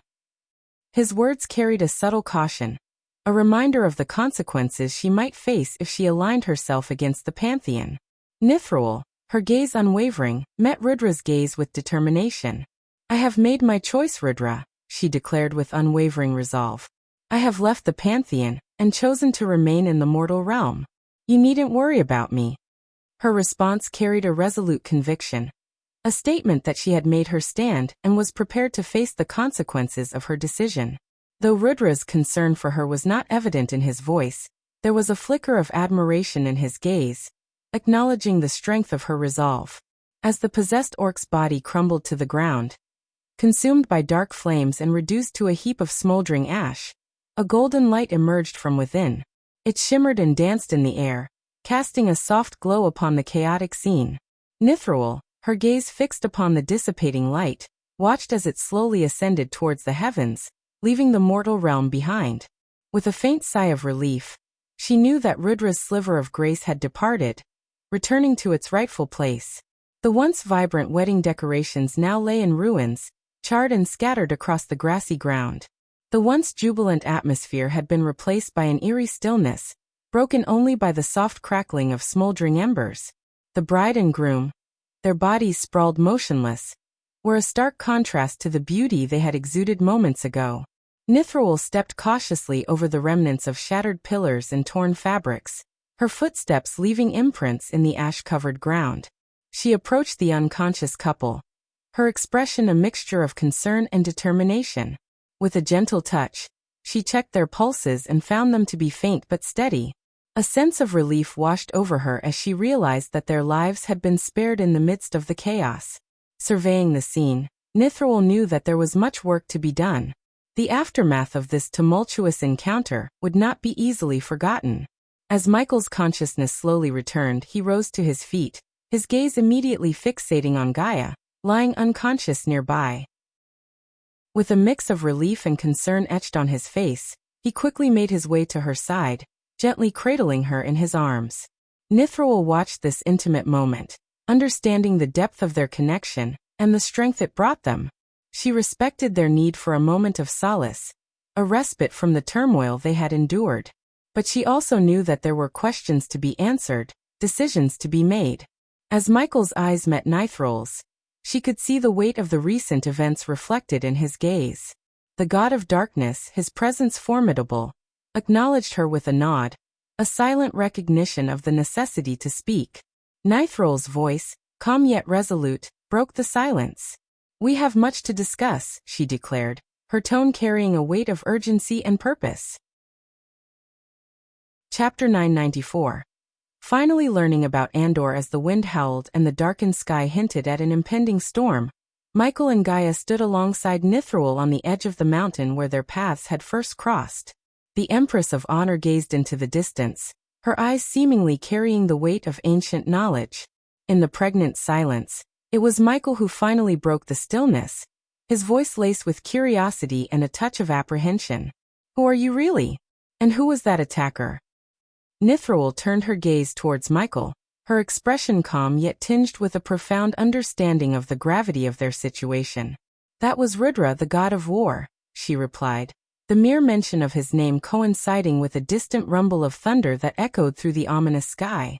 Gaia's astonishment was evident as she grappled with the realization that they had been targeted by a deity, and one associated with war no less. However, both she and Michael sensed that Rudra's intentions went beyond mere destruction, and that he had manipulated Michael as a pawn in his game, forcing him to take the lives of his 3 seal bearers, including the butler of the Winston family. With a hint of uncertainty, Michael posed a question that had lingered in his mind ever since their first encounter. "Are you also a god?" His eyes held a flicker of recognition, sensing an inherent power within Nithral that surpassed that of ordinary mortals. Although her aura bore similarities to the possessed orc's energy, it seemed to radiate with a slightly lesser intensity. The atmosphere around them crackled with anticipation as they awaited Nithral's response, seeking clarity amidst the chaotic events that had unfolded. "I was once a god indeed. But now, I am but a fallen deity." Nithral's voice carried a hint of melancholy that mirrored the sadness reflected in her eyes. Gaia, her frustration palpable, interjected with a grumble. "Why the hell did that bastard ruin our wedding? When did we piss off the god of war?" Meanwhile, Nithral sighed, her gaze still fixed upon the distant horizon. "He did not attack you directly. He used your husband as a means to break the seals," Nithral clarified. As a goddess, she possessed knowledge beyond mortal comprehension. She understood that if Rudra truly intended to kill Ghost, he could have done so. While killing a god's vessel would only result in their soul seeking a new host, there was no denying that Rudra's purpose was not to end Michael's mortal existence. Perhaps his intentions shifted upon encountering Nithral, but it was evident that his aim had been to manipulate Michael into eliminating the seal bearers. The seals. Michael's brow furrowed in confusion. "Yes. In your previous life, you constructed an intricate array that acted as a barrier between the mortal realm and the realm of gods, preventing mortals from entering the divine domain and vice versa." Nithral began to unravel the complexities of the situation. "Unbeknownst to you, these seals were embedded within individuals who were not even born during your previous self's time. Only you possessed the power to break these seals, by slaying the designated seal bearers. Each time a seal bearer dies, the barrier between our realms weakens. Once all the seals are broken, the gods will regain the ability to traverse freely between the mortal realm and the divine realm, as they did in the past. However, Nithral herself remained unaware of the variations within the seals, specifically those designed by the previous Dark Lord and Eladir in their respective timelines. This explained how Diana, in Michael's timeline, managed to break one of the seals when she killed the seal-bearer by Ning. As Michael processed the weight of Nithral's words, she continued to unravel the perilous web that entangled them all. The Pantheon has initiated their movements against Dagon, and now you find yourself caught in the crossfire of their war, Nithral stated, her voice laced with concern. What you encountered was merely a sliver of Rudra's grace, a mere 1% of his full power. Consider, then, the unimaginable might wielded by an entire pantheon of gods, and the vengeful god who desire to see you crumble. Michael and Gaia were left stunned, the mention of a vengeful god sending shivers down their spines. Unable to contain his curiosity, Michael posed the question that gnawed at him. Who is this vengeful god? He inquired, his voice betraying a mix of apprehension and intrigue. Andor, the god of time and space, Nithral replied, her gaze piercing their souls. My memories of him remain fragmented, but one thing remains certain. You cannot remain in this realm for much longer. The other fallen gods will soon regain their graces and seek you out. You are not yet prepared to face the wrath of the gods, and even I cannot aid you should more deities descend upon this realm. An array of questions swirled in Michael's mind, yet one in particular burned with intensity. Why are you helping me? Michael questioned, his voice filled with genuine curiosity. Nithral's eyes softened, her gaze holding a flicker of determination. I cherish ruling the mortal realm, Ghost, she confessed. But the Pantheon seeks to transform mortals into their slaves. Once they arrive in this realm, each god will demand unwavering devotion and worship from mortals. Those who dare defy them will be made examples of, and gradually, this realm will devolve into a vast slave market, devoid of free will and consumed by blind loyalty. The only thing that preventing this grim fate is the barrier between the two realms. As Nithral's words resonated within him, Michael recalled a haunting dream he once had, a glimpse of a world devoid of free will, where people existed as mere puppets. He couldn't help but wonder if that nightmarish vision was a consequence of the Pantheon's rule over the mortal realm. The weight of their predicament settled upon them like a suffocating fog, casting their future into uncertainty. The path ahead was treacherous, fraught with danger and the impending wrath of gods. With their newfound knowledge and the stakes laid bare before them, Michael, Gaia, and Nithral stood on the precipice of a fateful journey, their destinies intertwined in the grand tapestry of divine machinations and mortal resistance. But the barrier that your former self created is weakening, and only you possess the power to reinforce it, Nithral explained, her voice filled with urgency. You must grow stronger and prepare to confront the gods, Ghost. Dagon cannot indefinitely divert the attention of the Pantheon. Michael's brows furrowed as he contemplated the mention of Dagon, the infamous ruler of Hell. So Dagon is also a fallen god? Gaia interjected, seeking clarification. Nithral nodded in confirmation. Among mortals, you are already formidable with your half-celestial cultivation stage. However, the power of the gods resides on an entirely different plane. You must transcend the limitations of the celestial stage. Do not step foot into this world until you have done so, Nithral advised, her tone resolute. As Nithral spoke, Gaia's voice quivered with uncertainty. Where should we go? Aitenes. The fallen gods cannot reach you there, Nithral replied, conjuring images of the vibrant, neon-lit forests of Aitenes and the loyal wood elves who inhabited its realms. I will go there once I gather the others at the castle, Michael stated, but Nithral swiftly shook her head. No, Andor must have already learned of recent events, and will be plotting his next move to hinder your path to Aitenes. Time is of the essence, and you cannot afford to waste a moment. You must depart now. I will do everything within my power to safeguard the others, but the odds are undeniably stacked against us, Ghost. Nithral's voice grew intensely serious. Gaia pleaded, her voice filled with concern. At least let me bring my mother. Nithral shook her head in response. My people are already on their way to ensure the safety of your mother and the others. Nithrol's words abruptly halted as her gaze shifted towards the distant sky, her focus returning to Michael once again. "Go now," Nithrol urged, her voice carrying a sense of imminent danger. She swiftly gestured with her hands, summoning a golden portal that materialized in the air before them. Feeling the urgency in the goddess' words, Michael tightly grasped Gaia's hand and guided her toward the shimmering vortex. However, before stepping into the swirling portal, he turned back to face Nithrol, his eyes filled with curiosity. "Why would you risk yourself to help me, Nithrol? Your assistance puts you in grave danger," Michael questioned, his voice tinged with both gratitude and concern. A gentle smile curved Nithrol's lips as she met his gaze. "By aligning myself with you, Ghost, I stand a chance of maintaining my dominion over the mortal realm. If the Pantheon emerges victorious, we all suffer the consequences," she replied, her tone resolute. Raising her hand, Nithrol unleashed a sudden gust of wind, propelling Michael and Gaia forward, propelling them forcefully into the awaiting portal. The ethereal gateway closed behind them, leaving Nithrol behind.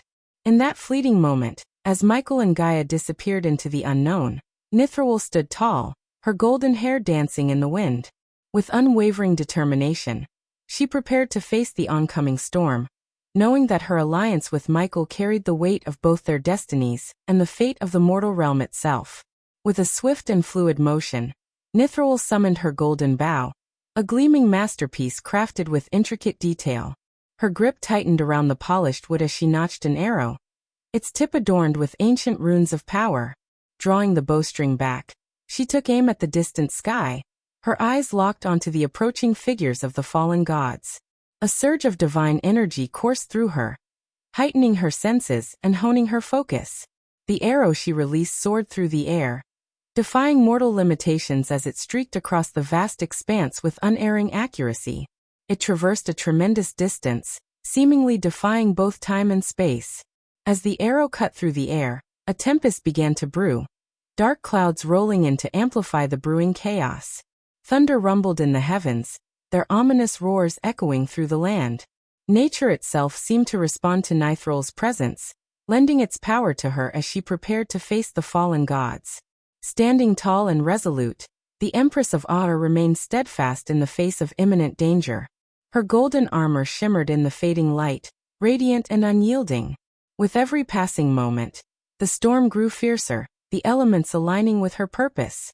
Nithrol knew the odds were stacked against her, confronting a pantheon of formidable adversaries. Yet she refused to back down, her determination unshakable. The goddess of Hunt stood as a beacon of defiance, ready to challenge the encroaching darkness with all her might. As the fallen gods drew closer, their powerful presence palpable, Nithrol braced herself for the impending clash. She would fight for the preservation of the mortal realm, for the freedom of its inhabitants, and for the hope that her alliance with Michael would pave the way for a future untainted by the tyranny of the Pantheon. We are nearing 1,000 chapters, and I can't thank you all my wonderful readers for keep supporting me. Chapter 995. Returning to Itenes. Chapter 995. Returning to Itenes. As Michael and Gaia emerged from the portal onto the land of Itenes, a breathtaking panorama unfolded before them. Gaia's eyes widened in awe as she took in the enchanting sight that lay stretched out beneath her. They stood atop a verdant mountain peak, overlooking a vast expanse of lush forests that extended as far as the eye could see. The forest itself seemed to be an artist's canvas, splashed with vibrant hues of purple and blue. It was a kaleidoscope of colors that blended seamlessly, creating an otherworldly spectacle. Giant trees towered over the landscape, their trunks adorned with intricate patterns and ethereal glow. The forest floor was carpeted with lush, emerald-green moss, adding a softness to the terrain. Towering mushrooms, their caps adorned with mesmerizing patterns, dotted the forest floor, creating a whimsical ambience. As Gaia's gaze wandered further, she caught sight of trees that radiated a gentle, luminescent glow, casting a soft and enchanting light that illuminated the surroundings. These radiant trees bathed the forest in an otherworldly glow, adding an ethereal touch to the already mesmerizing landscape. The air was filled with the gentle fluttering of giant butterflies, their wings adorned with iridescent colors that shimmered as they danced through the air. Their presence added a touch of magic to the already captivating scene. The forest of Itenes seemed like a place plucked from a fairy tale, a realm where dreams and reality intertwined. Its beauty was captivating, an immersive experience that stirred the senses and transported one to a world of wonder and enchantment. In that moment, as the gentle breeze caressed her cheeks and the symphony of the forest serenaded her ears, Gaia knew that Itenes was a place of refuge, a sanctuary from the turmoil that awaited them. "Come on, we should go meet Eladir," Michael said, surprising Gaia. "Eladir? But I thought he was stuck back in our world," Gaia replied, her confusion evident. "No, in case of an attack, I gave Eladir something to teleport into this world with," Michael explained, glancing at his wrist. Unfortunately, his battle with Rudra had broken his Olympus, leaving him without the ability to fly or use his cultivation in this world. However, Michael had a quick solution in mind. "Do you know where to go?" "My Olympus is not broken," Gaia remarked, hopeful. Before Michael could respond, a magnificent golden giant butterfly emerged from the air below the mountain cliff they stood on, accompanied by a powerful gust of wind. Gaia's eyes widened in astonishment as two elves with beautiful brown skin gracefully descended from the butterfly and immediately knelt before Michael. "My lord, you have returned," Taskin said, bowing his head respectfully. "Gaia, meet Taskin and Thilv." Michael introduced the two wood elves to Gaia, acknowledging their loyalty and courage during the events he had shared with her. "Ah, the two warriors who fought against the Skyhall," Gaia remembered, recalling the tales Michael had shared. "Tell me, Taskin, has anyone else arrived here before us?" Michael inquired, his curiosity piqued. Thilv and Taskin nodded in response. "Yes, my lord. He claimed to have been sent by you and showed us your symbol. We left him back at the village," Taskin reported dutifully. "Good. Then let's make our way to your village. We have much to do," Michael declared, gesturing for Gaia to join him atop the butterfly. With a swift leap, Gaia gracefully climbed onto their ride, her torn and dirted dress contrasting against her natural beauty. Michael stepped onto the butterfly's wings and waited for Taskin and Thilv to take hold of the reins. Once everyone had settled comfortably atop the giant golden butterfly, they set off toward the village. As the majestic butterfly soared through the air, the wind rushed past them, carrying with it the scent of flowers and the distant melody of birds singing. The landscape unfolded beneath them, showcasing the enchanting beauty of Itenes. Butterflies of all sizes and hues fluttered around, their graceful wings adding splashes of brilliance to the scenery. The air itself felt alive, carrying the invigorating aroma of blossoms and the sweet fragrance of nature's abundance. As the golden butterfly gradually descended, it skillfully navigated through the dense canopy of the forest. Gaia marveled at the sight that unfolded before her. The Wood Elves' village was a marvel of engineering and natural beauty, built high above the ground, nestled among the majestic trees. Intricate stairs, woven with ropes and sturdy wood, gracefully interconnected the village houses and each towering tree. The architecture seamlessly blended with nature, utilizing the branches as support beams and allowing the trees to continue their growth undisturbed.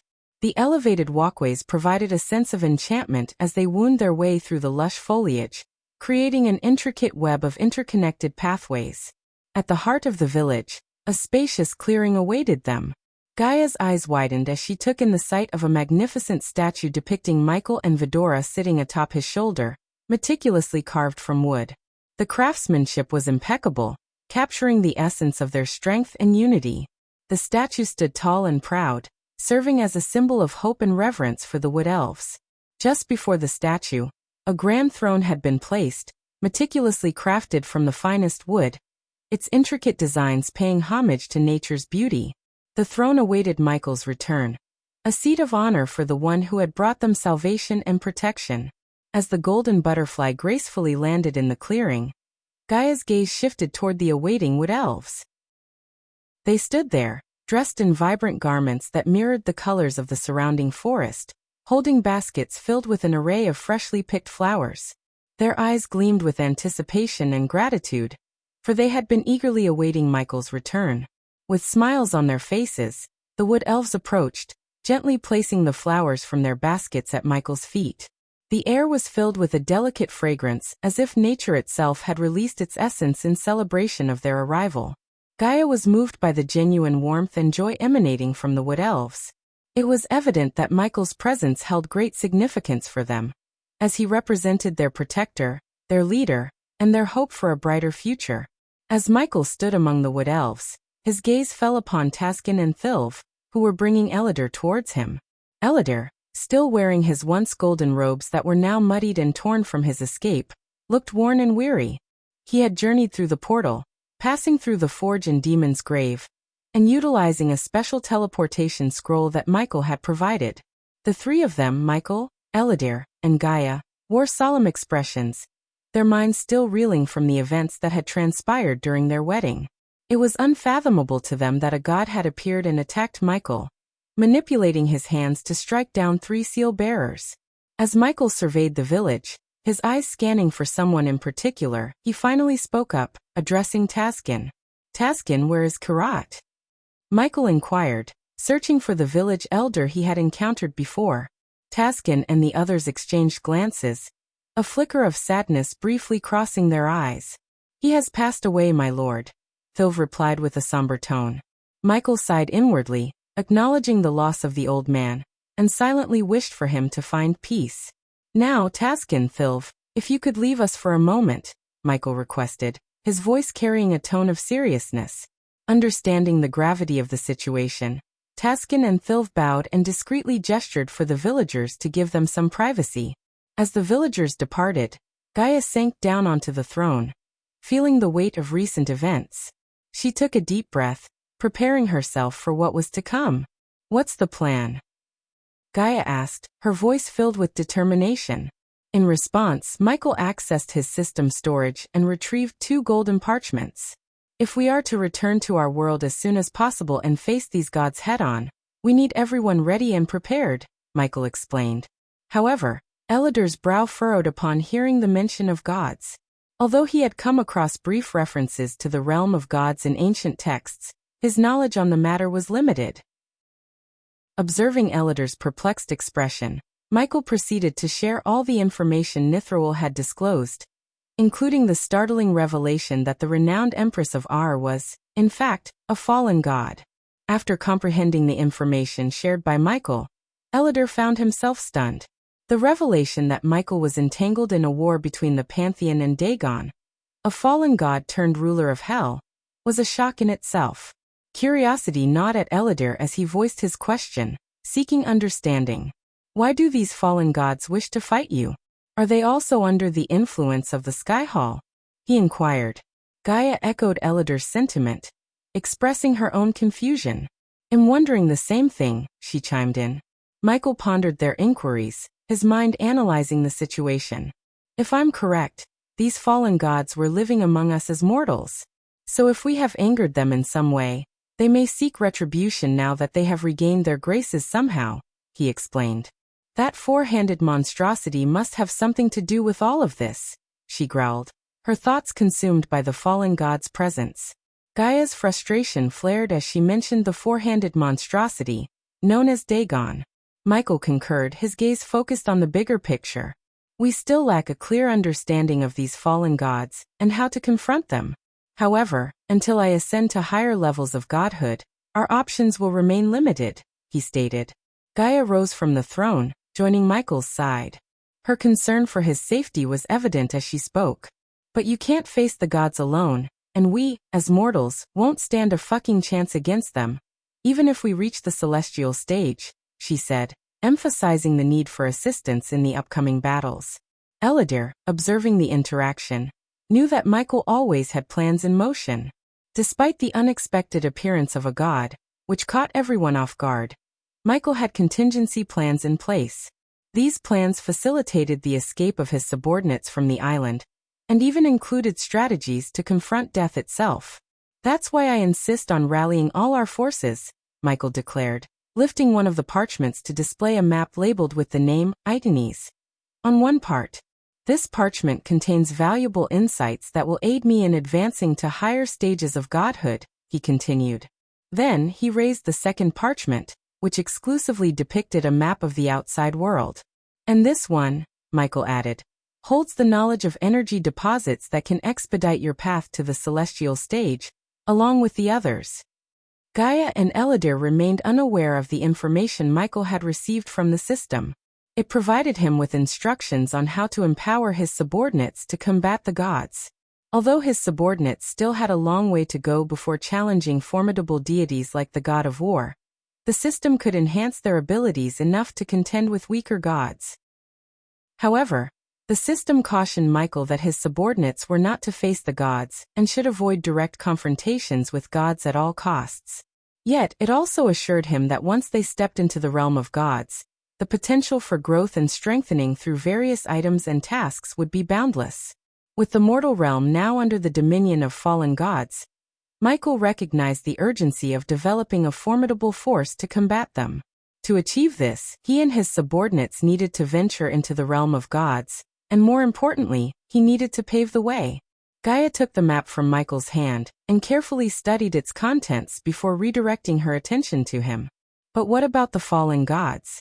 Nithroel warned us against returning to our world until we grow stronger. Gaia voiced her concerns. You won't be able to grow stronger while being stuck in this world, Michael replied. Curiosity tinged Gaia's question as she sought clarification. So, what are you suggesting we do? She inquired.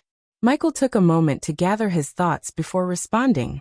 You need to return to our world, maintain a low profile, and search for these energy deposits. Utilize them to enhance your own strength while evading any encounters with the fallen gods. Soon, I will acquire a means to conceal your presence from them temporarily, he explained. The system had hinted that it would reactivate once Michael located another seed of darkness.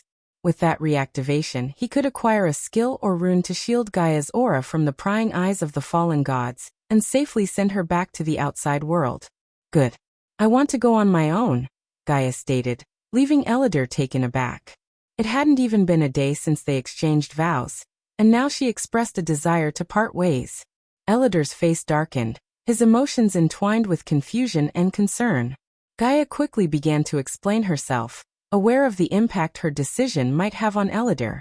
After facing that tiny fraction of the god's power and getting my ass kicked, I know I'll only weigh him down, she began, her voice filled with determination.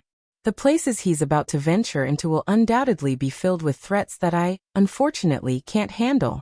Sticking by his side would not only make me useless, but it could also make me a liability, even a potential hostage against him. However, if I return to the outside world, I can make a tangible difference and provide real assistance. As much as I hate leaving his side, it's our best option at this moment. Time is precious, and every minute we waste is a minute our enemies have to grow stronger, Gaia concluded, her conviction shining through her words. Michael let out a sigh of relief, grateful that Gaia understood the situation so well. He knew that sending her off alone carried its own risks, but he also recognized the greater peril involved in obtaining the seeds of darkness. Moreover, once he stepped into the realm of gods, he would become the primary focus of the pantheon, unlike the current situation where their attention was primarily fixed on Dagon. In due time, if Gaia hadn't attained sufficient strength to battle the gods, she could be used against him, placing her life in even greater danger. Chapter 996.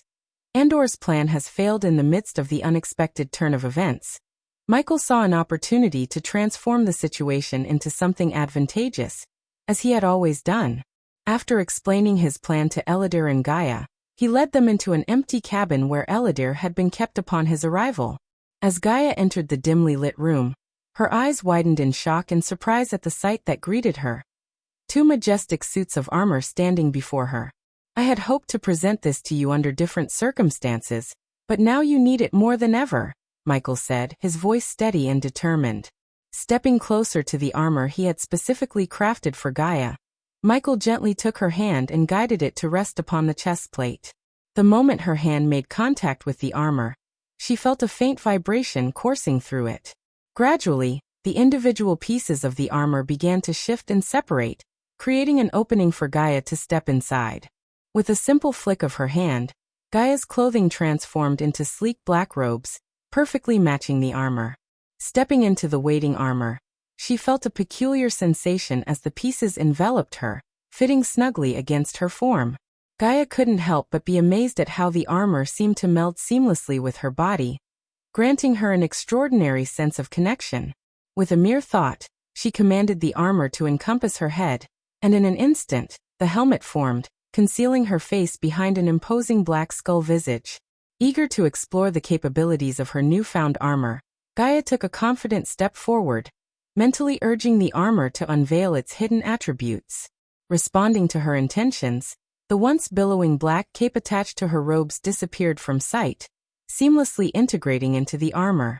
Then, to Gaia's astonishment, magnificent metal wings sprouted from her back, their surfaces gleaming in the soft candlelight of the cabin. This armor, wow, it's just perfect.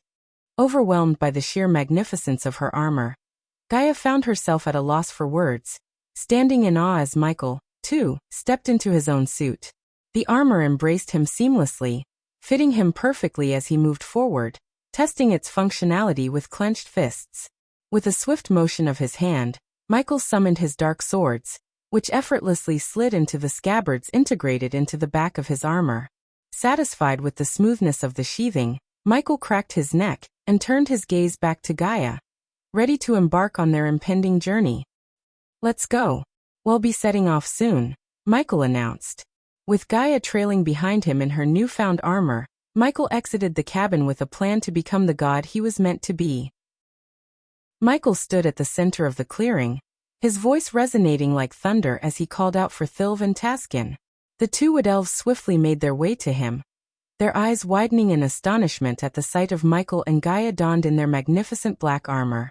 Gaia received the map containing energy deposits, while Michael held the map containing the seeds of darkness. "My lord." Thilv and Taskin bowed respectfully upon reaching him, still captivated by the regal presence of Michael and Gaia. "Taskin, Thilv, I'd like you to meet Gaia, my wife."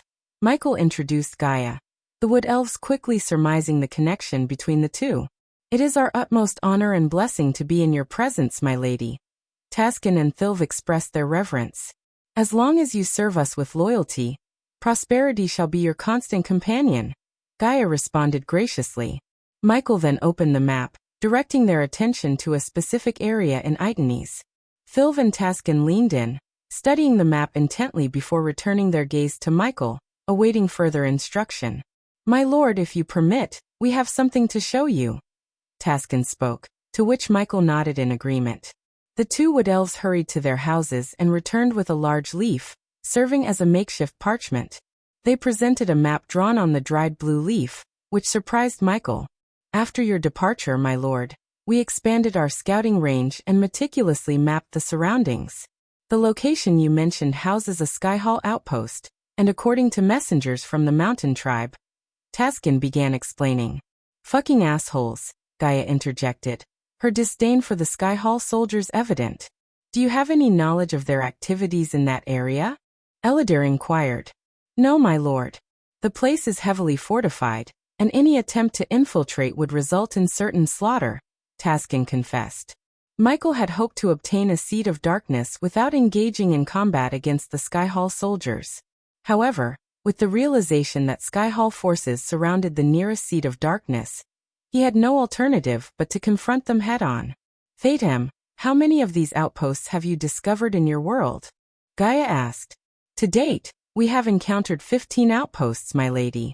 However, we suspect there are more concealed within the forest and uncharted territories of our world," Taskin revealed. "Eladir, remain here with them and fortify the village to the best of your abilities.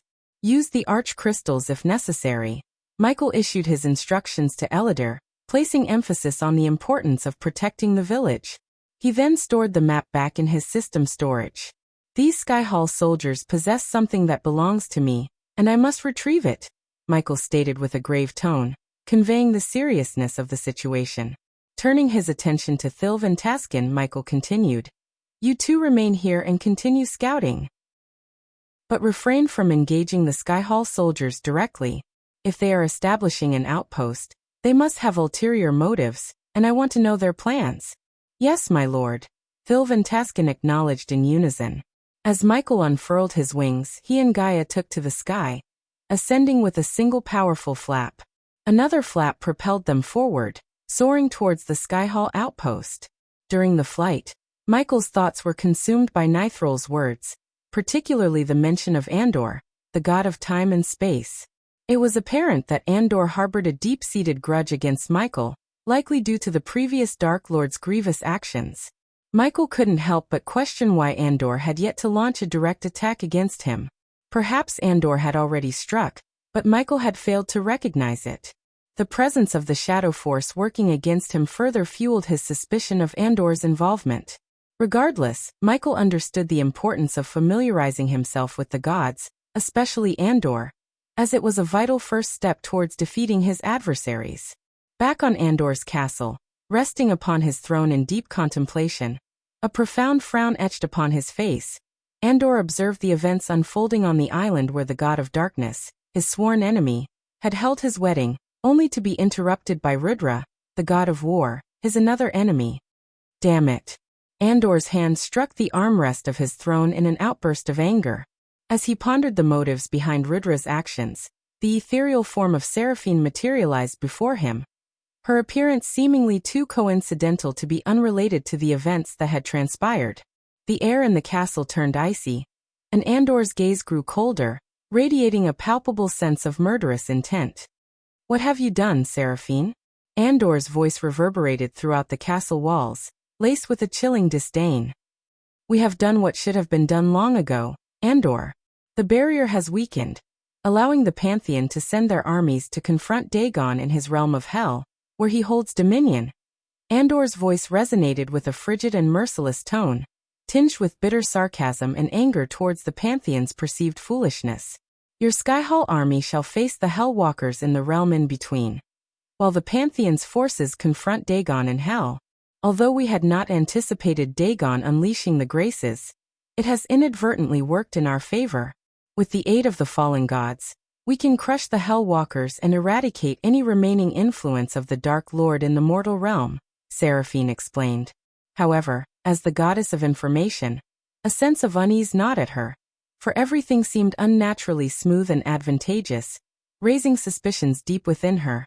"And have you ever questioned why Dagon released the Graces, despite knowing the consequences it would bring upon him?" Andor's voice grew colder still, his desire to remain seated upon his throne waning as he fought against the urge to obliterate everything in his sight. "Do you comprehend why I have not commanded my minions to gather all the seal-bearers and forced the Dark Lord to slay them? Did you truly believe that the Dark Lord had not considered the possibility of us amassing the seal-bearers, allowing his own reincarnation to eliminate them and shatter the barrier? Do you believe it to be that simple?" Seraphine offered no response as Andor pounded the throne once more before rising to his feet, his anger and frustration simmering beneath the surface. "Tell me, Serpahine, did you know Rudra was going to crash the wedding and make the Dark Lord kill the 3 seal-bearers on the same time?" Andor's question hung in the air, punctuated by a heavy silence that enveloped them. After a brief moment, Seraphine nodded, confirming his suspicion. "Yes," she responded softly. "Then you doomed yourselves and the Pantheon."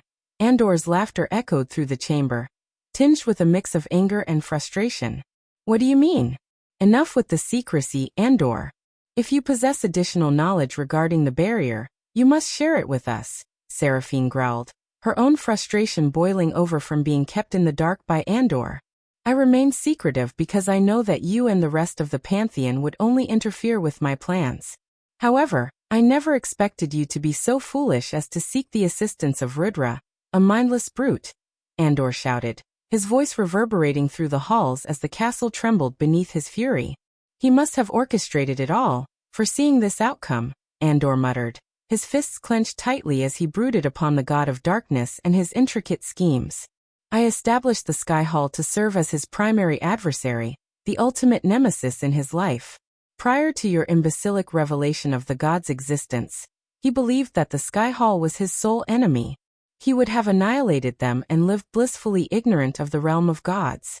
During that time, we could have sought a permanent means to eliminate him, or better yet, allowed Noah, his own brother, to be his executioner. And if Noah had failed, we could have struck him down when he was weakened. The opportunities were limitless when he believed he had no adversaries. A lion is most vulnerable when its hunger is sated. Andor's voice reverberated with anger as he explained the intricacies of his thwarted plans. The Pantheon and Seraphine had underestimated the god of darkness, and their short-sightedness had ruined everything. In their eyes, Dagon posed the greatest threat, unaware of the imminent danger the god of darkness represented to the Pantheon. But now he is once again on the prowl. He now knows that there exists a realm beyond mortals, a realm of gods. He is aware of the existence of other gods apart from his own brother. And thanks to Rudra's assault on his wedding, he now sees the gods and the Pantheon as his enemies. If you believe Dagon to be a formidable adversary, think again when the god of darkness aligns himself with Dagon, decimating the Pantheon's army without mercy. Andor's fury grew as he still couldn't fathom the Pantheon's foolishness in revealing themselves and engaging in conflict with the god of darkness. And by slaying the 3 seal-bearers on the same day, you have inadvertently created a breach in the barrier, allowing him to traverse between the realm of gods and retain his immense power, Andor bellowed. Typically, when a mortal attains the celestial stage, they are drawn into the realm of gods and transformed into worshippers, devoid of their own power. The barrier erected by the previous Dark Lord prevented mortals from reaching this stage. However, Andor knew that the previous Dark Lord had orchestrated this to ensure his own reincarnation would be the first to ascend to the celestial stage, exploring the realm of gods and safeguarding mortals from becoming mindless devotees of the Pantheon. For centuries, Andor meticulously crafted the facade of the Sky Hall as the arch-nemesis of the current Dark Lord, keeping him blissfully unaware while Andor plotted his revenge in the shadows.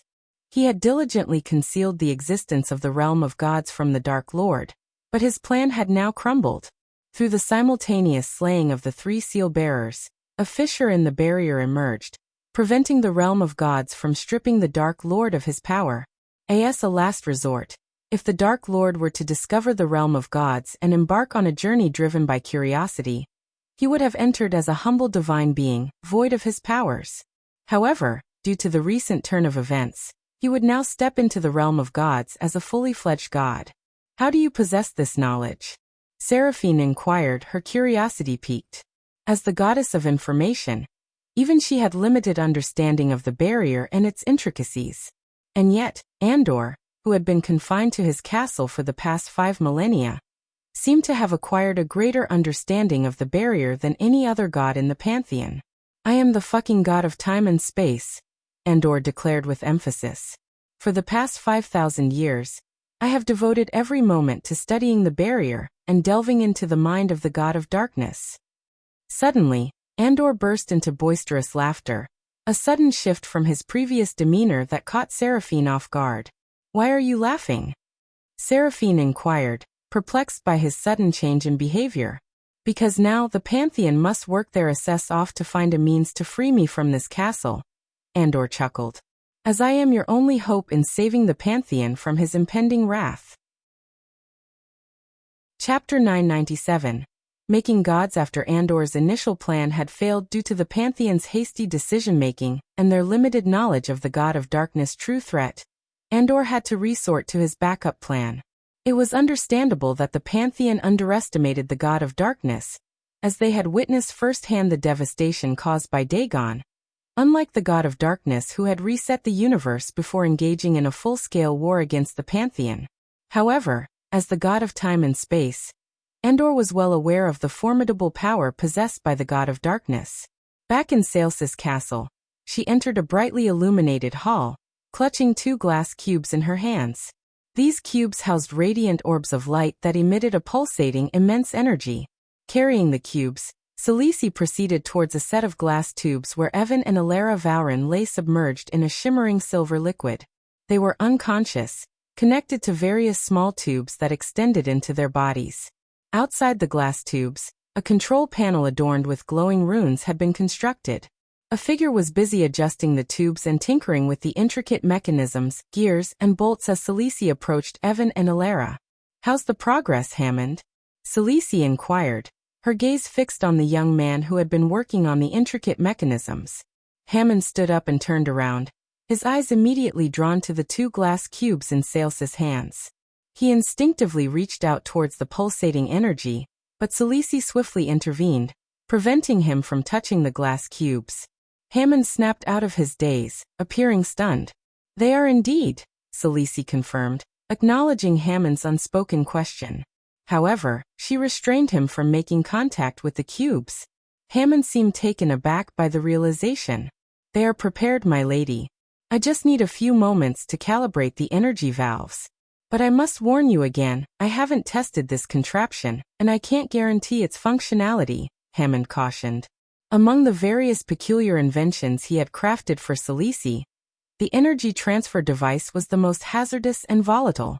It boasted an intricate array of runes and mechanisms, challenging even his brilliant mind to fully comprehend.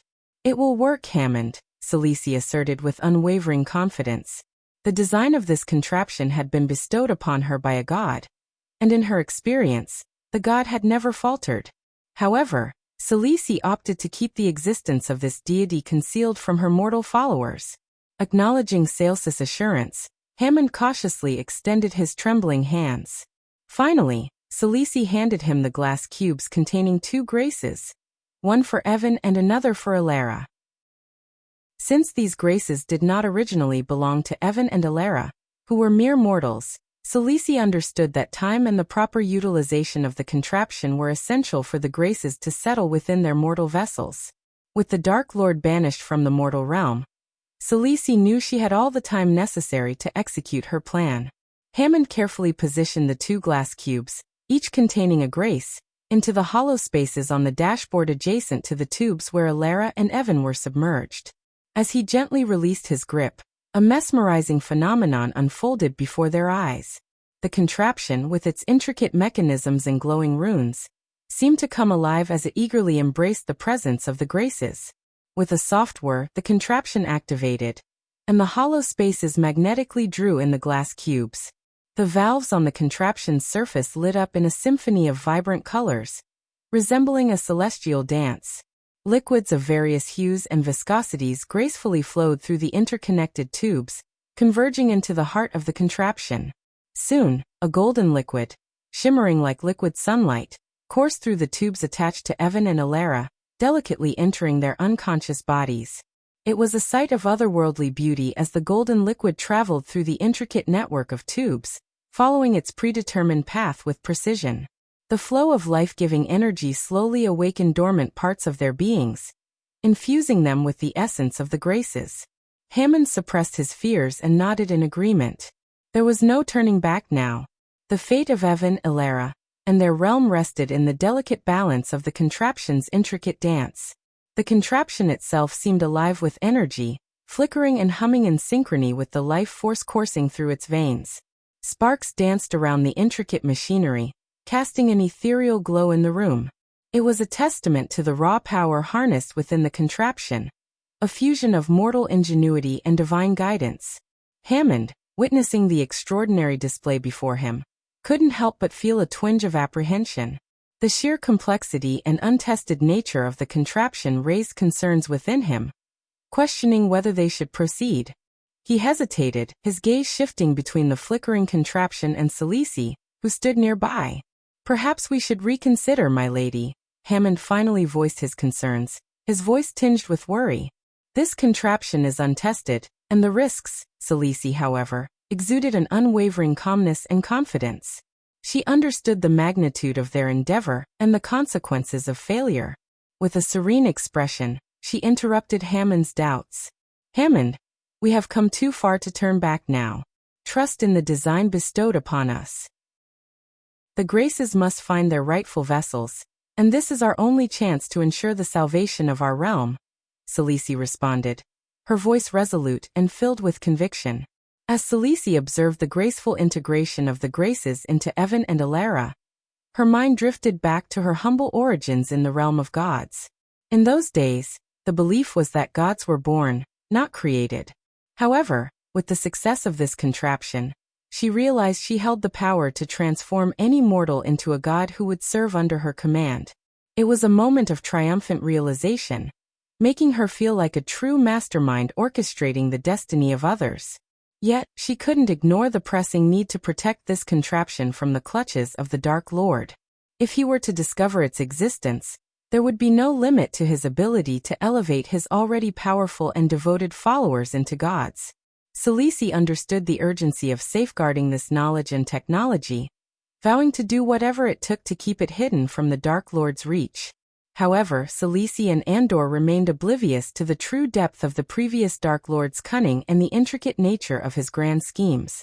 Little did they know that his plan to unleash the Graces through Dagon's actions was just the beginning, a carefully calculated move designed to set in motion a series of events that would forever alter the course of their lives. As the Graces were released, it seemed as if everything was going according to plan for those who opposed the Dark Lord. They believed it to be a stroke of fortune in their favor. However, unbeknownst to them, this was all part of the Dark Lord's master plan, a carefully crafted web of manipulation that would lead to his ultimate triumph. Now a new player had emerged onto the stage, the current Michael. He possessed plans that surpassed even those of the previous Dark Lord.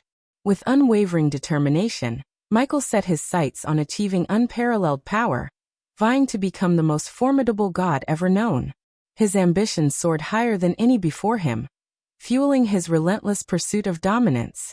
Celice and Andor, engrossed in their own endeavors, were unaware of the intricate tapestry woven by the previous Dark Lord. Little did they suspect the magnitude of the challenges that lay ahead, or the cunning brilliance of the mastermind orchestrating it all. As the radiant golden grace gradually permeated the bodies of Evan and Alara, an intense tremor engulfed them within the glass tubes. Violent quivering shook their forms, causing an eruption of sparks from the contraption and flickering lights that danced around the room. Unforeseen gusts of wind materialized, creating a miniature storm that whipped through the hall. Hammond's voice rose in panic amidst the chaos. "My lady, this isn't going well. They might perish," Hammond exclaimed, shielding his face from the fiery sparks with a trembling hand. While Hammond recoiled from the powerful gusts, Celice stood firm, unaffected by the forceful winds, her eyes fixed upon the Grace's ethereal progression into Evan and Alara. Unlike Hammond, she sensed the immense power radiating from within them, a testament to the Grace's successful integration.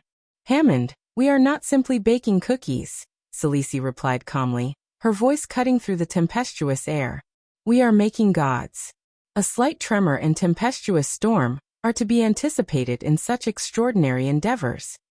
As the hall continued to tremble with increasing violence, a sudden darkness shrouded the space, enveloping it in an eerie stillness. Yet amidst the obscurity, a soft golden glow emanated from the bodies of Alara and Evan. It gradually intensified, piercing through the darkness like a beacon of celestial light.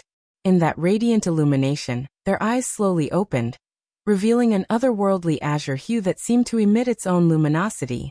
The harmonious resonance of a gentle hum reverberated from their bodies, resonating through the chamber. It was a sound that whispered of newfound power and divinity. Then, as if guided by an invisible force, the glass tubes that had contained them shattered into countless shards. Alara and Evan, now transformed into gods, hovered effortlessly in the air, liberated from the confines of mortal restraints. With a serene and commanding presence, they advanced forward, their movements grace personified. The hall, which had once trembled with chaos, now stood in awe of their ethereal forms. The atmosphere was charged with anticipation as the pantheon witnessed the birth of two new deities, their very existence altering the course of destiny. A few moments later, the chandeliers flickered back to life, bathing the room in their warm glow. The hall gradually returned to its familiar state, but Hammond's eyes remained widened with astonishment. He didn't even notice the tiny cuts on his face, the remnants of the shattered glass tube that had grazed him. All of his attention was fixed on Evan and Alara, who had gently descended to the ground, their newfound power palpable in the air. Celice turned to them, her gaze filled with curiosity and satisfaction. "How do you two feel?" she asked, eager to hear their impressions. Evan, still trying to make sense of the transformation he had undergone, voiced his confusion. "What is this power?" he inquired. His memories were hazy, recalling Sales's promise of granting him new abilities and urging him to step into the tube filled with shimmering liquid. After entering the tube, darkness had swallowed him, and his consciousness faded away. Now as he awakened, he felt a profound change coursing through his being. A power unlike anything he had ever experienced before. While Evan sought answers from Celice, Hammond discreetly observed their cultivation levels, hoping to gauge the extent of their newfound abilities. Yet to his shock, the power radiating from them defied all comprehension. The energy that enveloped Evan and Alara surpassed any mortal cultivation he had ever witnessed. The graces infused within their bodies had shattered the limitations of mortal potential, propelling them into the realm of fledgling gods. Although they had yet to unlock the depths of their inner powers like the enigmatic Dark Lord, given time and Celsus guidance, they possessed the potential to become the very gods that Celice had envisioned. You both should rest now. You've been through a lot, and we have much to accomplish, Celice advised, concern evident in her voice. Although Celice felt a surge of delight at gaining another advantage over the Dark Lord, she remained vigilant. She understood the gravity of the situation, and refused to underestimate her formidable adversary. At any given moment, the Dark Lord could seize the opportunity to turn the tables on her. Celice was well aware that underestimating him could lead to dire consequences, even risking her own life. Therefore, she was determined to stay cautious and prepared for any challenges that lay ahead. You're tuning in to the Lee May's Sword of Destiny YouTube channel. We're so grateful for your support, and don't forget to subscribe to join us on this incredible journey through captivating stories. Your generosity through donations truly makes a world of difference, as it's the primary source of revenue that allows me to expand and enhance this channel for you. Thank you from the bottom of my heart for being a part of this adventure.